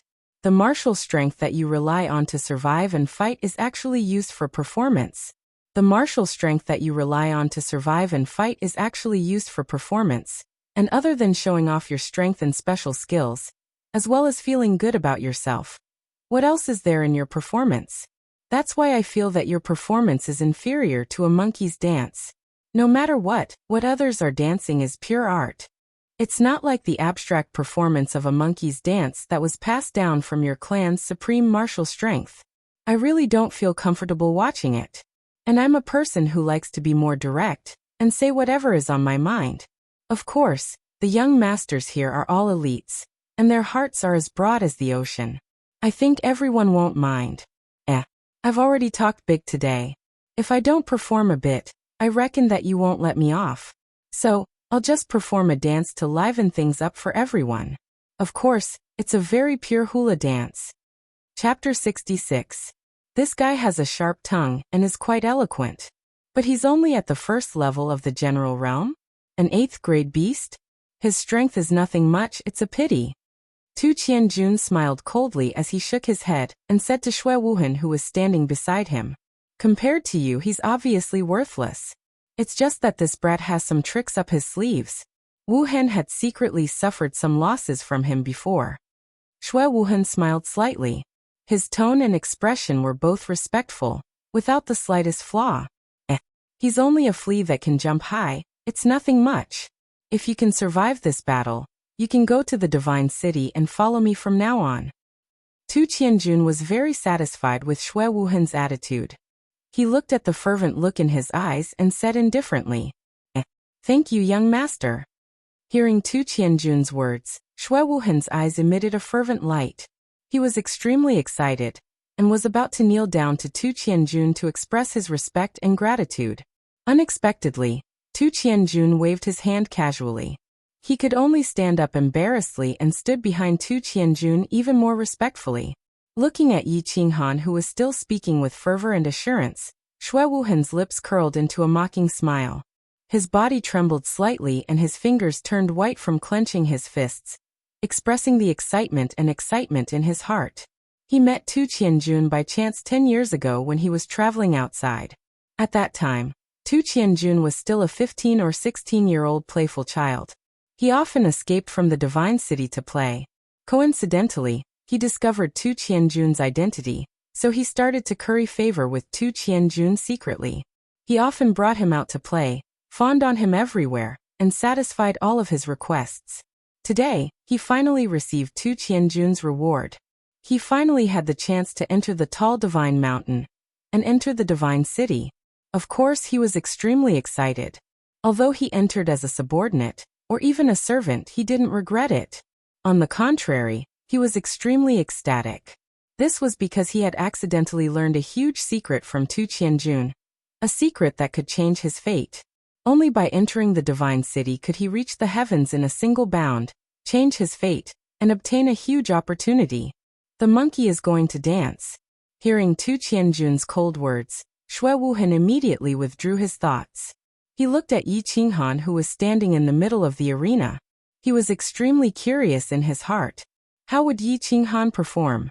Could it be that he would bring out his beast and perform a monkey show? It's starting. The young masters stopped their discussions and turned their attention to Yi Qinghan, who was standing in the middle of the field. They wanted to see how this arrogant young man would react. Yi Qinghan walked to the center of the field lazily. After whetting everyone's appetite, he did not make his move immediately. Instead, he suddenly made a special move. His body shook and he raised his head. His spine suddenly became straight, and he put his hands behind his back. His expression was solemn, and there was a hint of vicissitudes in his life. His eyes gradually became deep, and his eyebrows inadvertently furrowed slightly. It was as if a young warrior had turned into a middle-aged poet in dire straits. Ugh! Yi Qinghan's instantaneous change in temperament had indeed shocked everyone. His ability to change his expression was too fast. Furthermore, he was acting as if it was really the case. Bring the wine. Just as everyone was secretly sneering, Yi Qinghan suddenly shouted. He maintained his original posture, but he stretched out his hand and waved it towards Feng Zi's square table. Feng Zi chuckled and lightly patted a jar of wine on the table with one hand. The wine jar flew steadily towards Yi Qinghan. Not a single drop of wine spilled on the table, nor did it explode. Yi Qinghan did not turn his head. It was as if he had eyes on his back. Before the wine jar touched his hand, he turned his palm into a claw. He easily grabbed the wine jar, leaned back slightly, and gulped down mouthfuls of wine. Under the illumination of the moonlight, the colorless wine turned into a lustrous white. At this moment, the lustrous white wine spilled out from the wine jar and flowed down violently like the Milky Way. It flowed into Yi Qinghan's mouth, onto his face, onto his clothes, and onto the lawn. Instantly, the strong fragrance of the wine filled the entire space. "Hahath, good wine. Bring me my sword." When the wine jar was almost finished, Yi Qinghan let out a long laugh. With a wave of his hand, he flung the wine jar towards Fengzi. Then he pointed at De Gujian, who was behind his square table. De Gujian smiled. He picked up his sword with his left hand and slapped the hilt with his right hand. His silver longsword shot out like a bolt of lightning, heading straight for Yi Qinghan's face. At this moment, Yi Qinghan seemed to be a little drunk. His body swayed slightly, but he continued to look at the sky with narrowed eyes, as if he did not notice the sharp sword shooting straight at him. His body swayed just enough to let the silver sword slip past his face. Then he reached out with one hand. His movements seemed slow, but he firmly grasped the hilt of the sword. Then he took a small step forward and raised the sword above his head. He reached out with his other hand and grasped the scabbard, slowly pulling it open. Clang! The gorgeous silver scabbard was pulled out in an instant, revealing the dazzling blade. The sword was 3 feet long and 4 fingers wide. Under the moonlight, the cold blade glowed with a cold light. He casually flung the scabbard into the ground, sinking about 3 inches into the soil. Yi Qinghan reached out with his finger and slowly slid it across the silver blade. His eyes were focused and affectionate, as if he were looking at the woman he loved. Everyone present quieted down. It was as if Yi Qinghan's series of actions had brought them into a strange scene. In the Fire Dragon continent, literature and art had never been valued. Therefore, it had never been developed. This was the first time they had seen such a performance. It was novel, exciting, and also a dreamy feeling. Yi Qinghan paid no attention to everyone's expressions. He only stared intently at the sword that was raised in midair. It was as if the sword was the only thing left in his world. After a while he suddenly moved. He held the sword in his right hand and stabbed it forward. His body quickly followed, and he quickly flicked the sword a few times. Then his body suddenly stopped, and he suddenly shouted, "Watching the sword by the lantern while drunk." After saying that, his body quickly danced again. He danced like a fast sword. His movements were clean and neat, and extremely gorgeous. As he danced, he used a special rhythm to sing. Watching the sword by the lantern while drunk. Dreaming of returning to the Horn Camp. 800 miles away. The sound of 50 strings flipping over the walls. The soldiers on the battlefield in autumn. The sword danced faster and faster. Then it gradually slowed down. However, it was a blur in everyone's eyes. The seemingly slow sword could only be seen flashes of white light. At this moment, there was a sudden change in the scene. The wind started to blow on the tranquil lake island. The whistling summer wind made everyone's robes flutter. However, everyone was immersed in Yi Qinghan's novel and unique sword dance and blood-boiling poem. They didn't notice anything. However, the few old Sage Realm fellows in the seats of honor seemed to have sensed something. They frowned and looked around. The horse moves as fast as lightning. The bow shakes like a thunderbolt. Accomplishing the King of War's affairs, winning fame in life and death. What a pity! With Yi Qinghan's slow and fast recitation and the flashing sword dance, the wind grew stronger. While no one was paying attention, the concentration of the heaven and earth spiritual chi on the tranquil lake island reached a terrifying level. Perhaps after a while, or perhaps after a long time, Yi Qinghan slowly came to a stop. Amidst the crisp sound of the sword, Yi Qinghan held the sword with one hand. He raised his head slightly and closed his eyes as he stood there quietly. Strangely, the sudden gust of wind that blew on the tranquil lake island also disappeared without a trace, as if it had never happened. The entire place was so silent that even the sound of a pin dropping could be heard. Looking at the young man standing alone in the center of the field, that young and inexperienced face filled with vicissitudes of life, and the majestic melody that no one had heard before echoed in their ears, everyone fell into a deep silence. The sudden gust of wind and the inexplicable strange atmosphere in the field made everyone feel as if they had experienced a fantastic and magical journey. It was as if they had arrived at an ancient battlefield. Everyone had transformed into a warrior, wielding their swords and killing without leaving a trace. Unfortunately, in the end they were defeated, and the entire army was annihilated. They were left standing alone on the battlefield with their hair gradually turning white. Yuji widened her eyes and looked around with a solemn expression. It was as if she was carefully sensing the difference in the surroundings. The few Grand Supreme Elders looked at each other, and saw a trace of surprise and shock in each other's eyes. Tu Qianjun stared blankly at the sky. No one knew what he was thinking. Xue Wuhan squinted his eyes slightly. Feng Zi and Hua Hua opened their mouths wide. Long Xuelu licked his lips. De Gujian and the other four were filled with excitement. The young master's blood was boiling, and their faces were as red as the first tide. Yu Qingqing's eyes were blurry and rippled with extraordinary splendor. Watching the sword by the lamp when drunk, blowing the horn in my dream to link the camp. Everyone felt as if a young man was caressing the sharp sword, and falling into a drunken sleep. Then, when they woke up at dawn, they heard the majestic horn sound from all the military camps. The first two lines were filled with emotions and emotions. 800 miles away, the sound of 50 bowstrings flipping over the wall, the soldiers on the battlefield in autumn. Everyone felt as if they had arrived at a battlefield where tens of thousands of people were fighting. They saw the mighty military camps with axes and halberds standing upright and pointing to the sky. Flags fluttered, and the soldiers' armor shone brightly. Coupled with Yi Qinghan's swift sword that was as fast as the wind, the hot-bloodedness hidden in the depths of everyone's hearts was completely stimulated. The horse gallops as fast as lightning. The bow shakes like a thunderbolt. Accomplishing the king's affairs, winning fame in life and in death. The last part of Yi Qinghan's sword dance was sometimes fast and sometimes slow, and the tune was also sometimes high and sometimes low. It made people reminisce about the soldiers' invincible heroic spirit, which was still fresh in people's minds. Before and after death, they left behind the good name of building an immortal country for the nation. The words were filled with patriotism and passion. These two lines meant that the poet saw that he had achieved success, and was proud of himself. Thus he cheered happily.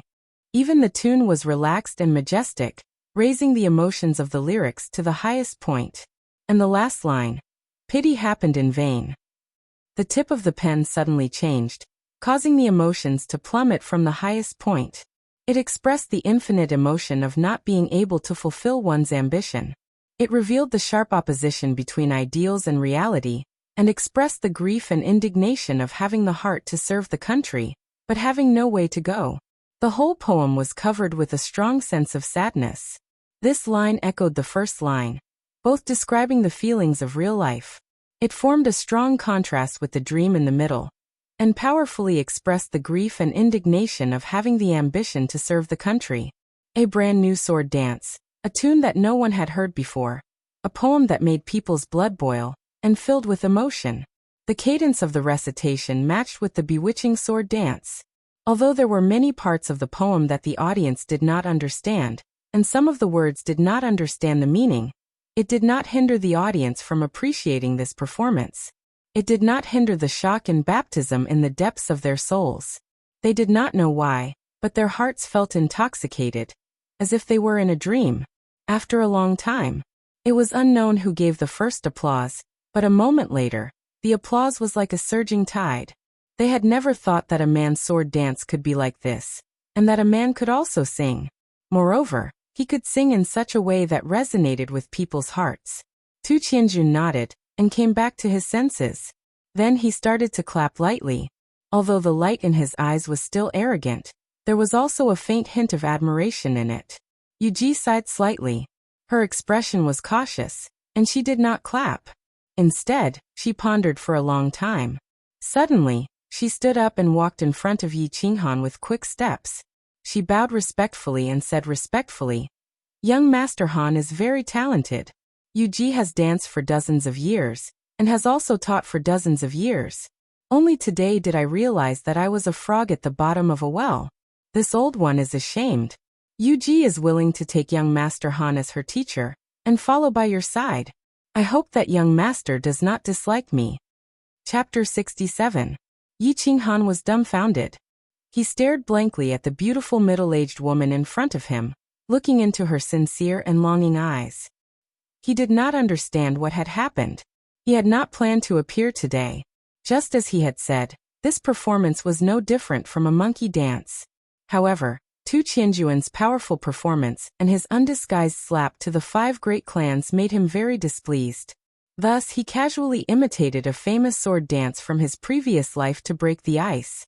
However, he did not know whether it was because of the beautiful scenery of Tranquil Lake Island, or because he had recalled the events of his previous life and the white-clothed woman at the back mountain of the Yi family, or perhaps because he had drunk a jar of wine that made him slightly tipsy. The more he danced, the more intoxicated he became. The more he sang, the more passionate he became, to the point that he himself sank into it. In the end, after he finished his performance, he was still immersed in his dream. Then, he was awakened by Yu Ji's sincere words. He knew that the beautiful middle-aged woman in front of him was actually old enough to be his grandmother. He also knew that Yu Ji was the Yu family's grand elder, and one of the 2 saints of the Yu family. However, he did not know why this expert, who was on equal footing with Yi Qingniu, wanted to take him as her disciple just because he sang a very ordinary song and danced a very ordinary dance. Yi Qingniu and the others were also dumbfounded. They looked in disbelief at Yu Ji's sincere face. After confirming that she was not joking, they all fell silent and sank into deep thought. They thought of the sudden gust of wind just now and seemed to have connected something. Tu Qianjun was also dumbfounded. He looked seriously at Yu Ji for a while and also fell silent. The light in his eyes continued to shine. Although he did not understand what had happened, he had acutely sensed that the spirit chi of heaven and earth above Tranquil Lake Island had become much thicker. Moreover, the gust of wind just now seemed to confirm a certain guess in his heart. He began to narrow his eyes to observe the changes in the scene. Feng Zihua and the other young masters were also dumbfounded. They did not know what had happened. Didn't he just dance and recite a poem? Although they also felt that the dance was not bad, and the song was very interesting. Even the grand elder of the Yu family had gone to take him as her disciple, right? Yu Qingcheng was stunned as well. She silently looked at elder Yu Ji, whom she respected.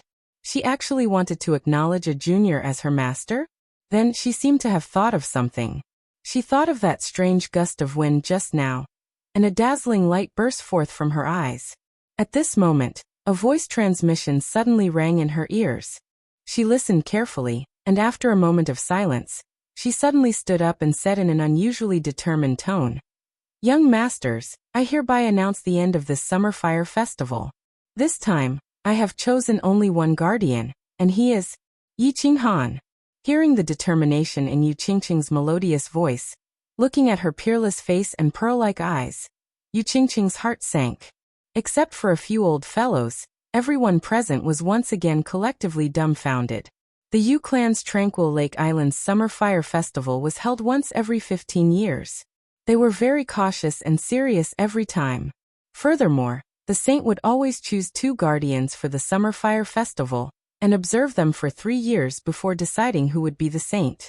This rule had been passed down for countless years without exception. It was just that the previous generation's saint, Yu Yan'er, was deeply infatuated with the peerless elegance of the Yi clan's genius, Yi Dao. She actually broke the rule, and chose only one person. In the end, Yi Dao didn't become the saint's son-in-law.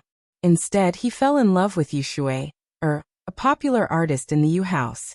He abandoned the Yu clan's saint and lifelong guest elder position, and returned to the Yi clan with Yu Shui, In the end, the saint Yu Yan'er lived in seclusion and passed away quietly. Now, it seemed that Yu Qingcheng was going to break this rule again. Not only did she end the Summer Fire Festival early, but she also personally announced the result that the man she chose was Yi Qinghan. Why weren't the young masters stunned? How could they not be shocked? Although Yi Qinghan was a disciple of the Yi clan, his strength was not bad. However, among the young masters present, there were obviously a few whose reputation and strength seemed to be higher than his. Most importantly, Tu Qianjun was a young master of the Divine City. No matter how one looked at it, Tu Qianjun was more outstanding than Yi Qinghan. Now there was actually a dark horse. Yu Qingqing chose Yi Qinghan, and even removed the position of the other protector. This completely severed everyone's hope. There wasn't even a trace of hope left. This poisonous peach blossom had bewitched everyone and made them infatuated. Now this peach blossom actually bloomed early, and it bloomed because of one person. Was it because that person performed a rather interesting dance? This reason was obviously not sufficient, and it couldn't convince everyone. Therefore, Xue Wuhan obviously expressed his dissatisfaction. He carefully looked at Tu Qianjuan's gloomy face and stood up. He closed the folding fan in his hand and frowned. He cupped his hands and said, "Young lady Qingqing, isn't this decision a little too rash? I think it's better to be cautious with such a decision."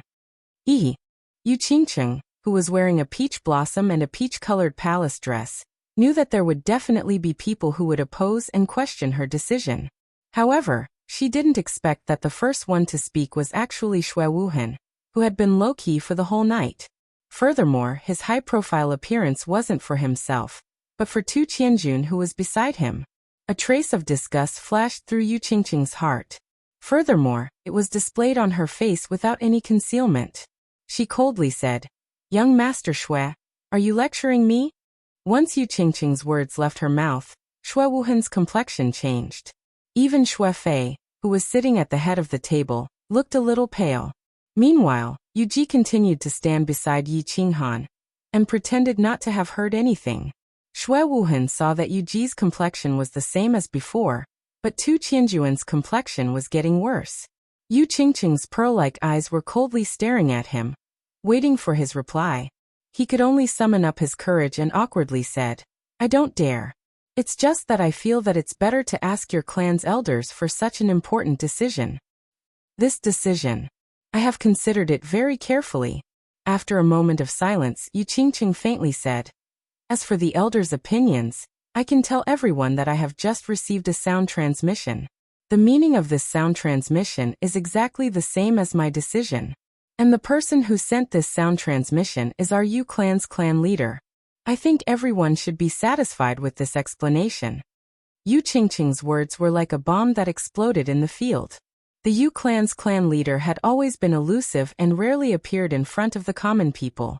However, her peerless beauty and peerless strength, as well as her charming techniques, had been circulating in the House of Aries for a very long time. Today she actually sent a sound transmission to Yu Qingqing. It seemed that this clan leader valued Yi Qinghan very much. Qingqing is right. The clan leader has also sent a sound transmission to me. Moreover, I also support Qingqing's choice. Everyone, I'm sorry. Yu Ji, who had been silent all this time, suddenly opened her mouth. She looked at Tu Qianjun with an apologetic expression. Her words completely severed the last remnant hope in his heart. Since it's like this, Qianjun will take his leave." After Yu Qingqing announced the result, Tu Qianjun remained silent.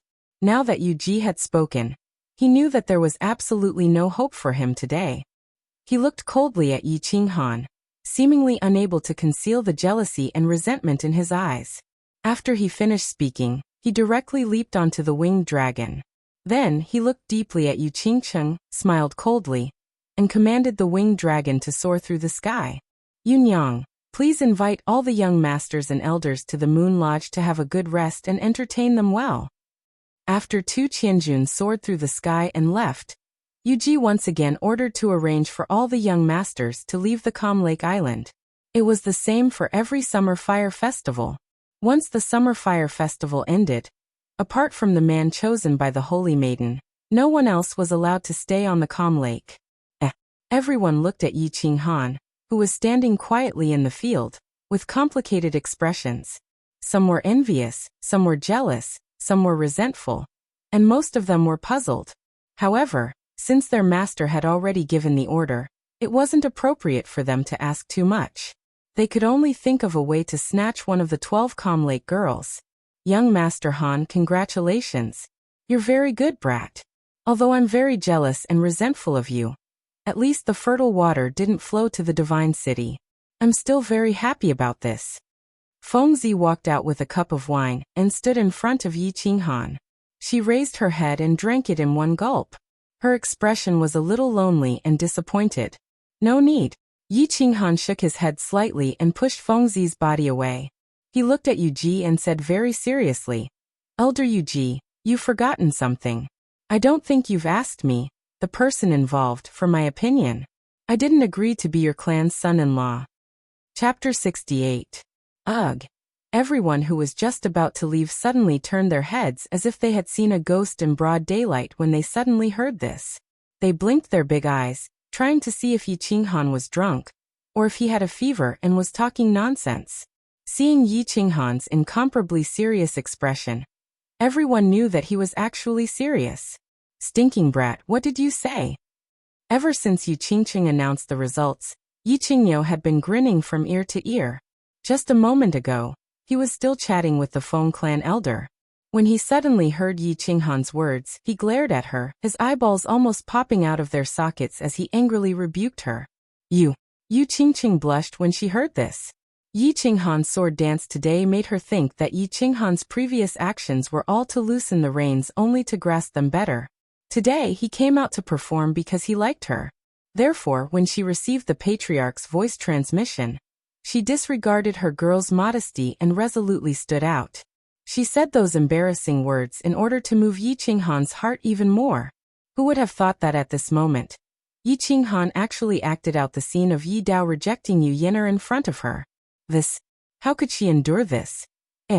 When Yu Ji heard Yi Qinghan's incomparably serious words, she couldn't help but recall that 15 years ago, Yi Dao also rejected Yu Yin'er in the same way.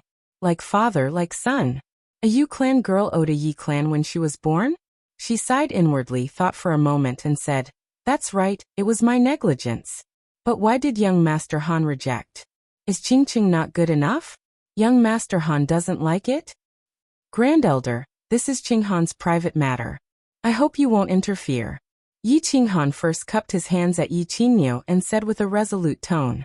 Then he looked at Yu Qingqing with some guilt, and turned to Yu Ji. Elder Yu Ji, Qinghan has no intention of offending the Yu clan's dignity.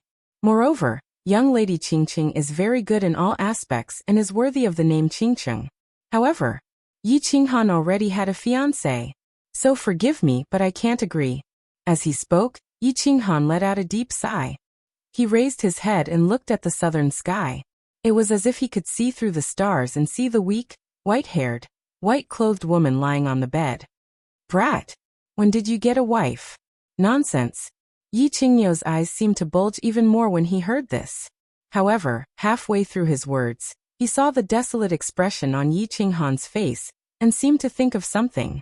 He stopped his outburst and paused for a moment, then rubbed his head and continued. Even if you want to marry Yi Qingyu, you can also marry Yu Qingqing. Fengzi and Huahua also rolled their eyes. In the Fire Dragon continent, even a normal man with a bit of money would have multiple wives, let alone their status. This excuse was too lousy. Wife fiancé? That's the only reason? Yuji looked at Yi Qinghan in shock. She thought to herself, even if you want to reject, you have to find a reason. In the Fire Dragon continent, the strong were respected. It was normal for a man to have multiple wives. So she immediately said, "It's all right. Qingqing, I think she won't mind. Also, I think that if you marry Yu Qingqing, it will be very important for your future career development. I think your fiancé at home will also agree to this marriage. Am I right, Elder Green Bull?"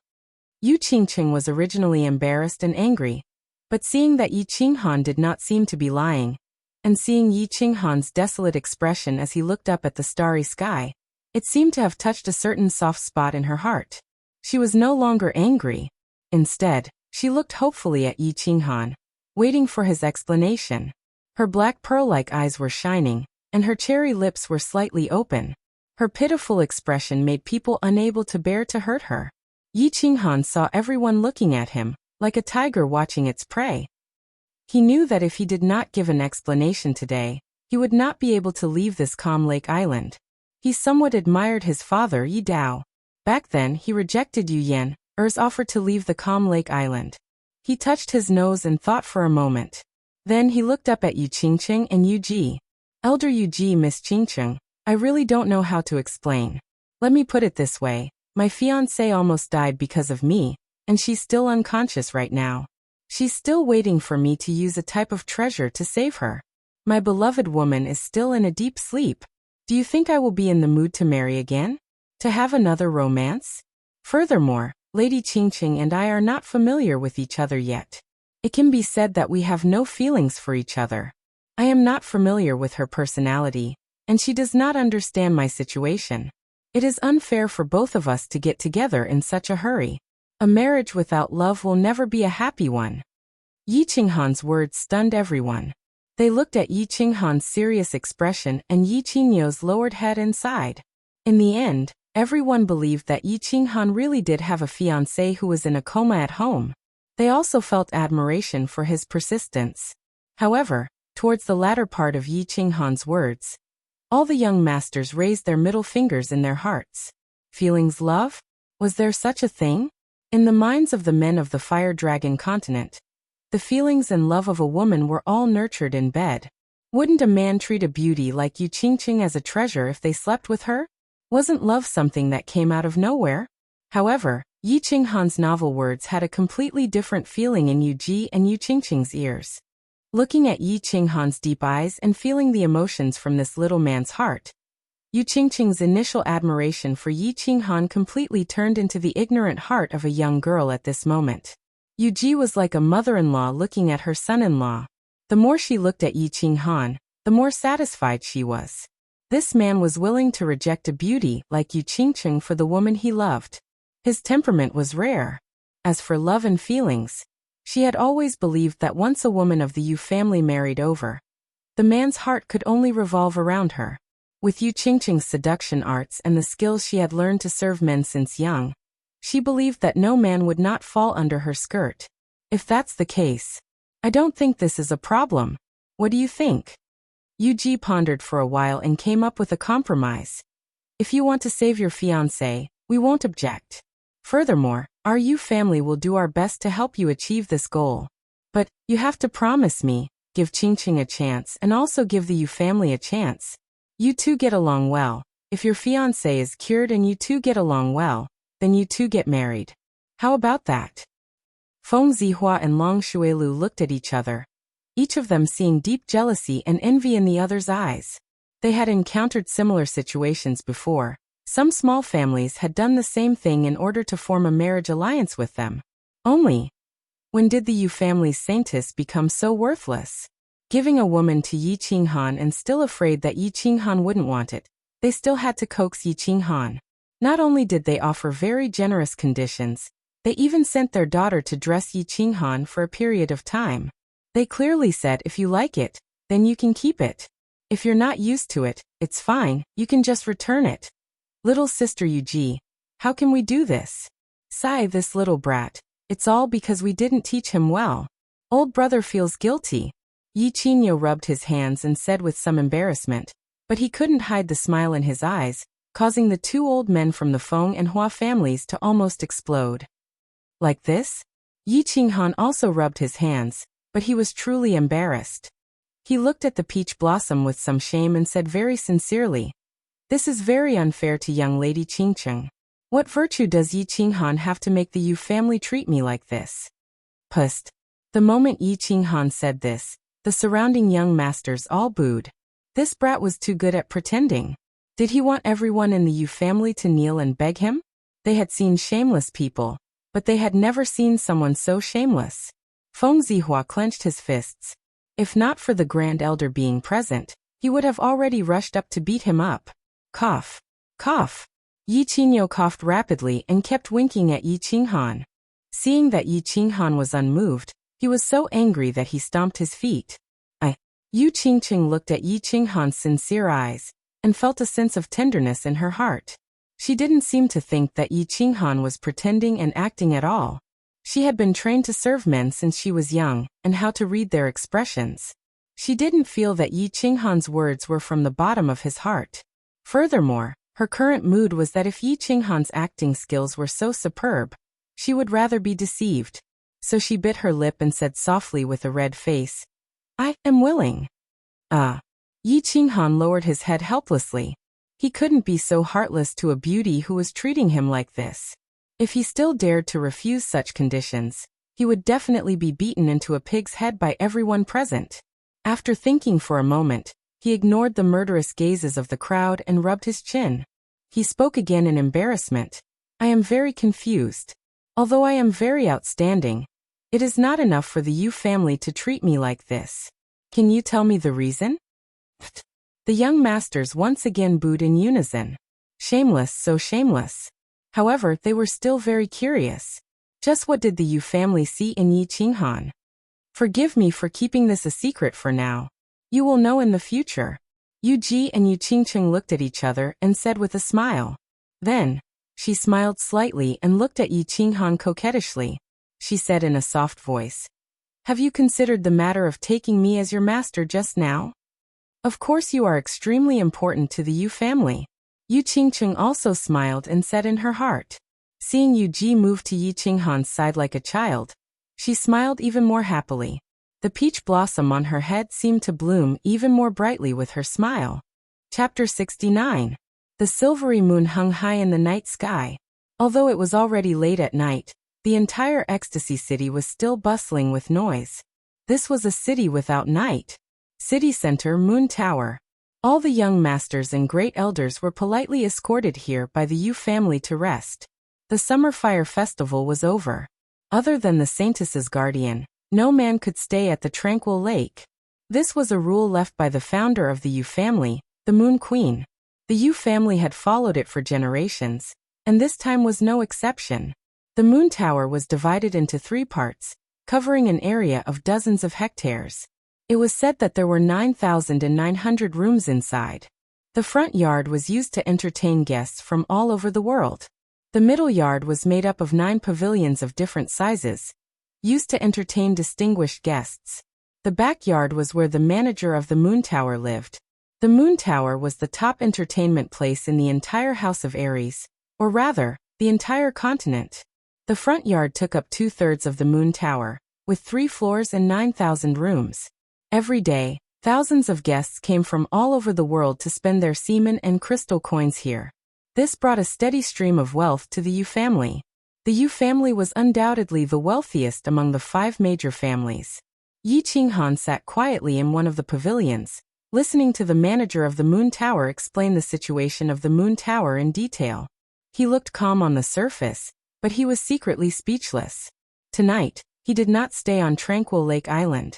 Instead, he followed the crowd to the Moon Tower. It was not that he was pretentious and did not want to sleep on Yu Qingcheng's bed, which all men on the continent wanted to sleep on. In fact, he was just like any other man. He could not resist the temptation of the poisonous peach blossom. In Barbarian City, he went to the bed of that coquettish lady boss without any hesitation. However, he felt that Yi Qingyu had been sleeping in the Yi family's back mountain for him. Now that he had gone to someone else's bed after leaving the Yi family, he would definitely not forgive himself. Moreover, the peach blossom was indeed poisonous. He was afraid that he would never come down from that bed. Therefore, he left in a hurry and went to the Moon Tower. The Yu family treated him very well. The pavilion was only opened when the Yu family received their most respected guests.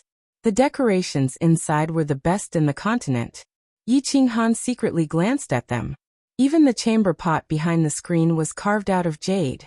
Yunyang had accompanied him all the way here, and had even introduced the situation of the Yu clan to him along the way.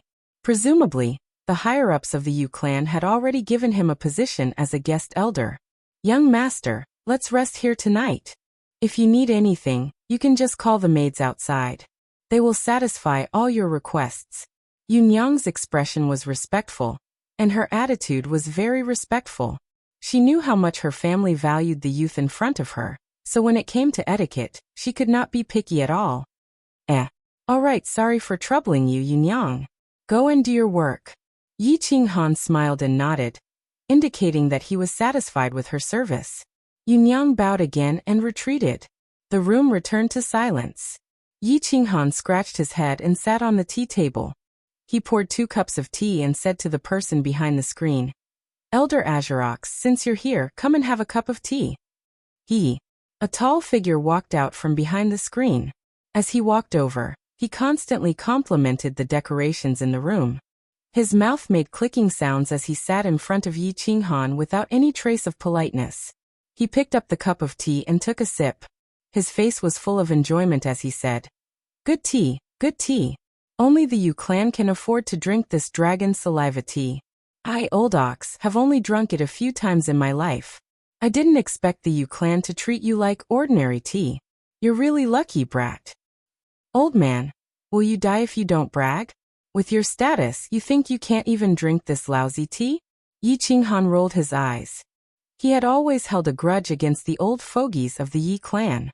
He had originally planned to go to Dragon City to participate in the Elite Academy tournament, but he didn't expect that these old fogies would arrange for him to participate in the Tranquil Lake selection without his consent. Of course, he had some resentment. Now that he was sitting alone with Yi Qinghan, he naturally expressed the resentment hidden in the bottom of his heart. "This time, I arranged for you to come to the Tranquil Lake without your consent. It was my fault, but I also did it for the good of your sister. With the support of the Yu clan, the chances of waking up your sister will increase by quite a bit, and it will also be of great help to your future development." Yi Qinghan rubbed his hands and laughed mischievously. "You're so sure that I'll be chosen?" Yi Qinghan snorted coldly. He lowered his head and drank his tea, glancing sideways at Yi Qinghan. Yi Qinghan laughed mischievously. He was in an extremely good mood, and his wrinkled old face was flushed red. "Ehe. At first, I thought that you only had a 1/3 chance, but then Tu Qianjun came, and I thought that you had no chance at all. But hee, who would have thought that you, brat, would have such a trick up your sleeve? Not bad, not bad. Little Han, well done. You have to know that being able to obtain the position of guest elder of the Yu clan would be extremely beneficial to your future growth. If that idiot father of yours had chosen the Holy Maiden, that brat wouldn't have died on the God-slaying mountain. If my father had chosen Yi Yin'er, I wouldn't be here now." Yi Qinghan rolled his eyes again. He lowered his head and pondered for a while, then suddenly raised his head and asked, "Why did the Yu clan choose me? Don't say that my sword dance was very coquettish or anything of the sort. I want to know the real reason." Seeing Yi Qinghan's serious expression, Yi Qinghan stopped laughing and thought seriously for a while. He frowned slightly and said, "I don't know the specific reason, but do you remember that when you were performing that sword dance, you, brat, were actually able to draw upon the spirit chi of heaven and earth? Do you remember that sudden gust of wind? At that time, I was completely silent and didn't know anything that happened outside. I only know that I performed that dance very comfortably. My whole body was very relaxed, and my mind was very calm and serene. It seemed that I was in a very good state." Yi Qinghan also frowned and tried hard to recall what happened at that time. Hee. Yi Qinghu rubbed his round head and became all smiles again. He said, "That's the feeling. I don't know what kind of dog shit luck you have, brat. Did you know that at that time, you entered the state of soul silence that all martial artists dream of? A martial artist's first layer of cultivation is physical cultivation, which includes the tempering of battle chi and the internal body. The second layer is soul cultivation. Of course, with your current strength, your soul is too weak. Basically, your soul can improve along with your battle chi. However, once you enter the Emperor realm, your soul must cultivate alone. And soul cultivation is extremely difficult. When you performed that sword dance on Tranquil Lake Island, your mind was completely silent and drew upon the spirit chi of heaven and earth. This is an extremely rare state.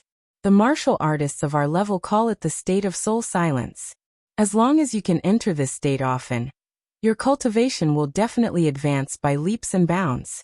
Furthermore, the most important thing was his soul. In this state, his soul cultivation would increase at a rate that was 10 times faster. The Yu clan attaches great importance to soul cultivation, and all of their special techniques are based on the soul. Why do you think the Yu clan values you so much? Soul cultivation? The Yu clan's seduction technique?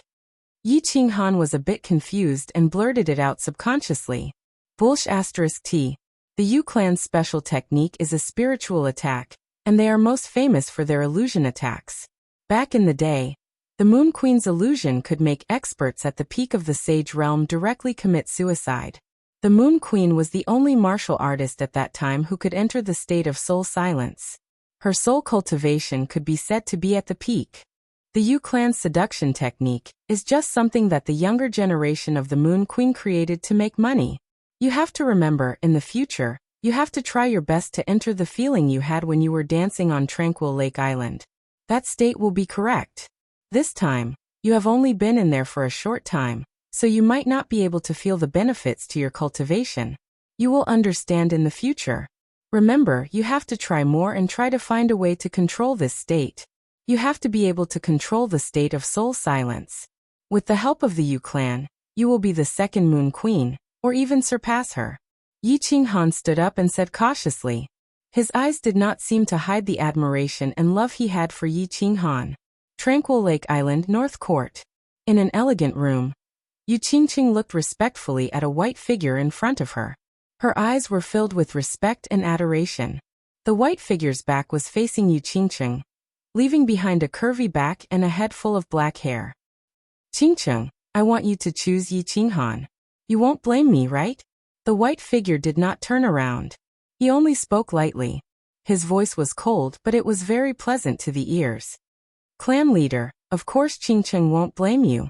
Actually, among so many young masters, only Yi Qinghan has a special characteristic that can attract Qingqing. Qingqing is very satisfied with this ending. Yu Qingqing lowered her head and pondered for a moment.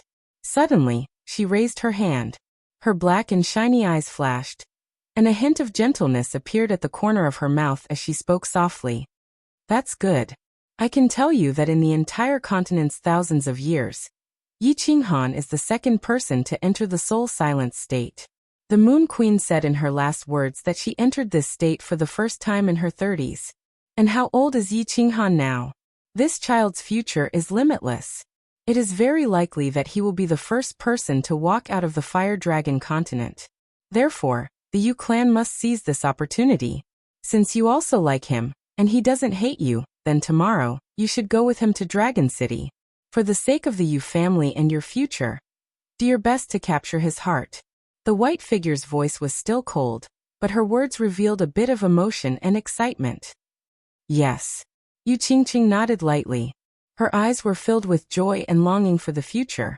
Her black pearl-like eyes occasionally flashed with light that was as dazzling as the stars in the sky. Moon Tower Square Pavilion. Xue Fei sat on the bench with a gloomy face. He looked at Xue Wuhan, who was standing respectfully in front of him. After a long silence, he sighed deeply and said, Your thoughts are not wrong. It's just that your actions are too radical. This will cause the Xue clan to be ostracized by the 5 great clans. Forget it. Since things have already reached this point, I can't say whether it's a blessing or a curse. Since you want to walk the path of Tu Qianjun, then keep walking. I hope you're right. Wu Hen is right. To walk out of the well that is the Fire Dragon continent, there is no other way but to borrow the power of the Divine City. As for the 5 great clans, as long as I can reach that step, the 5 great clans can be destroyed at any time. Second Grandpa, you must believe me. Xue Wuhan said lightly, but the arrogance and insolence in his words were unmistakable. Forget it, let's not talk about this anymore. Xue Fei sighed as he stared at the stubborn Xue Wuheng.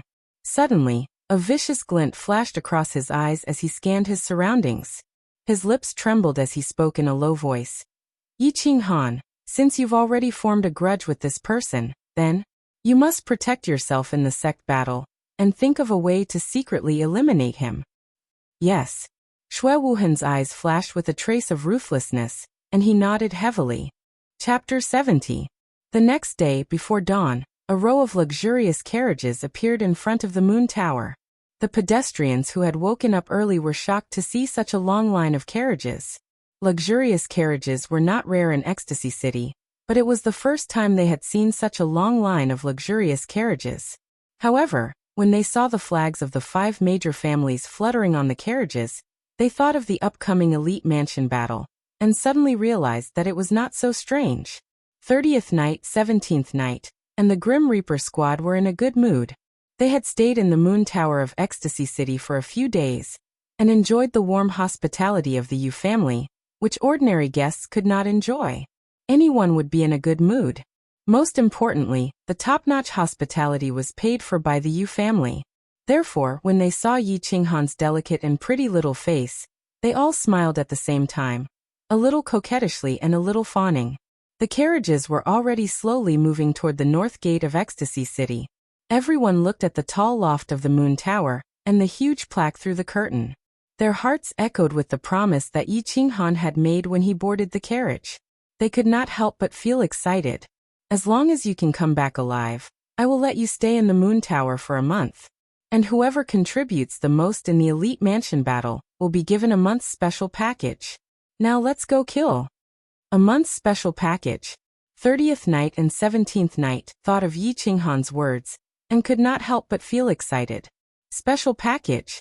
They had only enjoyed the first-class package once this time. The first-class package was enough to make them want to die, and it was enough to make them remember for a lifetime. Now he actually said that he would give them a special package. And for a month. Yi Qinghan's move was too ruthless. If he did this, people would die. Of course, they felt that Yi Qinghan's proposal was very good and very feasible. Looking at the Grim Reaper squad, who kept poking their heads out of the carriages as if they had taken aphrodisiacs, 30th Night sighed helplessly. At the same time, he admired Yi Qinghan, who was sleeping soundly in the carriage. Although they couldn't enter Tranquil Lake Island, they heard about their young master's glorious deeds on the island. Young master was even more ferocious than young master's father. Although young master's father, Yi Dao, had also rejected the previous generation's saintess and left in a huff, the Yu clan did not do anything. And now, the young master had also rejected the saintess of the modern era. However, the Yu clan was still trying their best to coax him. They were almost crying and grabbing the young master's trousers to ask him to accept this saintess, Yu Qingcheng. Why did he say that? Wasn't the 5 Yu family carriages hanging behind the caravan a very good proof? The Ecstasy City was not far from the Dragon City, only 5 to 6 days' journey. The carriages of the 5 clans and Long Shuelio's carriage were traveling on the broad road silently. Perhaps those young masters were too tired last night, or for some other reason. They had been sitting in their carriages silently for the first day. They didn't come out, even eating and defecating in their carriages. On the second day, the young masters began to come out to get some fresh air while eating. Huaxia, Fengzi, and Long Shuelu had rested for a day and a night. It was as if they had completely forgotten the unhappiness of the night of the Summer Fire Festival. They were all chatting and laughing around a simple dining table, drinking the fine wine brought from the carriages, eating barbecued meat, and casually chatting about some topics. At this time, Fengzi raised her eyebrows and looked into the distance. A figure was walking over, and she said with a smile, "Young Master Han seems to be very busy. He doesn't even have time to eat." The person walking over was Dongfang Dao. Dongfang Dao and the other 4 had been following Yi Qinghan ever since they left Tranquil Lake Island. Yi Qinghan had asked Yi Qingniu, and was reassured to let the 5 follow him. However, he wasn't as close as he was with Yi Shisan for the time being. Dongfang Dao and the others didn't mind and just silently sat in the carriage behind Yi Qinghan. Today they were out for a meal. Fengzi wanted to invite Yi Qinghan out for a drink, so she asked Dongfang Dao to invite them. "Young Master Feng, Young Master Hua, Young Master Long. My young master said that he's going into seclusion for a few days, so he's very sorry that he can't accompany you for a drink. He said that he wants me to apologize on his behalf. After this cultivation, he'll punish himself with a jar of wine as an apology." Dongfang Dao seemed to have changed from the status of a young master to a servant. In just one day, he had completely accepted his status as a subordinate of Yi Qinghan, and his tone and etiquette were completely that of a servant. "Dongfang Dao, you're a talent. Are you willing to be a subordinate of the Yi family?" Fengzi waved her hand, indicating that she didn't mind this matter. Instead, she looked curiously at Dongfang Dao. He had only found out from the information sent over by his clan today that Dongfang Dao and the other 4, and their clans had always kept a low profile. However, the shocking thing was that all 5 of them were at the 3rd level of the general realm. At this age, with this level of strength, they were all characters who could dominate a region. And looking at Dongfang Dao's expression today, it seemed that he was very willing to be Yi Qinghan's servant. "That's right. Brother Dongfang, with the strength of the 5 of you, you are all dazzling geniuses no matter where you go. If the 5 of you follow me, I will serve you as an elder brother and a state scholar. Why should I follow Yi Qinghan as a servant?" Moreover, it seems like Yi Qinghan doesn't like it.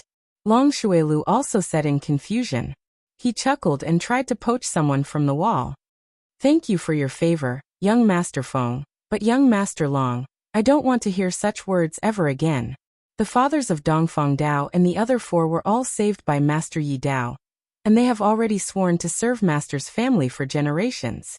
Moreover, even if you want to be a servant, you have to look at whose servant you are, right? And the five of us feel that it is our fortune to be able to be young Master Yi Qinghan's servants. Dongfang Dao's expression was still calm, but when he heard the word servant from Long Shuelio's mouth, a blade-like sword light appeared in his eyes. He cupped his hands and left calmly after speaking. He walked to the side and silently ate with Nangong and the others. Long Shuelu was choked by Dongfang Dao's words. He rubbed his nose embarrassedly and picked up his wine to drink. Brother Shuelu, if it were me, I wouldn't have said what you just said. You probably haven't seen the information on what Yi Qinghan has done in the Yi family. Yi Qinghan is very fierce. The reason why Dongfang Dao and the other four are so loyal to him is probably because of Yi Qinghan's performance. Seeing Long Shuelio's embarrassment, Fengzi smiled faintly and twisted his neck as he spoke. This kid is indeed fierce. Brother Shuelu, let me give you a piece of advice. You can't befriend him, and it's best not to offend him. Hua Hua hadn't said anything at first, but when he saw Long Shuelio's confused expression, he advised him seriously. Long Shuelu frowned. He was the nephew of House Master Long, but he wasn't like Fengzi and the others. He didn't have a direct intelligence system, so he was very confused. How fierce. Fengzi drank a mouthful of wine, looked left and right, then came over and said in a low voice, this kid was still in the elite realm a few months ago. He couldn't even summon a beast, and was considered trash by the Yi family. Then in these few months, his strength increased by leaps and bounds. First, he killed 5 of Shui Wuhan's subordinates with the strength of a level 1 commander in the barbarian city. One of them was a general realm expert. After returning to the Yi family, he killed a few general realm Yi family core disciples, and destroyed Yi Qinghuang's Dantian. In the end, he was surrounded by the elders of the Yi family, but they didn't kill him. Instead, he killed an emperor realm Yi Rong, which caused Yi Tianlong and the other 2 elders to come out of their seclusion. However, I don't know why Yi Tianlong didn't punish Yi Qinghan, even though he killed so many people. Instead, he imprisoned Yi Jian in the back mountain and chased Yi Qinghuang out of the Yi family's castle. Now look at Yi Qingniu. It's obvious that the Yi family treats him like a treasure. Don't you think he's fierce? Pfft. Long Shuelu was slowly drinking wine at first, but when he heard that Yi Qinghan killed an emperor realm Yi Rong, he spat out the wine in his mouth. His face was full of shock and disbelief. After listening to Fengzi, he shook his head and said, that's impossible. How old is he? A 15 or 16-year-old killing an emperor realm martial artist. This information is obviously fake. Also, you said that he was just an elite realm trash a few months ago. How could he kill an emperor realm martial artist? Impossible. At this time, Huaxia also came over. Although his eyes were full of doubt, his face was serious as he said, the information is true. Our family received similar information. Although we don't know the details, it is true that Yi Qinghan killed Yi Rong. This caused a huge commotion in the Yi family, and your uncle probably received the news. Our family told you not to offend Yi Qinghan. If you offend him, he won't care about anything and just kill you. According to my family's calculations, he can instantly kill any martial artist below the martial realm. He has a high chance of instantly killing a martial realm martial artist. As for the specific reason, I don't know. Clang. Hearing Huaxia's confirmation, Long Shuelio's hand shook. The cup fell to the ground and broke into pieces.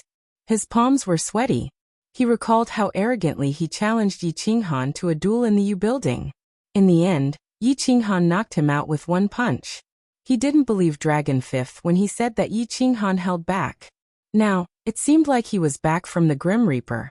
Also, Yi Qinghan was chosen as a guest elder by the Yu family. It could be said that the 2 families were one. Long Shuelu wanted to find a chance to take revenge, but it seemed like it was impossible now. Thinking about this, his body trembled. He immediately listed Yi Qinghan as one of the people he couldn't offend.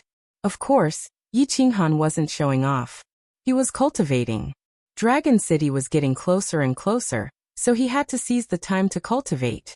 Although he had entered the first stage of the general realm for a few days, he hadn't even learned the symbolic battle aura release of the general realm. Therefore, after resting for a day, he told Yi 13th that he wanted to go into seclusion for a few days, so that he could learn the battle aura release before he arrived at Dragon City. Chapter 71.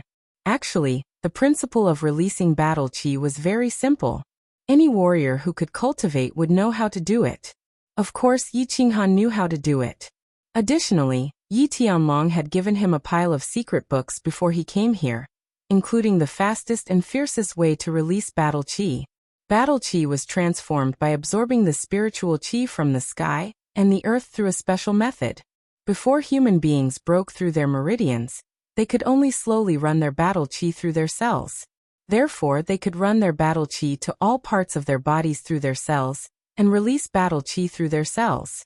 However, before human beings broke through their meridians and formed their dantian, they had too little battle chi in their bodies and their running speed was too slow.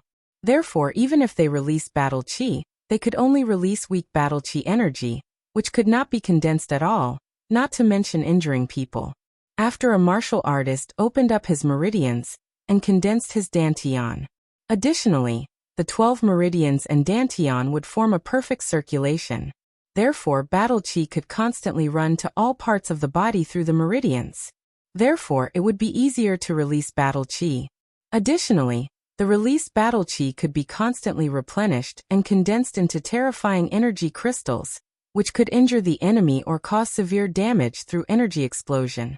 In the spacious carriage, Yi Qinghan was sitting on the bed with his legs crossed and eyes closed. The dense sounds of horse hooves and rolling wheels couldn't affect him at all. He was concentrating on his meridians and dantian. He separated a bit of battle chi from his circulating battle chi, and slowly moved it towards his 5 fingers on his left hand. The meridians of human body were complex, but the 10 fingers were the closest to the skin, and had the most meridians. Additionally, each finger was connected with a small meridian. Therefore, most of the fighters on the continent chose to release their battle chi through their 10 fingers. In other words, they chose to release battle chi through their palms. In this way, it was fast and easy to control. Of course, Yi Qinghan chose to release battle chi through his 10 fingers like the predecessors. A small amount of battle chi slowly overflowed from his 5 fingers and gradually condensed in his palm. Yi Qinghan dared not be careless. He constantly released battle chi through his 5 fingers and maintained the consumption of battle chi in the air. Through his palm and fingers, he constantly condensed and integrated the battle chi in his palm. Buzz. The battle chi in Yi Qinghan's palm was constantly compressed and integrated with the weird gesture of his palm and fingers. In a split second, the battle chi in his palm suddenly bounced up like an elastic rubber ball and disappeared in the air under Yi Qinghan's weird gesture.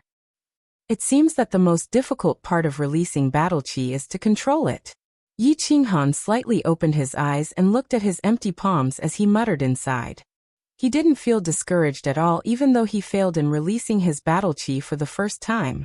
It didn't require too much technical content. It mainly depended on the proficiency of controlling the battle chi in the palm of one's mind. There was no shortcut to this thing. One could only constantly release battle chi, constantly control it, gradually master it, and gradually master it. Again, Yi Qinghan continued to close his eyes, and continued to practice the external aspects of battle chi. 2 times, 3 times, 50 times. 1 day, 2 days, 4 days. On the evening of the 5th day, Yi Qinghan finally walked out of the carriage. He stretched his rusty waist and let out a long breath. He turned to look at Feng Zi and the others who were sitting not far away and smiled as he jumped out of the carriage. "Young master, have you finished your cultivation?" Yi 17 had been guarding the carriage. When he saw Yi Qinghan walk out of the carriage, he greeted him with a smile. "Yes, let's go. Accompany me for a drink."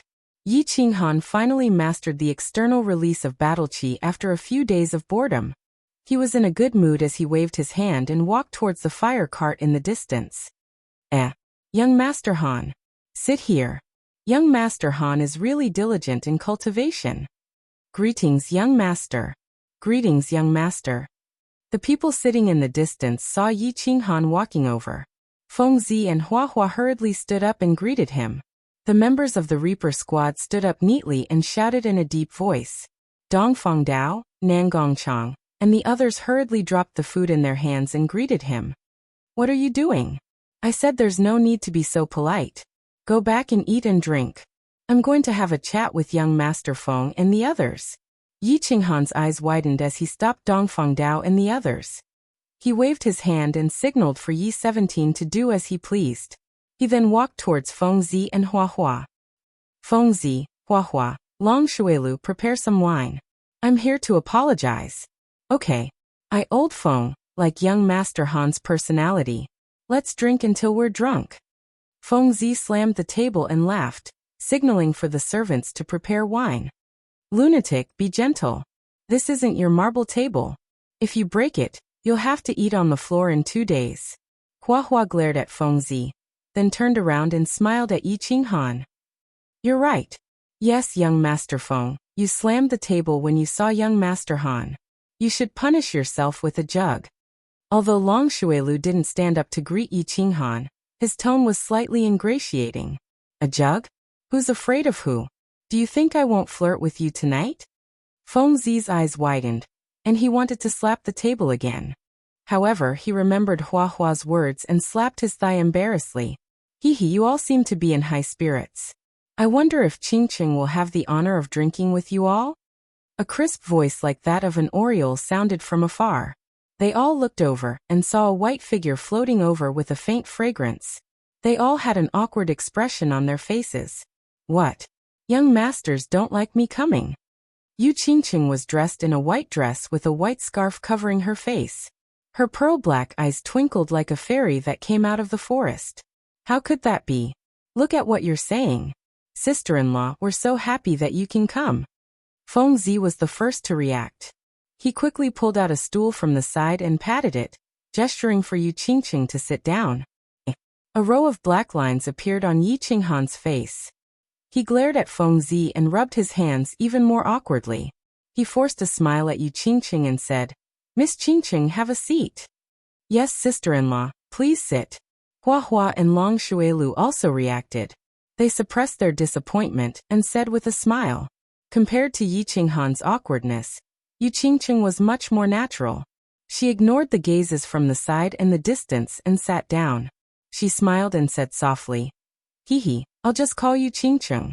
Sister-in-law sounds awkward. Hee, Miss Qingqing, you'll have to call me sister-in-law sooner or later. Since you're not used to it, I'll do as you say. Come over for a drink, but there's only wine here. It's not convenient for you to drink with a scarf on, right? Fengzi seemed to have recovered from the disappointment of her failed marriage proposal. She was talking and laughing calmly. Then why don't we just call young Master Han to drink? Long Shuelu laughed mischievously. His smile was very bright and cheerful. It seemed that he wanted to completely get Yi Qinghan drunk. He had lost in the arena of love and the arena of martial arts, so he wanted to win it back in the arena of wine. It's a little inconvenient. Huahua looked at Yi Qinghan with a sinister smile. He wanted him to express his stance. If it's not convenient, then don't drink. I'll pay for his. Come, I'll punish myself by drinking this jar first. Yi Qinghan's lips curled up. He raised the jar of wine in his hand and raised it to the few of them. Then he raised his head and drank. The people of the Fire Dragon continent had been practicing martial arts since they were young, so their bodies were not bad. Everyone knew how to drink, which didn't require much skill. Yi Qinghan found it strange too. He didn't know if it was because the wine in this world didn't contain much alcohol, or because his body was really good. He had never drunk wine since he was young, but after drinking in the barbarian city, he realized that if he really drank wine, it would be like drinking water. No matter how much he drank, he didn't feel drunk. Come on, who's afraid of who? Fengzi glared at him, not showing any signs of weakness. Huahua, Long Shuelu, and the others also rubbed their palms together, ready to go all out. They couldn't win against Yi Qinghan in love, but they didn't believe that the three of them couldn't win against him. A battle without gunpowder began. Because Yu Qingqing was at the side, there was no foreplay, and the battle went straight into a hand-to-hand fight. The three of them were obviously on the same side, and they wanted to deal with Yi Qinghan together. Yi Qinghan wasn't afraid to fight. First, he drank 3 jars of wine with Fengzi, and Fengzi was drunk until he didn't know what was going on. Then, under Huahua's fearful gaze, Yi Qinghan and Huahua drank 3 jars of wine, and Long Shuelu fell under the table. At this time, Yu Qingqing had been staring at Yi Qinghan with her bright, black eyes. Finally, she saw Long Shuelu fall to the ground, and Yi Qinghan's face was only a little red, but his eyes were still as clear as before. Then she giggled and said, "Your Yi family has a secret drinking technique?" "Hee, no, it's just that I have a good physique." Yi Qinghan rubbed his bulging belly and slowly stood up. He let out a burp and stood up shakily. He was about to walk out of the room. "What are you going to do? Do you need me to go with you?" Yu Qingqing was slightly stunned and asked with concern. "No, I'm going to relieve myself. I drank too much." Yi Qinghan's indistinct voice reverberated along with the sound of her leaving, causing the half of Yu Qingqing's face that was not covered to be boiling hot. She reached out to summon Yi Shisan and told him to take care of Yi Qinghan. Then, like a jumping little rabbit, she hurriedly walked back to her carriage. Chapter 72. Dragon City was located in the center of the House of Ares, and was rumored to have existed since ancient times.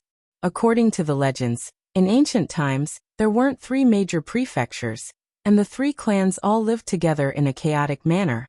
Although there were occasional disputes, there were no major wars. Then, an ancient great emperor appeared on the continent. He called himself the Dragon, and he led 3 generals from the 3 clans on expeditions to the east and west, finally unifying the continent and establishing the Fire Dragon Empire. Then he established Dragon City and divided the continent into 3 prefectures, with 3 generals from different clans appointed as prefectures. And now, Dragon City was the capital of the Fire Dragon Empire. The legends might not be trustworthy, but the prosperity of Dragon City was unquestionable. The city walls were more than 20 meters tall and more than 10 meters wide, and wrapped around the entire Dragon City like a dumpling. There was a moat dozens of meters wide, and the water inside was turbulent and unfathomable. This city wall is too majestic. This was the first time Yi Qinghan had come to Dragon City. Through the curtain of the carriage, he looked at the tall, green, and towering walls. It was as if he was seeing the great wall of his world for the first time, and he was deeply shocked. The carriages entered Dragon City without any obstruction. The prestige of the 5 great clans wasn't challenged in this aspect. Even the rows of prefectural soldiers at the city gates wore respectful and envious gazes. They stood to the side respectfully and watched the carriages advance. After the carriages entered Dragon City, they parted ways at an intersection. Each clan had a manor in Dragon City. Last night, they had agreed that they would go back and rest for the night, and gather at the city lord's mansion the next morning. The Yi family's manor was in the east of the city. After traveling from the city gates for an hour, the carriages stopped in front of a large bronze gate. There were rows of people standing in front of the gate. They had probably received the news and were waiting here in advance. "Greetings, young Master Han." Yi Qinghan alighted from the carriage and saw a group of people kneeling on one knee in front of the gate, and a middle-aged man standing in the middle with a smile. "I am Yi Ping. Nephew, you must have had a hard journey." The middle-aged man was about 40 years old. He looked scholarly and had a gentle expression, and he had the demeanor of an elder. Yi Qinghan greets Elder Yi Ping. Yi Qinghan had already obtained information about Yi Ping from Yi Shisan. He knew that Yi Ping was from the same generation as his father, Yi Dao. He was a collateral descendant of the family, and had a good relationship with Yi Dao in his early years. He was now at the 2nd level of the Emperor realm, and had been guarding the Dragon City all year round.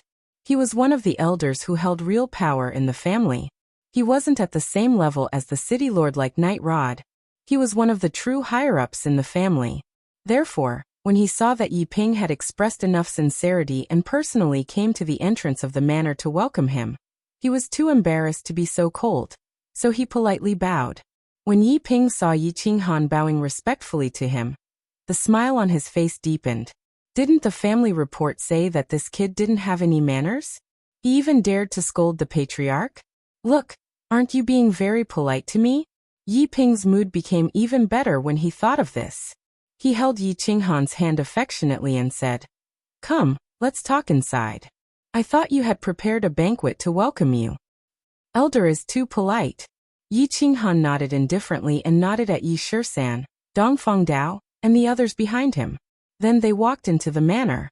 After eating and drinking to their heart's content, the meal was very enjoyable under Yi Ping's deliberate persuasion. After the meal, Yi Qinghan sat leisurely by the tea table and drank tea. He sat quietly and waited for Yi Ping to speak. He knew that the elders of the Yi family definitely had something to tell him about the residence battle. Since they didn't tell him anything, he would be entering the residence battle zone in 2 days. Only Yi Ping could tell him something. "Tomorrow, you will go to the City Lord residence to receive your badge. The day after tomorrow, you will be directly transported from the City Lord residence to the Residence Battle Island. Before that, the family sent me a message asking me to explain to you the situation of the Residence Battle, and the things you need to pay attention to." Yi Ping saw that Yi Qinghan was sitting quietly, so he didn't beat around the bush and went straight to the point. He had only participated in the Residence Battle once, and it was a chaotic residence battle where warriors of all levels could enter. However, the number of people who had participated in the residence battle was very high. Therefore, the information in this area was relatively complete. After receiving the message from the family, he specially went to the City Lord residence and looked through a lot of information about the residence battle. At this moment, seeing that Yi Qinghan was very interested in listening, he was also gratified. He paused and continued to speak. "First of all, let me introduce the venue to you. The Residence Battle Island is actually made up of 4 islands. There is a big island in the center and 3 small islands on 3 sides of the big island. You will be transported to the small island belonging to the House of Aries. This place is absolutely safe. It is where the camp of the House of Aries is located. As for the island in the center, we call it Netherworld Island. Netherworld Island is very large, about 1/10 the size of the House of Aries. The terrain inside is intricate. I will give you a detailed map later. Netherworld Island is the battlefield of the residence battle. You can kill wantonly here. Except for the children of the Yi family, you can't trust anyone here, including people from other families. Historically, people from the House of Aries often plotted against people from the House of Aries. As long as the deed is done secretly, the family can't do anything if there is no evidence. The residence battle is held once a year, and each prefecture has 100,000 people. The House of Aries has 50 elite teams like the one you are leading, and a total of 10,000 people. The rest of the 90,000 people are low-level warriors and ordinary soldiers, and the elites of the other 2 prefectures are also about 10,000 people. In the past, the rules of the residence battle have been that the elite teams will fight and hunt each other at the beginning. The final battle of all the legions will be held in the last month. The final battle is the most chaotic, so the family recommends that you don't participate. Therefore, your mission is to enter Netherworld Island in the first 11 months. Hunt the elites of the other 2 prefectures, collect badges and earn points. I understand. How are the points calculated? Yi Qinghan blinked his eyes, nodded seriously and asked. To explain the points, I first have to tell you about the difference in strength between the monster clan and the barbarian clan. Like the human race, the 2 clans are divided into 9 ranks: Monster Soldier, Great Monster Soldier, Monster Warrior, Great Monster Warrior, Monster General, Monster Commander, Monster Emperor, Monster Saint. There are also Barbarian Soldier, Great Monster Soldier, Great Monster Warrior, Barbarian General, Barbarian Commander, Barbarian Emperor, Barbarian Saint, and Barbarian Emperor. Of course, there will be no Monster Emperor or Barbarian Emperor in the 3 clans below the age of 30. At least on the surface, according to the family's information, there are no such geniuses in the 2 prefectures. After all, your father, Yi Dao, reached the Emperor realm at the age of 28. There is only one in the entire Fire Dragon continent every few hundred years, so you don't have to worry about this. The family's request for you is that you try not to participate in battles in the first half of the year and focus on training. When your strength reaches the martial realm, and you can protect yourself from the Barbarian Emperor and Monster Emperor, You can participate in battles in large numbers. Ye 13th and Ye 17th will tell you the details. The points are easy to calculate. Using the monster clan as an example, monster soldiers and great monster soldiers are considered ordinary soldiers. They only have 1 point. Monster warrior is 2 points, great monster warrior is 5 points, monster general is 10 points, monster commander is 30 points, and monster emperor is 100 points. After listening to Yi Ping's explanation, Yi Qinghan lowered his head and calculated silently. After a long time he suddenly raised his head and said with a serious expression, "According to you, I have to kill at least 100 monster emperors, 300 monster commanders, or 1,000 monster generals to get 10,000 points to exchange for spirit pills?" Theoretically, yes. Yi Ping nodded and sighed. However, the elite teams from the 3 prefectures that enter Nether Island are basically led by marquises or monster emperors or barbarian emperors. The marquises and monster emperors and barbarian emperors are basically there to restrain them. If a marquis wants to kill a martial artist of a lower realm than him, the opponent's powerhouse will definitely restrain him, and then summon their companions. Therefore, it is usually the martial artists of the same realm in the team who attack each other. On the surface, you are a general realm martial artist, but your strength is probably enough to kill a level 1 martial realm martial artist, right? Therefore, you have a great advantage in the prefecture battle. This is why the family sent you to participate in the prefecture battle. You don't understand the specifics, and it's hard to explain the situation. I'm just giving you a suggestion. Try to listen to Yi 13th and Yi 17th's opinions in the prefecture battle. The task was difficult. Yi Qinghan sighed deeply. The number 1 treasure of the prefecture battle, the spirit pills, was indeed not so easy to exchange for. Although the monster god and barbarian god prefectures had 200,000 elites, the points added up would probably be more than 1,000,000. However, in a chaotic battle like the prefecture battle, it would be quite difficult to obtain 10,000 points while preserving one's life. At least, Yi Qinghan felt that the difficulty was as high as the mountain in the Divine City, seemingly insurmountable. Late at night, Yi Ping explained many things to Yi Qinghan, and Yi Qinghan listened attentively. After all, this was related to his life and whether he could save his sister. The prefecture battle seemed to be easy to obtain points, but in fact it was extremely difficult. It was basically exchanging points with people's lives. After Yi Ping finished explaining the things that the family had ordered, he arranged for someone to bring Yi Qinghan to rest. After watching Yi Qinghan's figure disappear into the vast night, Yi Ping entered through the side door of the hall and came to a quiet room. The room was a study. A green figure was sitting quietly inside, drinking tea and reading a book. "Greetings, Grand Supreme Elder." Yi Ping bowed respectfully. The green figure raised his head and looked over with a pair of bulging eyes. "Are you done explaining?" "I've explained everything according to Grand Supreme Elder's instructions," Yi Ping said softly. After a while he asked with a puzzled expression, "Grand Supreme Elder, there are some questions that Yi Ping doesn't understand. Why did you send Yi Qinghan to the prefecture battle? You have to know that it's impossible for him to obtain so many points.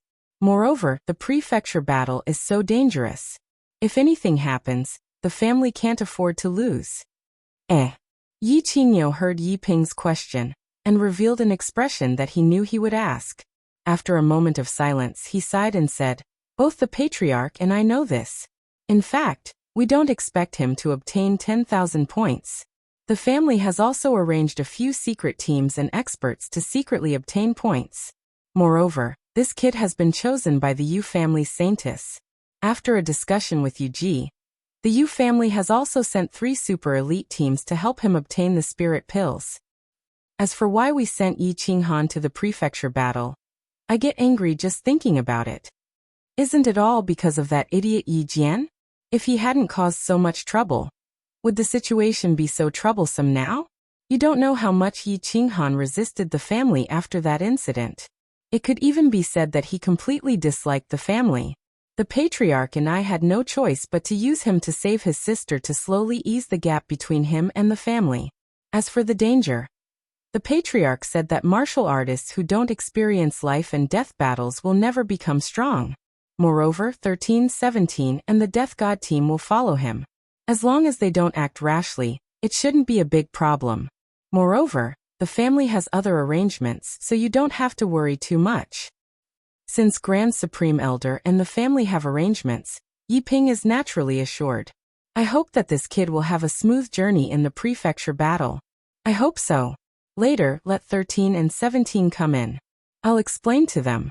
2 deep sighs resounded in the room. It added a bit of melancholy to the summer night. Chapter 73. To the north of the House of Aries' floating snow city was a famous snowy mountain called Qingshan. At the foot of the mountain was a small city called Qingshan City. 50 years ago, an 18-year-old youth walked out of Green Mountain City. This youth possessed unparalleled cultivation. He walked all the way from the north and challenged the famous young experts of the 5 major clans. He won every battle and declined the recruitment offers from the 5 major clans. Finally, he fought his way into the chaotic prefecture battle 30 years ago. He fought his way through countless demon and barbarian emperors, and obtained the highest number of points in the prefecture battle 30 years ago.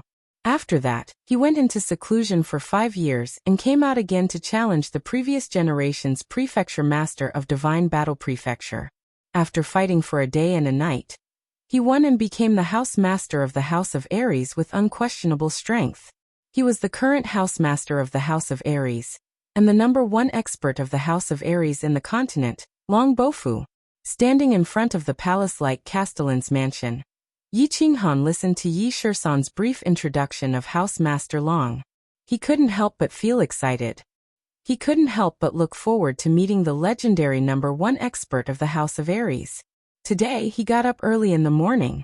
According to the rules of each mansion battle, the elite squads of the major families would come to Dragon City before the battle. They would stand in the square in front of the castellan's mansion to be received by the mansion master, and listen to the motivational speech before the battle. Then, they would receive their tokens after being tested by the staff of the Divine City.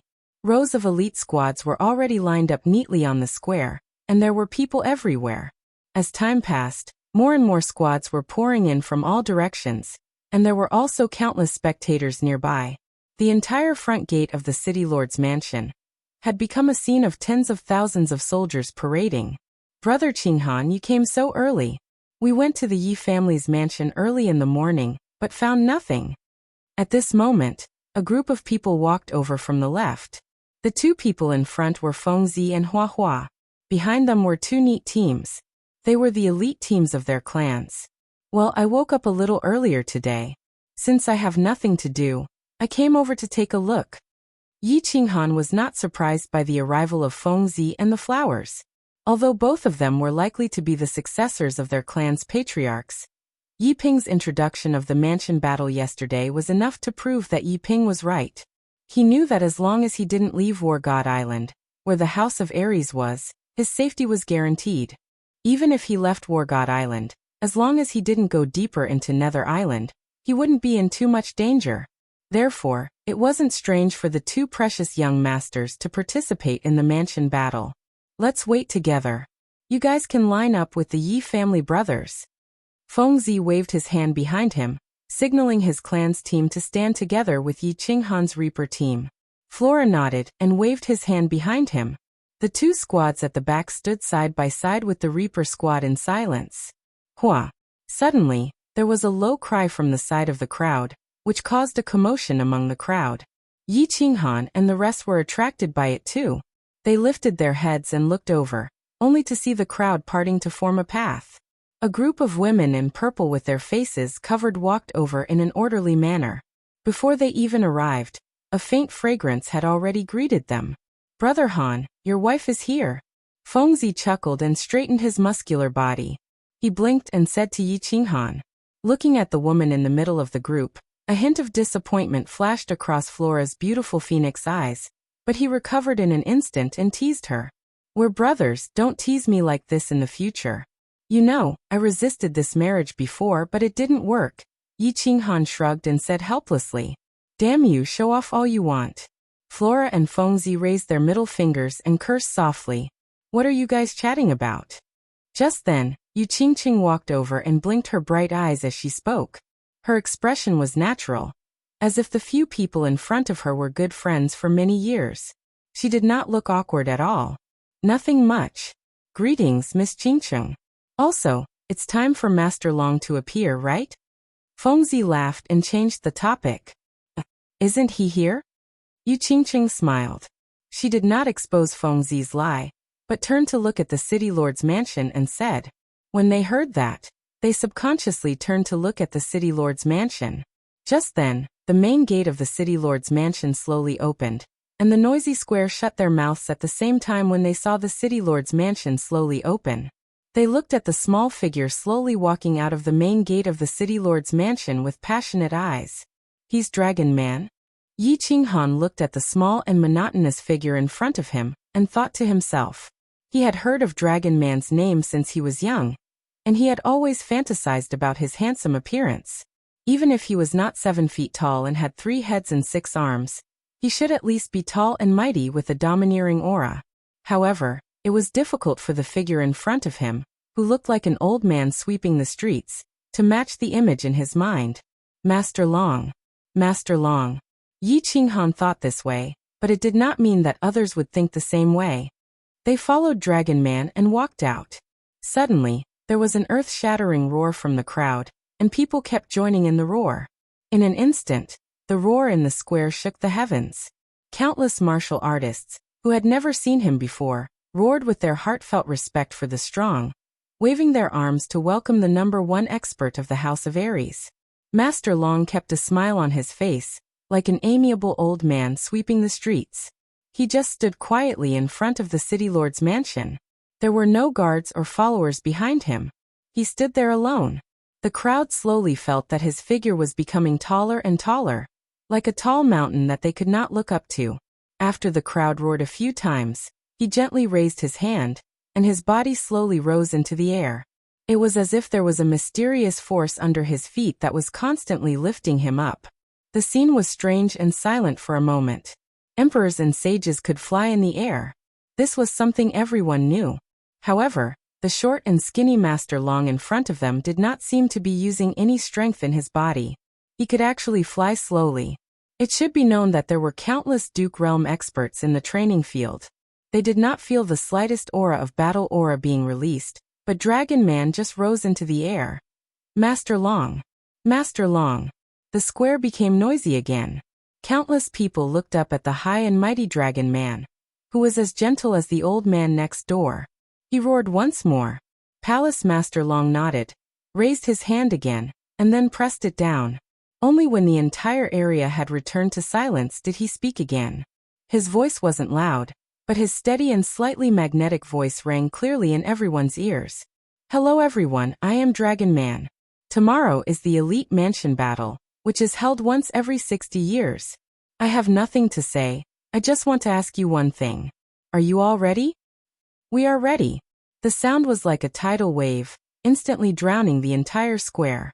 Yi Qinghan secretly clicked his tongue. It seemed that Master Long's prestige and popularity in the House of Aries were extremely high. Very good. The demons in the west and the barbarians in the south have also said that they are ready. Then young lads, polish the weapons in your hands and fight. 30 years ago, I and countless warriors used the weapons in our hands to completely beat the demons and barbarians to the ground. Now it is your turn. The glory and dignity of the House of Aries will be in your hands. In 3 years, I will be waiting for your return here. Master Long's voice continued to be calm and friendly, but the domineering and confidence in his tone was exceptionally clear. Fight, fight, fight. Following Dragon Man's words, the emotions in the square were completely ignited. Countless people waved the weapons in their hands and roared. After Dragon Man finished speaking, he once again smiled warmly, waved his hand, turned around, and then turned into a shadow, disappearing from the Castellan's mansion. Then, rows of warriors in white robes walked out of the Castellan's mansion. Each of them held a white crystal pillar in their hands, and lined up in front of the square. At this time, 3 white-robed warriors appeared out of thin air above the Castellan's mansion. One of the white-robed warriors flew to the front alone and shouted in a deep voice, "Now, you will receive badges according to your individual strength. There are 100 crystal pillars in front of you to test your strength.